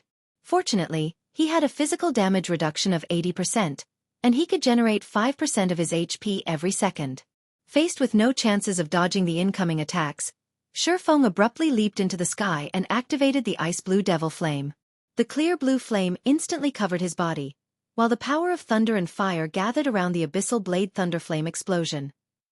The moment the abyssal blade struck down, thunder and fire engulfed and devoured all the monsters within a 5-yard radius. Damages of -626 points appeared above the heads of the monsters, and there were even some rhinos who received critical strikes, succumbing to over -1000 damage. All the rhinos Ye Feng's attack struck fell into a fainted state. Unable to move for 4 seconds, the monsters surrounding Ye Feng in a fainted state formed a natural barrier, granting Ye Feng a short breather. Is it starting? Ye Feng detected that the golden magic circle in the sky had finished gathering magic power. The magic circle then transformed into a shooting star, falling from the sky. Before the shooting star collided with the ground, Ye Feng cast Thundering Flash at the Rhino Chieftain One Eye. Unfortunately, the 3 streaks of thunder did not deal much damage to One Eye. All 3 attacks only caused around a total of -900 damage. However, Ye Feng's aim was not its damage, but the additional 20% damage amplification effect. It would allow the Stars of Light to inflict massive amounts of damage to One Eye. Finally, the golden shooting star reached the ground, landing in the center of the rhinos. An explosion occurred, and a blinding light devoured every inch of the large marsh from a high position. Blackie and Lonely Snow saw damages of over -1000 points appearing above all the rhinos in the marsh. There were also plenty that received critical strikes, receiving over -2000 damage. Furthermore, the rhinos close to the epicenter received damages of over -3000 points, and some even received frightening damages of over -6000 points. A level 20 swamp rhino only had 3200 HP, while the elite twin-horned rhinos had 17,500 HP. Even the Rhino Chieftain One Eye only had 50,000 HP. -3000 damage was not a light injury. AO. One Eye was enraged. It immediately directed its furious gaze at Blackie. It was not just the Rhino Chieftain One Eye. All the other rhinos also redirected their rage to Blackie, as the damages Blackie caused were simply too high. There were many swamp rhinos that instantly died from the single attack. However, during the time these rhino monsters directed their angry gazes towards Blackie, a second golden-colored shooting star appeared in the sky. It too descended this time. The impact of the shooting star caused 10% more damage than the previous one. This attack wiped out all of the level 20 swamp rhinos, and only the high HP elites and Chieftain One Eye remained alive. However, this was not the end. With every passing second, for a total of 15 seconds, a shooting star would appear and descend from the sky. Moreover, each shooting star would deal 10% more damage than the previous one. The elite-ranked twin-horned rhinos could only hold on until the 5th shooting star before dying out completely. Meanwhile, Chieftain One Eye remained alive. Its angry gaze turned deadly as it glared at Blackie atop the high slope. Chieftain One Eye instantly went berserk, its defense and attack power greatly increasing as it charged forth. I won't let you go. Ye Feng used Wind Blade and arrived in front of the Rhino Chieftain One Eye. He then stabbed the abyssal blade at it. Abyssal bind. 9 abyssal chains instantly coiled around One Eye, preventing it from moving even an inch, following which, streak after streak of stars of light crashed down into the marsh. From the initial -3000 damage, The damage had now accumulated up to over -7,000 damage. Rhino Chieftain One Eye's 50,000 HP very quickly drained to 0. It then vanished within the blinding light, leaving behind a pile of items. After the stars of light ended, the entire marsh fell deathly silent. All the monsters within had turned into ashes, leaving behind piles upon piles of items. At the same time, golden light surrounded the bodies of both Blackie and Lonely Snow. Within an instant, their levels jumped from level 11 to a little beyond level 13. Ye Feng had also risen to 92% of level 13, only a thread away from level 14. Blackie looked at the staff in his hands, then looked at the marsh. He did not know how to express the emotions that filled his heart. Not only had the Stars of Light killed the level 20 elite monsters, it even killed a level 20 special elite. Its intense might far exceeded Blackie's imagination previously. They had enjoyed an extremely envious leveling speed. Now, however, it was no longer envious, but shocking. They rose by 2 levels in just slightly over 10 seconds. Moreover, they had risen from level 11 to level 13 and not from level 1 to level 3. Even elite players would have to grind for 5 or 6 days to obtain such a frightening amount of EXP. However, they achieved it in the blink of an eye. This is simply too formidable. If this skill is used in a team battle, no matter how powerful the enemy team was, they would still have to surrender. Lonely Snow unconsciously shuddered as he spoke. Only now did they truly understand why all those large guilds were so desperate to obtain an epic ranked item. Even if they had to sacrifice countless members, they would still willingly choose to overwhelm those powerful monsters with the lives of their people as long as they obtained an epic ranked item. Be it leveling up or securing high-level equipment, everything would become a lot easier. The current scene before Blackie and Lonely Snow was the perfect example, not to mention a special elite. The Stars of Light could inflict massive damage to even a chieftain-ranked field boss. This was definitely not a feat that a party, fully equipped with secret silver equipment, could achieve. The aid rendered by an epic ranked item to a workshop's development was simply immense. It far outstripped the usefulness of more than 100 secret silver ranked items. The massacre the Stars of Light caused yielded Ye Feng's group with plenty of level 15 to level 20 bronze and mysterious iron equipment. There were also plenty of varying gemstones. At the very least, the total value of all these items was 10 gold coins or more. It's finally over. Ye Feng let loose a relieved breath. If it were not for the Stars of Light, he definitely could not contend with a level 20 special elite that went berserk. However, he managed to verify the prowess of the Stars of Light personally. He could now send Blackie and the others to the level 22 map, the Crystal Forest, to level up. The drop rate for gemstones in the Crystal Forest was much higher than in the Moonlight Forest. Not only could they level up quickly, but they could also earn a lot of money and extremely precious gemstones and equipment. Moreover, it would be impossible for their enemies to locate Blackie and the others, killing 3 birds with 1 stone. After the trio tidied up all the loot, Ye Feng intended to make a trip back to town to clear up his inventory. Leader, the situation you wanted me to investigate has already occurred. Several guilds have started taking action. Should we start taking action now? Kola, who was in Red Leaf Town, suddenly contacted Ye Feng, his face filled with excitement. Great. Just in time. I've waited a long time for this moment. Our Zero Wing workshop should also start taking action now. Ye Feng smiled brightly. It's about time we show off Zero Wing workshop strength. Chapter 164. The First Crisis. Kola was at a loss when he heard Ye Feng's words show the strength of Zero Wing workshop. Others had constantly targeted the 3 of them, so they had been hiding in Red Leaf Town all this time. They had no chances to leave town to grind and quest, and they were all only level 7 right now. They were only slightly stronger than the average player. They had no chances of competing with the members of other guilds at all. If this situation continued, their levels would, sooner or later, fall behind even the average players. Is leader telling us to go level up? Kola grew excited at the thought of this possibility. This is too great. We're being stifled to death by constantly staying in town. It would be fine even if we have to slaughter our way out. You 3 wait for me inside the hotel in the trade area. I'll be there soon. Ye Feng did not further explain, only revealing a faint smile. Brother Feng, what happened to make you so happy?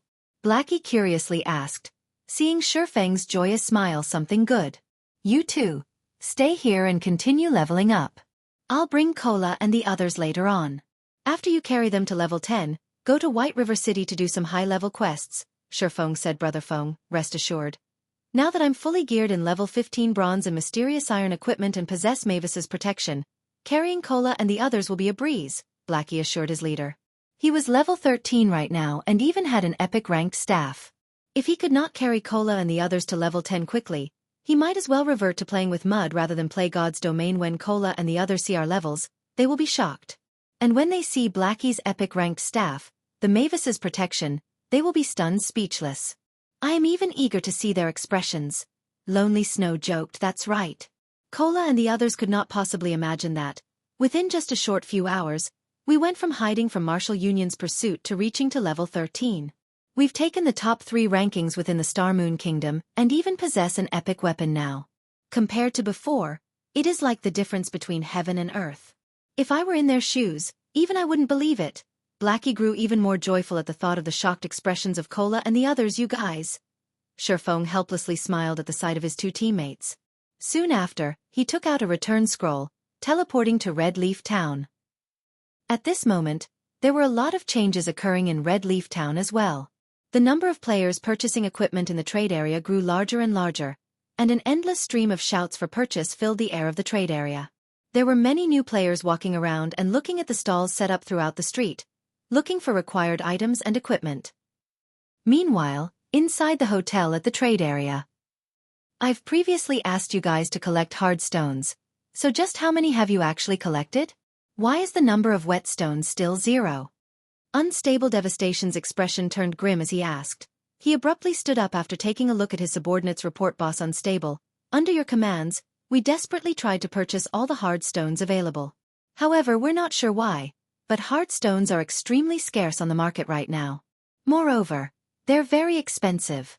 After much determination, we only managed to collect slightly more than 4 stacks. However, our guild has only recently started nurturing forgers, so their success rate of making whetstones is extremely low. So, that subordinate timidly said. Peng. Unstable Devastation slammed his fist onto the table, snarling. You bunch of useless wastes. I clearly notified you all of this matter long ago, and 3 or 4 hours have passed already. Yet, you guys couldn't even produce a single whetstone? How is the elite team supposed to level up this way? Why do I even need you guys here? Boss Unstable. Maybe the other guilds have discovered the issue of their weapons deteriorating quickly? Maybe that's why we only managed to purchase a few stacks of hard stones? The Berserker, 5 Rats, said, that's a high possibility. After all, it isn't only our guild leveling up in high-level monster areas. However, hard stones aren't exactly rare, and they can be obtained from level 2 monster areas or above. Moreover, normally nobody touches those things, so there should be a huge stockpile available in Red Leaf Town right now. There should also be plenty of players selling them on the auction house. We also discovered this matter fairly quickly, so even if the other guilds have taken action, it is impossible for them to buy them all out immediately. Unstable Devastation nodded, then shook his head again. He could not make any sense of the situation after they started hunting Ye Feng's party.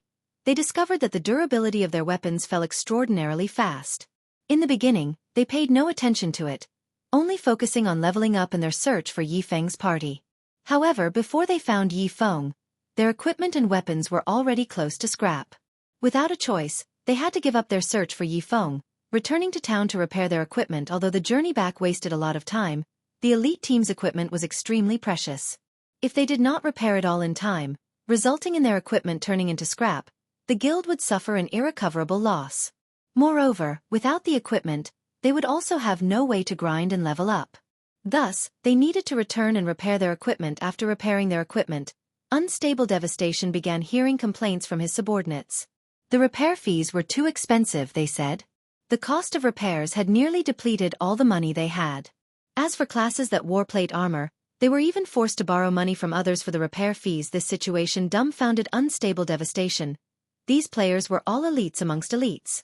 Normally, they carried a lot of money on their persons, and they were considered wealthy. However, their wealth was not enough to cover the fees. Unstable Devastation quickly discovered the crux of the problem. The lower the remaining durability of a piece of equipment was, and the higher the level of the equipment was, the more expensive the resulting repair fee would be. Grinding high-level monster areas greatly depleted equipment's durability. Making a trip to and fro from town to these high-level areas also required them to waste at least 2 to 3 hours. Moreover, they could, at most, stay for 3 to 4 hours at these high-level monster areas before they needed to return to town to repair their equipment. This meant that they had to spend almost half their time in God's domain just traveling. As a result, The time needed for a single level up almost doubled if they could negate the travel time. Their leveling speed would surpass the other players. When unstable Devastation thought of this crucial matter, he immediately instructed his subordinates to look for a solution to this problem.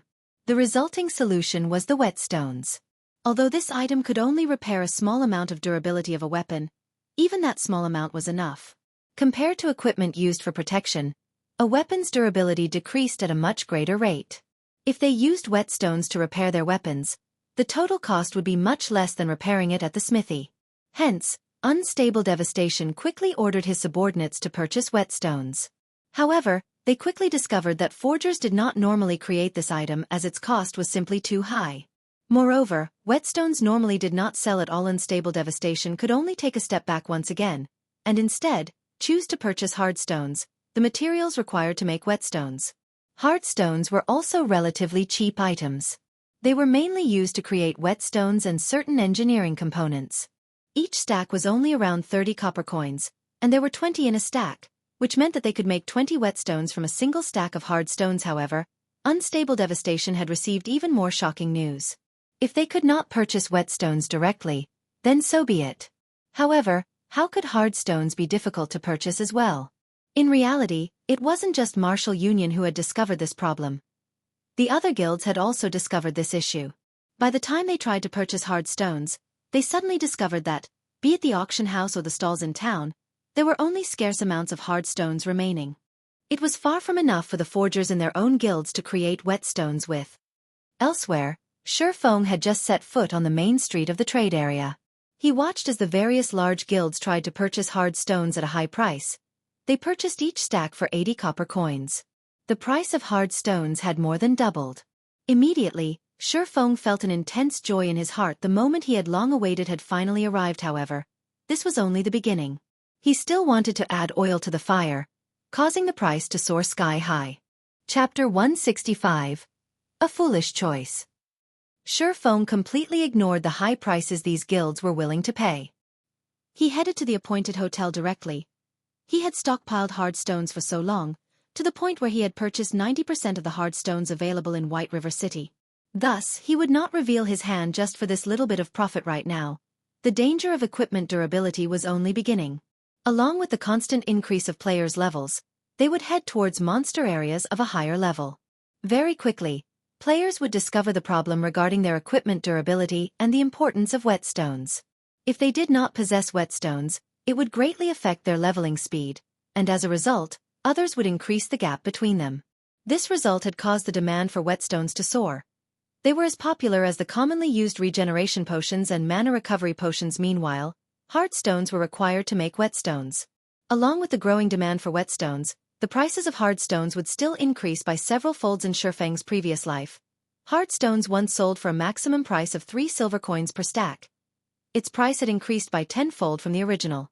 Right now, due to God's domain's evolution and the investment of major corporations, the available resources were more precious than in Ye Feng's previous life. Most likely, the prices of hard stones would increase to record highs. The current price of 80 copper per stack was only the beginning. Red Leaf Town, Trade Area, Black Rose Bar. At this moment, Fire Dance had gathered her entire team to discuss matters regarding the team's future development. Fire Dance's team often frequented this Black Rose Bar, as it occupied a more secluded region. Very few players came to this place. Thus, this place became the gathering spot for Fire Dance's team. Every time they completed a dungeon raid or obtained some precious item, they would come to this bar to celebrate Fire Dance. We understand what your intentions are. However, I will still tell you the same thing. We are only playing God's domain to pass the time, and we don't have any great ambitions. We prefer to be free, and we aren't planning to earn any achievements through God's domain. If you want me to join that person called Ye Feng's team, I can only tell you that I'm sorry. That's right, Fire Dance. If it were a normal situation, maybe joining would be fine. However, Ye Feng has a beef with Martial Union, and right now, Martial Union targets us too. Martial Union has already put out the word that, if we do not sever our relations with Ye Feng and apologize to them, we won't ever need to think about leaving town to level up in quest. If we leave town, they'll just kill us and send us back. If we join Ye Feng's team, won't we end up in an even worse situation? That's right. Martial Union is just too powerful right now. There is no way Ye Feng can establish himself in Red Leaf Town. If you want us to join Ye Feng's team, I can only look for another way out of this. I too share this opinion. We have lost a lot of our levels, and our average right now is only level 5. We can only apologize to Martial Union if we want to have the possibility to continue mingling in Red Leaf Town. If we join Ye Feng's team, we'll truly be finished. According to my investigations, the Martial Union branch in Red Leaf Town is completely under the control of that person called Unstable Devastation. He has gathered all the players from Martial Union in 5 different towns to Red Leaf Town, and he is prepared to go all out developing in Red Leaf Town. There are many experts from Martial Union in Red Leaf Town right now. Their guild's treatment is generous, and its development rate is impressively fast. I heard that their member count has already exceeded 1,000, and amongst them, there are over 200 elite members. They are much stronger than before. Martial Union has the ability to constantly target us and prevent us from leaving town to grind and level up. We can afford to provoke them any longer. Even if we reach level 10 and go to White River City, Martial Union's member count would have exceeded 10,000 by then. It would only be a simple matter for them to deal with us. It was a mistake to provoke them right from the very beginning. Our only way out of this mess is to offer them an apology. Right, I agree as well. Our original goal in playing God's Domain was simply to mess around. We are completely different from that Ye Feng who has embroiled himself in a fight with Martial Union. If you, Fire Dance, wish to join him, please don't drag us in as well. We don't wish to be under surveillance 24 hours a day. Fire Dance did not expect everyone to voice their opinions. They all expressed their refusal to join Shifeng's team, and they even wanted her to apologize to Martial Union. I understand. I'll only ask this one last time. Then if there are any of you willing to join Ye Feng's team with me, please stand by my side. Fire Dance understood their troubles. Previously, they were all veteran gamers of virtual reality games. However, the virtual reality games they played before only had a player base in the hundreds of thousands. Even until the later stages of the game, a top-tier guild would only have several thousand members. On the other hand, God's Domain had made clear to them the true meaning of a large guild, and the true power of a game with over 2 billion players across the globe. God's Domain was completely different from any other virtual reality games. It had utterly shattered their concept of virtual reality games, as it was practically a second reality previously. They didn't think there was anything special about the various large guilds. Only now did they truly understand how frightening a guild could be in a virtual reality game. Just the members of Martial Union inside a single town reached the thousands, and it was still increasing. If they reached White River City, their member count would break into the tens of thousands. A team of independent players like themselves could not afford to provoke such a large guild. Moreover, such a large guild like Martial Union was only an unrated guild. As for third-rate, second-rate and first-rate guilds, they were tyrannical existences. Although Martial Union was a very frightening existence in Red Leaf Town, Ye Feng's shocking performance had been deeply engraved onto Fire Dance's soul. She truly thought that she had wasted her time playing those other games before. Right now, only the thought of following Ye Feng filled her heart. She wanted to get to know and experience the world of Apex experts. Fire Dance, wake up, alright? We will not follow you. Right now, our only way out of this mess is to apologize. Haven't you always dreamt of becoming an expert in God's Domain? If you continue fighting it out with Martial Union, you will head away from that goal. Stop being silly and acting foolish. After Fire Dance finished speaking, aside from Water Buffalo, there was not a single person who walked towards Fire Dance's position. They all had their heads lowered, feeling that Fire Dance was simply too foolish. She had truly been bewitched by that Ye Feng for her to dig her own grave by joining him. Alright, since you guys have decided, Water Buffalo and I will join Big Brother Ye Feng by ourselves. Fire Dance's mood sank after hearing everyone's decision.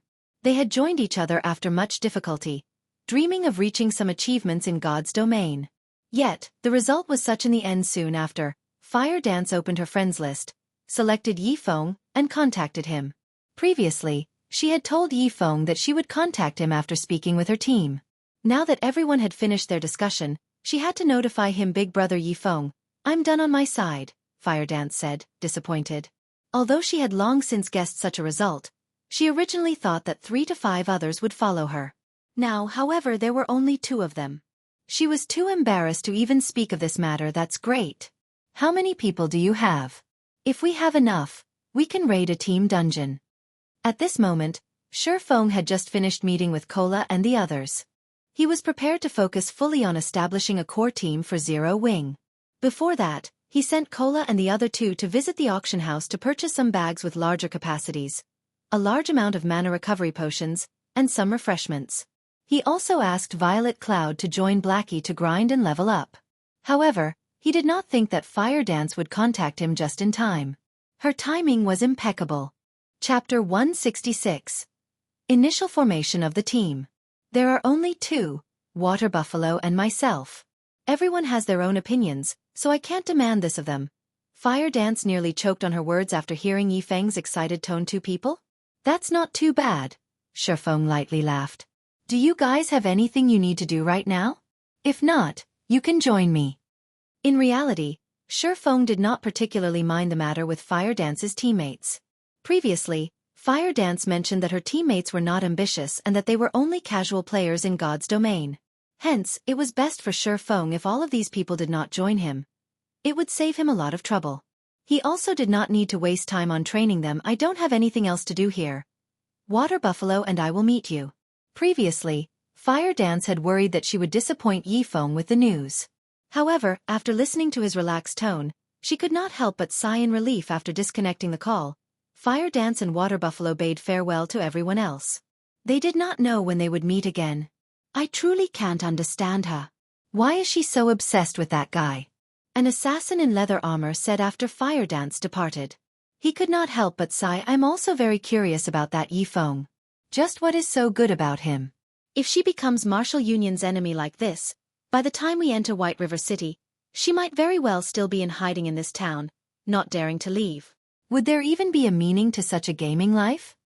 The team members that chose to stay behind voiced their confusion, one after another. Meanwhile, at the Fountain Plaza of Red Leaf Town, although it was still daytime in God's domain, the benches that decorated the plaza were currently overcrowded with players. All around, one could see couples flirting with each other. The scene was the complete opposite of a battlefield. Big Brother Feng, sorry for making you wait. Upon her arrival to the Fountain Plaza, she discovered Ye Feng enjoying the breeze as he waited for someone. No worries. All our members are finally here now. In the future, we will all be members of the same team. Let me introduce you all then. Shi Feng smiled as he started introducing each of the team members. There were a total of 6 members present, excluding himself: the Guardian Knight, Cola, the Oracle, Drowsy Sloth, the Summoner, Gluttonous Mouse, the Cleric, Violet Cloud, the Assassin, Fire Dance, and the Berserker, Water Buffalo. With all 6 of them, they could be a standard dungeon party. Fire Dance, being level 9, was the highest leveled player amongst them. Following her was Violet Cloud and Water Buffalo, who were both at level 8. The remaining were all level 7. Looking at how Violet Cloud had raised herself to level 8 just through cooking, the effort and suffering she had gone through were obvious. If it were not for Shi Feng's stern command, Violet Cloud would not intend to go out to grind at all.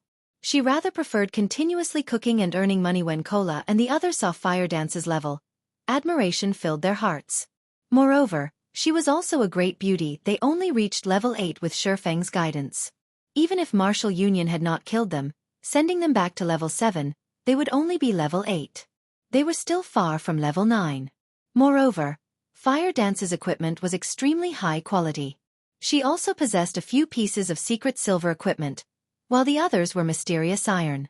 One could see that Fire Dance was definitely an expert, far more amazing than themselves. As for the one who managed to recruit such an expert beauty into the team, Cola and the other two could not help but give Shi Feng a thumbs up. This was as expected of their leader. As for Shi Feng's level, nobody in the team could discern it, as Shi Feng had hidden his information with the demon mask. The others could only see, unknown. However, nobody felt concerned about his actions. Shi Feng constantly felt like a mysterious expert to them, so it was only natural that they could see his identity. Big Brother Ye Feng is amazing as expected. We've only been apart for half a day, yet the pressure you give off has massively increased. After Fire Dance met Ye Feng again, she could clearly feel that he was different from before. He was like an unsheathed sword, and her 6 senses told her that Ye Feng had become much stronger. Since everyone is familiar with each other now, I'll tell you guys what you need to do next, Shi Feng said formally. However, just as Shi Feng was about to reveal their goal, a group of players suddenly appeared and surrounded the Fountain Plaza. Martial Union is dealing with an issue. All those uninvolved, leave immediately. Martial Union's members chased away the other players, taking complete control of the fountain plaza. Ye Feng, you've made me look for you for a long time now, a scholarly youth said as he stepped out from the crowd. This was unstable devastation. There were over 400 members of Martial Union crowding the fountain plaza. When Kola and the others saw all these players, they immediately panicked, their expressions turning solemn. You want to take action here? Ye Feng swept a glance over the players from Martial Union. The majority of them were level 5 or level 6. Only a minority were level 8 or level 9 elites. How could I possibly be such a brute? I'm only here today to give you all a final warning, Unstable Devastation said with a smile. Last time, he had taken a huge loss because of Ye Feng. If he could, he really wished to kill Ye Feng now. However, they were right in the middle of town. If he killed Ye Feng here, he might implicate Martial Union as well. However, if he mobilized a dozen or so players against Ye Feng, they would only be helpless against him, disgracing Martial Union's reputation. This was not a result he wished to see. Warning? We've already reached the point of no return. Your warning holds zero meaning to me. It is only a bunch of nonsense. Ye Feng laughed. You are still so fearless, even when faced with so many of our members. I truly admire you for that. Unfortunately, your strength is limited. You are not an opponent for Martial Union at all. My warning isn't actually directed at you. Unstable Devastation clapped his hands, shifting his sights towards Kola and the others. He then coldly said, this time, my warning is for the teammates standing behind you. You all better come to your senses. If you sever your relationship with Ye Feng immediately, I assure you that I will not pursue past matters and let you all go. Of course, if you resolve to stand with the powerless Ye Feng, prepare to suffer the rage of Martial Union. I admit that killing Ye Feng himself is extremely difficult. However, it is only a simple matter for Martial Union to exterminate you all. Although Unstable Devastation smiled as he spoke, Kola and the others could only feel a deep chill from his words. They could not help but admit that Unstable Devastation's words sounded logical. They were not top-tier experts, and they did not possess that many life-saving skills that could help them escape. Although Martial Union could not kill Ye Feng, that did not mean they could not get rid of them. As proven, they had died once before already. There would definitely be a second time in the future. If such a situation continued, they would not have a future in God's domain, to speak of. Looking at the panicked and hesitant expressions on Kola and the others, Ye Feng spoke not a single word. He remained silent as he stood there. This move of Unstable Devastation's was extremely vicious. He wanted Ye Feng to taste the betrayal of his closest friends. Not only would it reduce his overall power, but it could also become a hit to his heart. Unfortunately, Ye Feng was no longer the arrogant brat that he used to be. On the contrary, he wanted to use this plan of Unstable Devastations to refine the members of his elite team in the future. The team he led would have to face off against many powerful foes.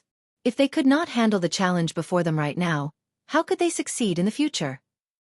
Ye Feng did not desire teammates who only enjoyed the good times, but could not suffer through the bad with him. This could be Ye Feng's test for them. He wanted to see just what sort of choice they would make in such a situation. After quite some time had passed, Kola and the others exchanged glances with each other, smiles on their faces. They had all made their decisions, and they all stood by Ye Feng's side without hesitation, having zero intentions of leaving. Kola, Drowsy Sloth, Gluttonous Mouse, and Violet Cloud were originally players who others looked down on. They lived at the very bottom of God's domain, and they only possessed the levels and equipment they had today because of Ye Feng's help. By becoming enemies with Martial Union, at worst, they would only revert to their original states. So, how could they possibly betray Ye Feng in this sort of situation? As for Fire Dance and Water Buffalo, they had long since steeled their hearts to follow Ye Feng. They wished to experience the world of top-tier experts, and faced with such a threat, they paid no mind at all. Unstable Devastation. Even in death, we would never betray our leader. If you have the ability, then come.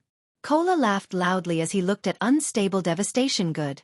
Very well said. Unstable Devastation smiled with indignation, saying, don't say that I never gave you a chance. This is something you've all chosen for yourselves, so don't blame me for not lacking courtesy. Boys, get them. Originally, Unstable Devastation thought that he could take this chance to shame Ye Feng, turning him into a laughingstock. However, he truly did not think that these people would be so muddle-headed.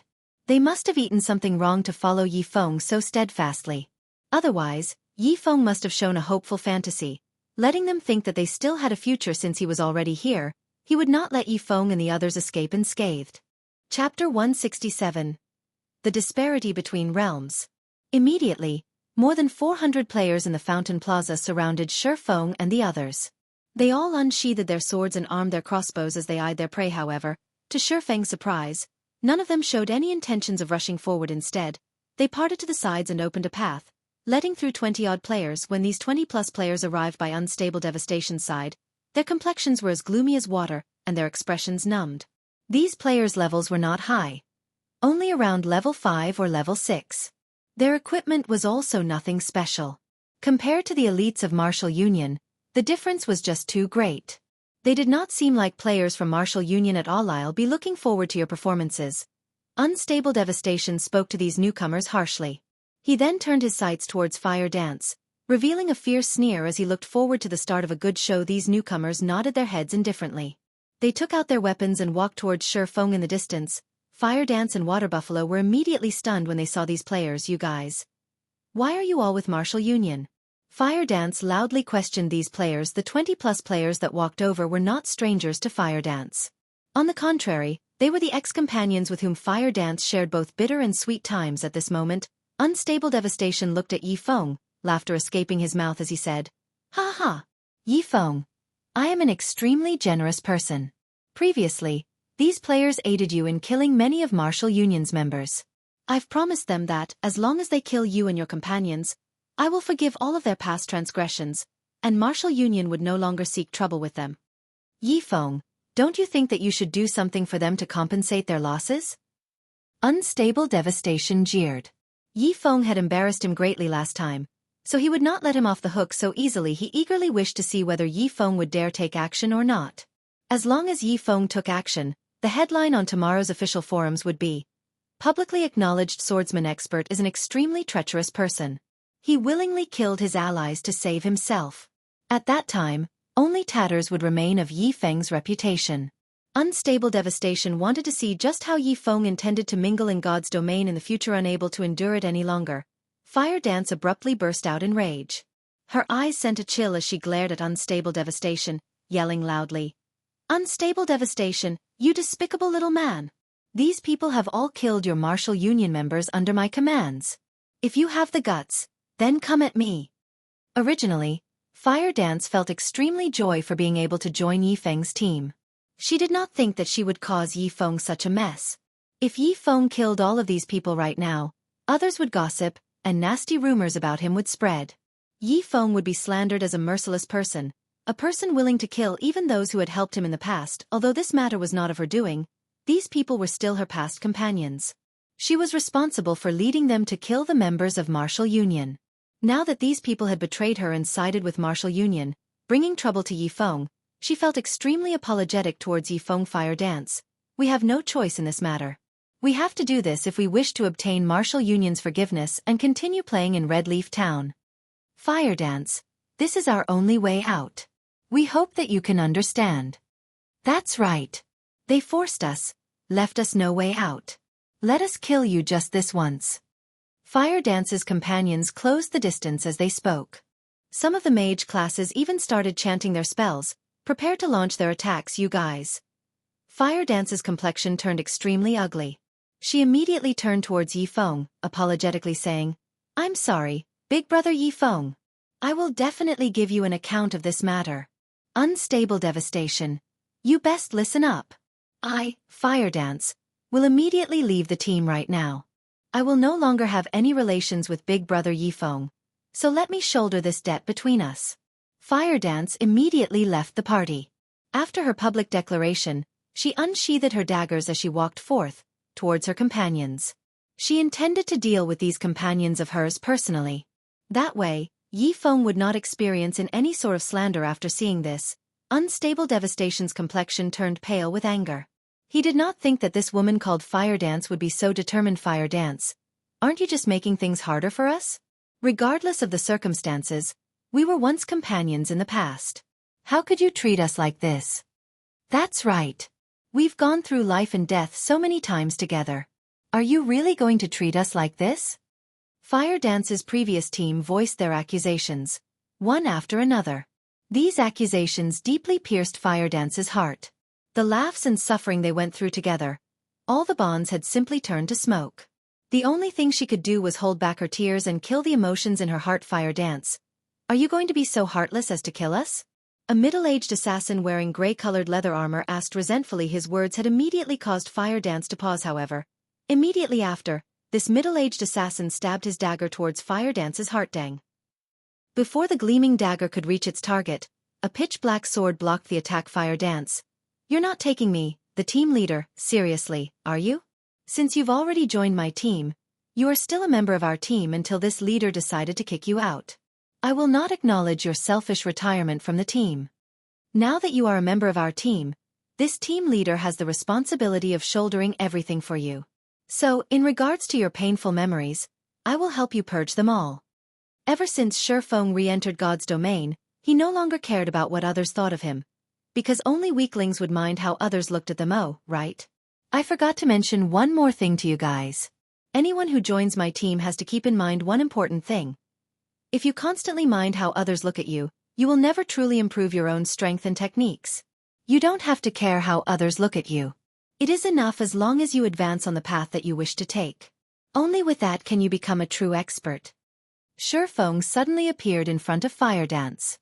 To Fire Dance, he towered like a mountain before her, blocking any and all dangers from reaching her big brother Ye Feng. Tears inadvertently leaked out from Fire Dance's eyes. Ye Feng's actions and words truly touched her heart. After listening to his words, it was as if the door to the realm of experts slowly opened for her. Maybe her hesitation held her back from becoming a true expert, so what if he killed them? Who cared about others' opinions? The strong would never pay attention to such small matters. The only things they needed to consider were the courage to forge ahead and constantly raising their own strength. By the side, after Water Buffalo listened to Ye Feng's words, his heart was inexplicably moved. He would never have thought Ye Feng would be such a dependable person. A person others could admire. Meanwhile, Cola and the other two merely exchanged glances with each other, smiles plastered on their faces. That's right. This was the leader that they respected and admired. Immediately, Cola and the others stepped forward, one after another, blocking Fire Dance. Well said. So, what are you guys still waiting for? Unstable Devastation felt extreme joy. He had recorded all of Ye Feng's words. When the time came, he could deny his actions. Ye Feng, you despicable little man. We've already helped you so much, yet, in the end, you still wish to kill us? You are simply inhuman. Fire Dance's ex-companions cursed, enraged. They all rushed at Ye Feng, one after another, intending to slash and bash him to death. Ye Feng smiled disdainfully at their actions. Looking at the 20-plus melee and mage-class players launching their attacks at him, Ye Feng only lightly waved the abyssal blade. Thundering flash. 3 electric arcs instantly weaved across the bodies of the 20-plus players. Damages ranging from -500 to more than -1,000 appeared above everyone's heads, instantly killing everyone. Meanwhile, the green prism marker above Ye Feng's head instantly turned bloody red, giving others a chilling feeling. Big brother Ye Feng. Leader. Fire Dance and the others immediately panicked. If a player actively killed other players within a town, the guards would hunt them until death. Moreover, after the offending player revived, the guards would toss them in jail. Judging by the intensity of Ye Feng's red name, he would lose at least 3 levels after death. Maybe even 4. Ha ha ha. Ye Feng's name is finally red. Without the town's protection, we can kill you here without any repercussions and make you lose all of your items. Unstable Devastation laughed madly, saying, Everyone else, get him. I will immediately promote whoever manages to kill Ye Feng into the leader of an elite team. However, immediately after Unstable Devastation finished his words, a familiar voice sounded from behind him. Has Iron's Word Lion never told you how he died? Ye Feng asked coldly, appeared behind Unstable Devastation after using silent steps.